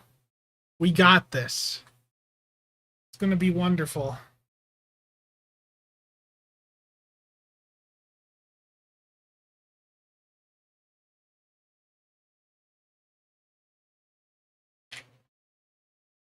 Torturing the bug?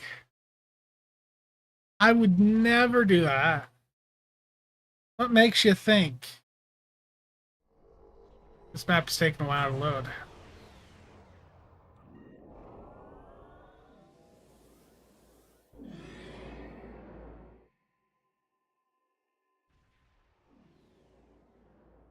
Yeah, stick to the area you spawned in, stick with your team, and it's gonna take like a minute for the to the warp out traffic beacons. the freighters to get over here.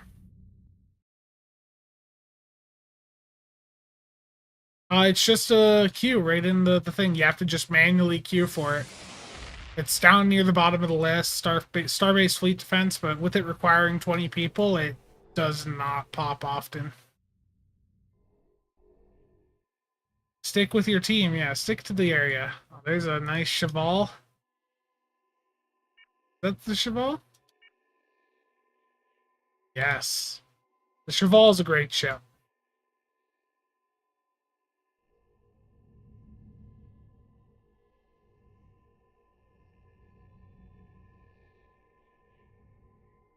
I like the ship name there, Waldo.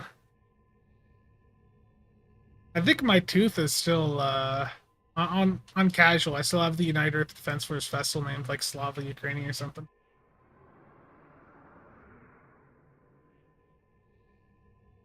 Yeah, you gotta wait for these freighters to get over here before the enemies even warp in.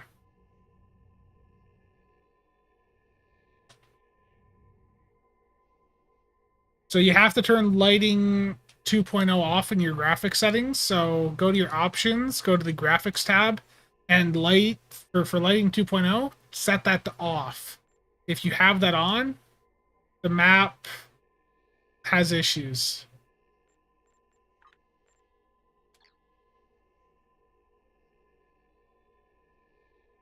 All safe, how's it going?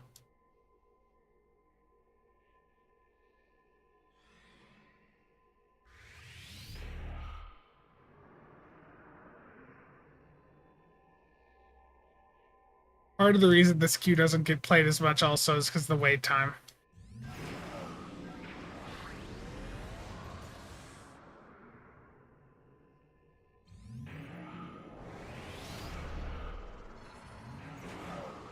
Did I hit things too soon? Rip.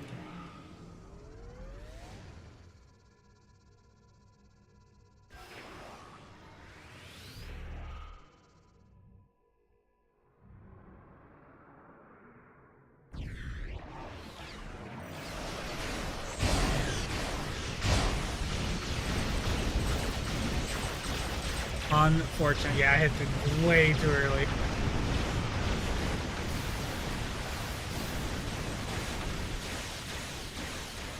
Look at them.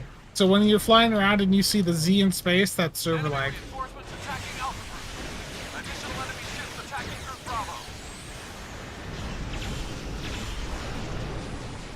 And this server lag is why they don't make any player content anymore.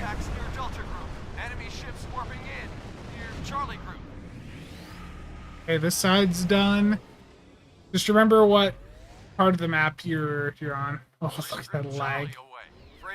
Okay, now we gotta defend the starbase. Long-range sensors detect additional contacts incoming. 30 seconds. E5X2. Eric, how's it going?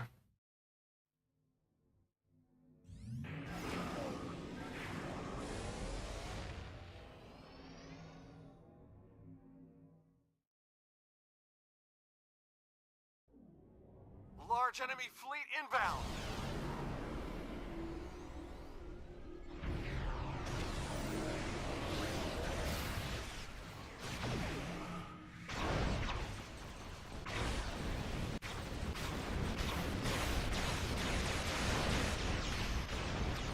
No CSV today. Look at this lag, though.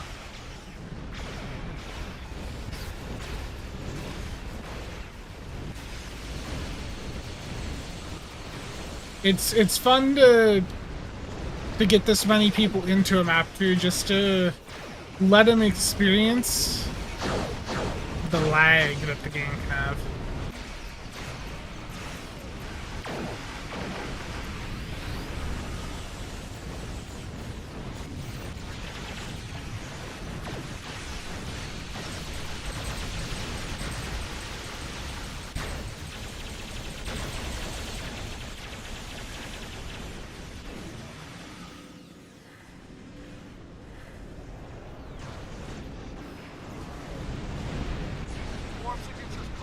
our outlying facilities. Okay, go back to the parts of the map you were at the starting phase. But as you see, it's like it's not difficult. It's just that it's so incredibly laggy that it's hard to do things. The thing is, too, is part of the reason the DPS scene has sort of died off in the past couple of years is because you get this type of server performance in 5-player situations sometimes. Like, you see how much this sucks. Now imagine trying to go in and set like a DPS record and this is the experience you're dealing with. Enemy ships are sabotaging our facility.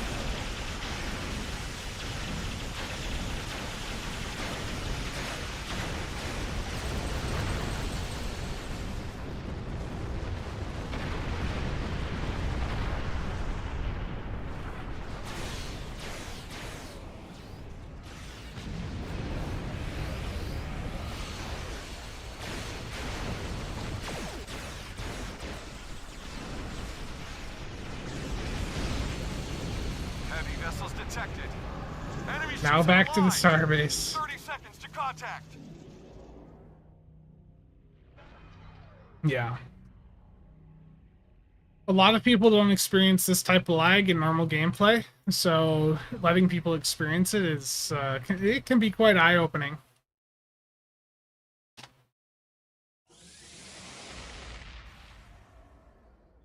Terrible.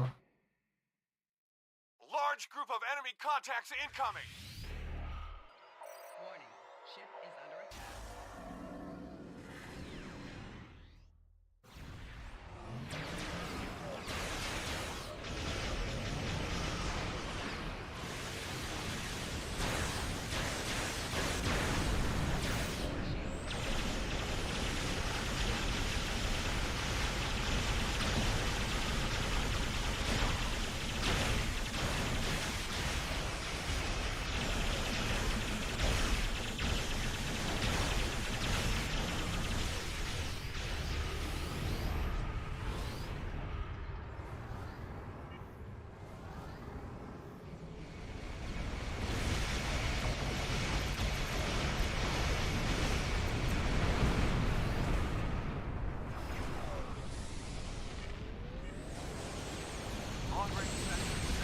That's literally it.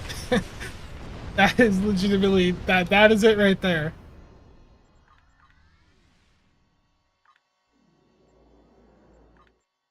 And for that, we got 110 fleet marks.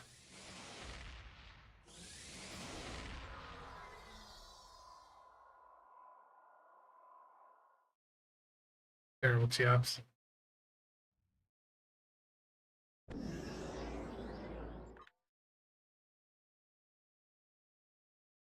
That lag right there is the fun part of the game.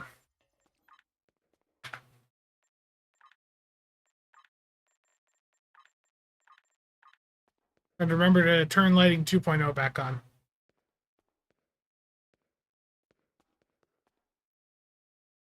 The issue is that level of performance sometimes happens in even like 5-player content. Like if you get 5 super high-end builds together, like when we're trying to do ISC record runs, there are times of the day where we just don't even try because that's the type of performance we get.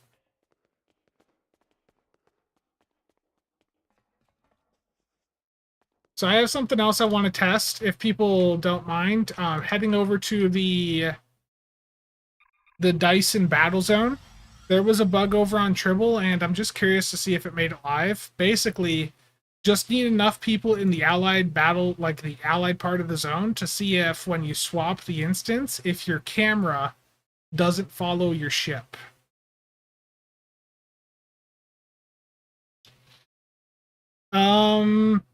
Hector, what do you know what the deluxe rate's at over on console? Like if you're on PC, 3,000 Zen is going to be like 1.5 million dill.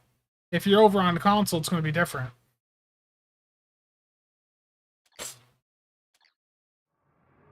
It happens when you transwarp there. So yeah, I mean, this happened over on Tribble where we, like during the stress test. I don't even know. You can feel the lag. Like, just as people get into the map, you can feel it.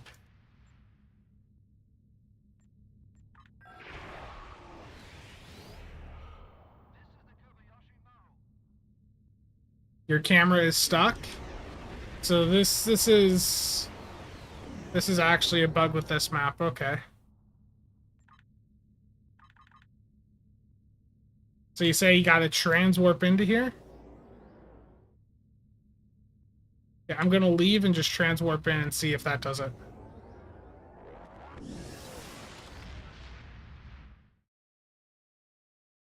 Tumor Boy was saying on Twitter the other day that he's never, like, he hadn't heard of that bug ever happening to a player on live, but I think it's clear that there is actually something.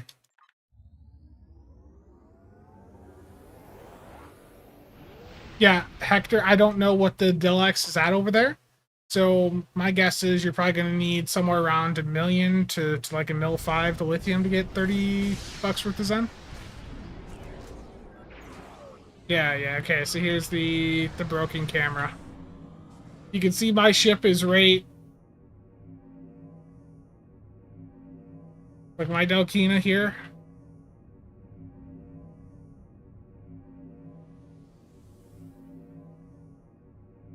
The camera's detached from my ship, so that is interesting. And get some nice little flybys though with the Delkina. And this Bozeman Titan skin on this really does look quite reflective.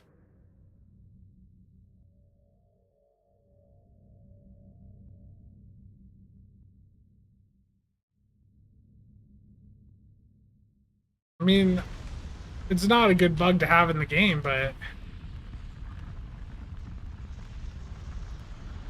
you can get nice and close to your ships. You know, see some details that maybe you hadn't seen before.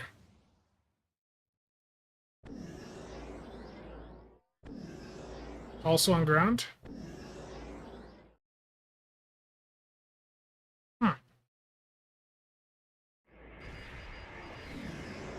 I mean, it's a bug that they gotta fix, but at the same time, like, this could be useful for getting some screenshots.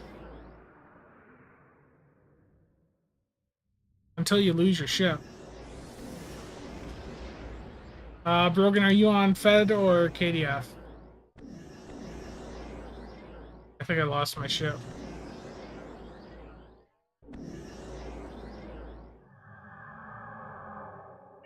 Follow.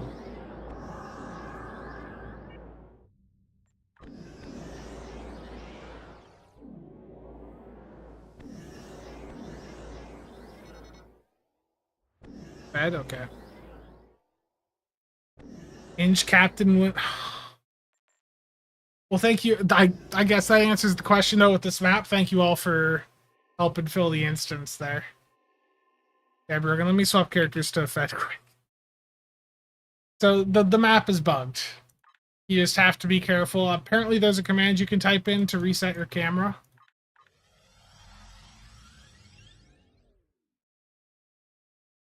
But that's definitely a bug they need to just go through and fix.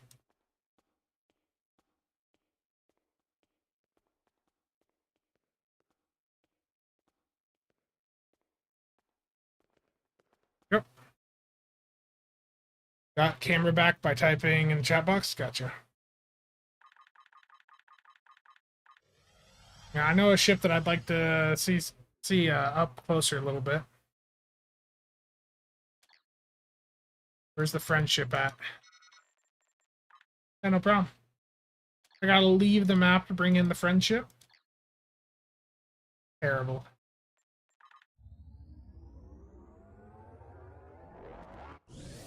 Gotcha. Yeah, that is weird. Really, it is weird.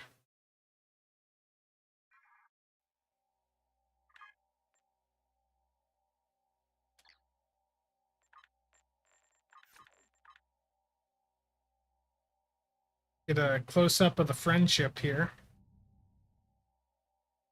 I don't have the friendship built out. I'll probably work on that in a future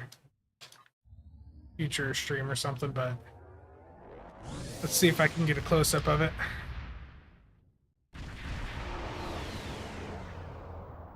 Miraculous repairs fixes everything. Terrible.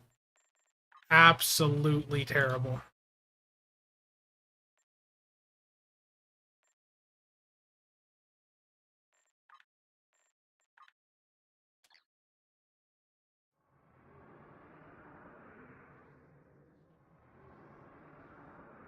I'm 4 minutes on transport there.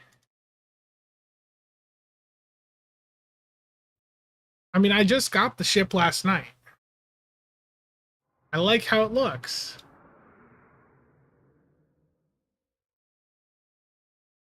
It's also not really that large of a ship.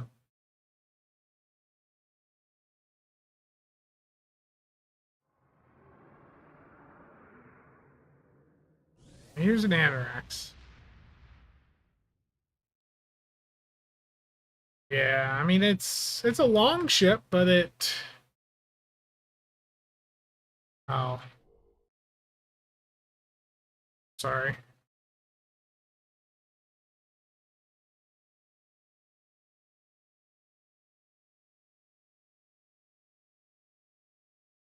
There's some nice detail on this ship, though, I will say.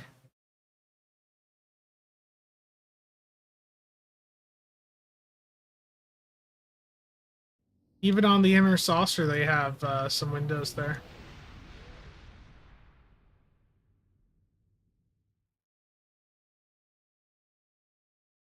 Yeah, yeah. Well, I'm using the Janeway texture on it. The default 32nd century one just was not great to me, but yeah, I think the ship looks fine.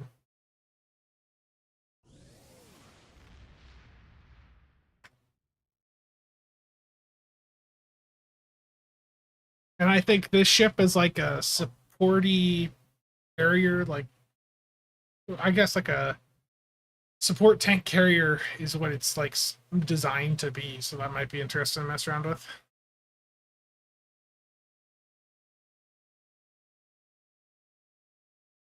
Halo sword, yeah.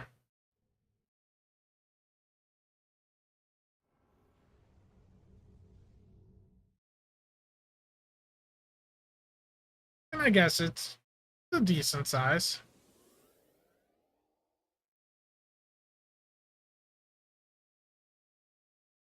Wow, David. Wow. Given we have so many people around, let's do some 10-player content. The 20-player content, clearly the game cannot handle it, okay? But let's do everyone's favorite. Binary Circuit Elite Public Queue. This is a ground TFO. It is elite, but it is not that difficult. Like, don't worry about the difficulty of it. It is basically a maze. Yes, there's a couple mobs, but it's really not that hard. This is a good queue to do if you ever need competitive marks. Again, public queue for Binary Circuit Elite if anyone wants to join.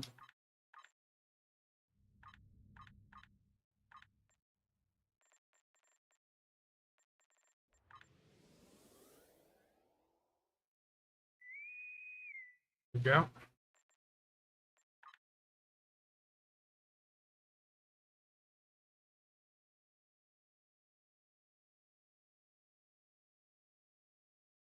Someone canceled? Oh no.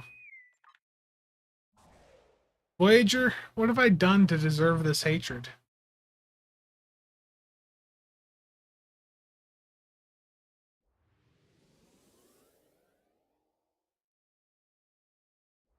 Voyager's trolling the queues. Said Sagan wrong? I don't know, how do you want me to pronounce it? Sagan?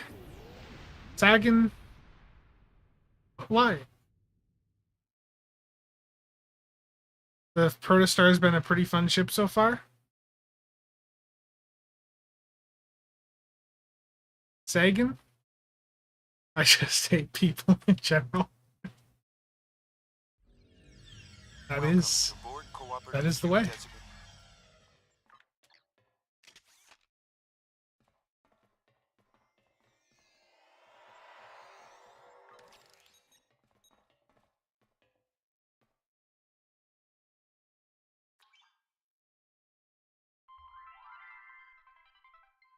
What do you guys so what are you guys thinking about the new Borg being immune to or not immune, but being able to adapt to kinetic stuff like the Tommy gun?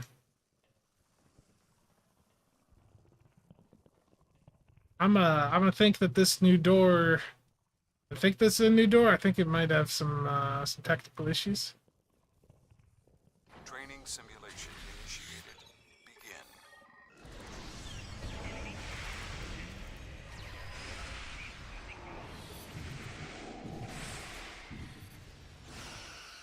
I'll cover the second button.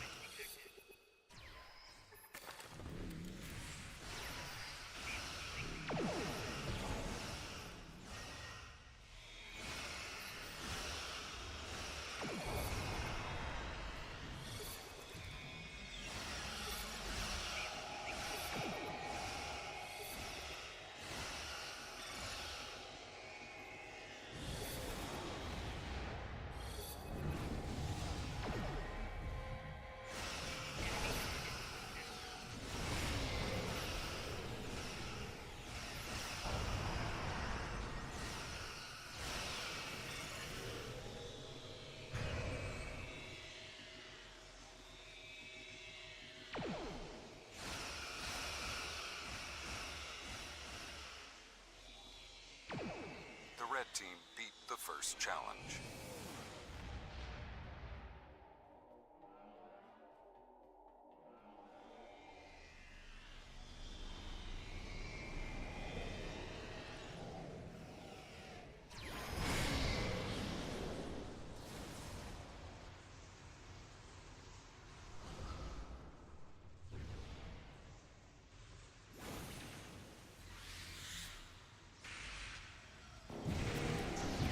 No.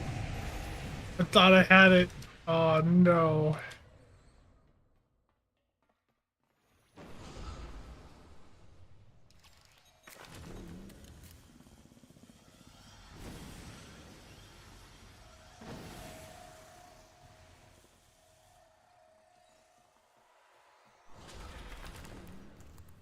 Back to back.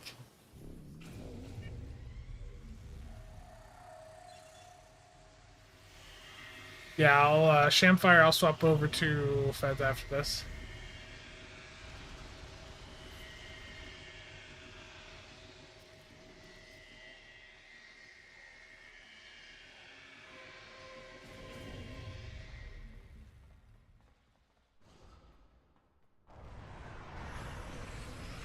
Perfect.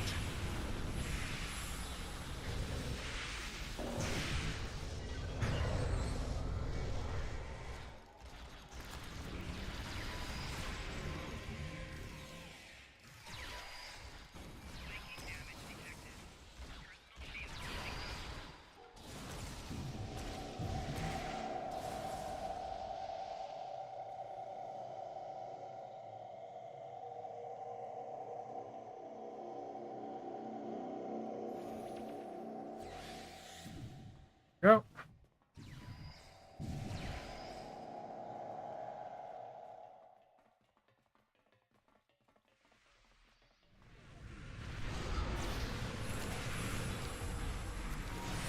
A little bit of speed run going on, don't we?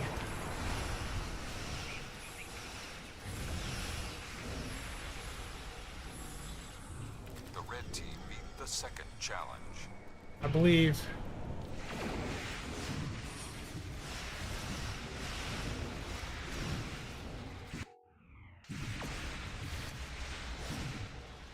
Oh, that poor Tholian just got annihilated.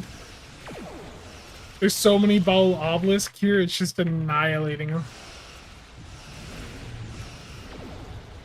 Training program complete.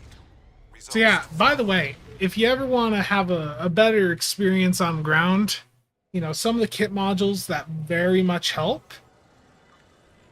You got Bottle Obelisk. If everyone on the team is running these, like every player's obelisk will chain together and they can do a lot of damage. Like I've seen these things do like 100k hits to bosses on ground. Then you have Agony Field Gen. That's always pretty nice. Ball Lightning from the summer event is really powerful. And then I'm on attack, so I'm running Motivation and Ambush. And then for my last one, I just have V'ger Probes on. That can be whatever. Okay, so Shamfire, you want a fleet invite?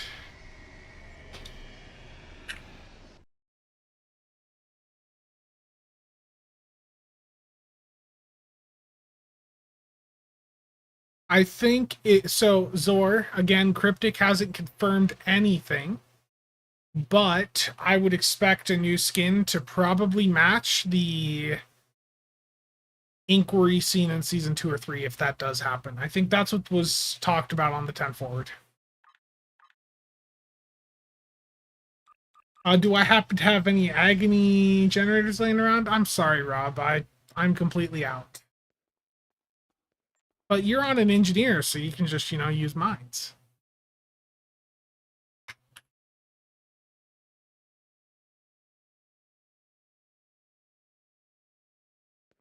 There you go. I don't know, David. Anchor Grethor, yeah. I mean, there's lots of good kit modules. There's also the suck box. There's muds. Like there's so many different options. There's so much flexibility on ground. Do you think, Rob, that I would just have Agony Field Gens laying around? Is that what you think?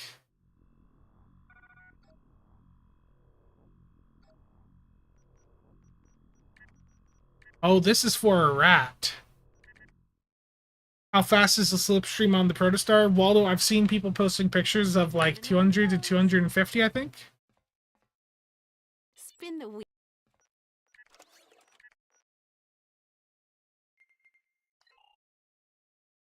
Nah, I don't have a bank full of agony. There's like one agony here. One. What about Ball Obelisk? 3, okay.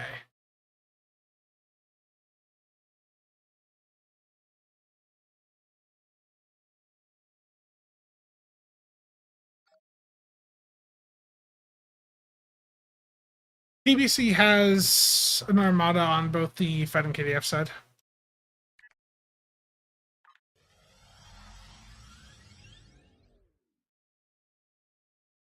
Which plasma dues do I prefer? I like the Viridian plasmas. They have a really nice red bolt that I think looks really cool.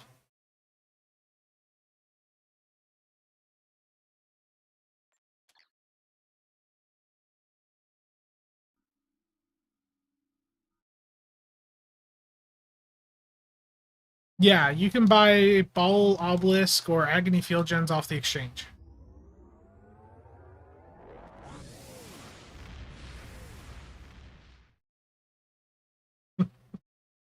The issue is with the kit module boxes from Infinity, I have the ability to open a lot of those and potentially get some of the agonies and the Ball Obelisk, but the issue is there's so much randomness to it. Like it's a 1 in 50 something drop rate. So for every agony or Ball Obelisk that I pull, there's, you know, another 48 kit modules that I got that are not that good. Okay, I am gonna have to bail out here because I need to go help move this stuff around and get the bed outside apparently for these people to pick up. So thank you to everyone who tuned in. I know this stream is a bit longer than I anticipated and a little bit all over the place. Yeah.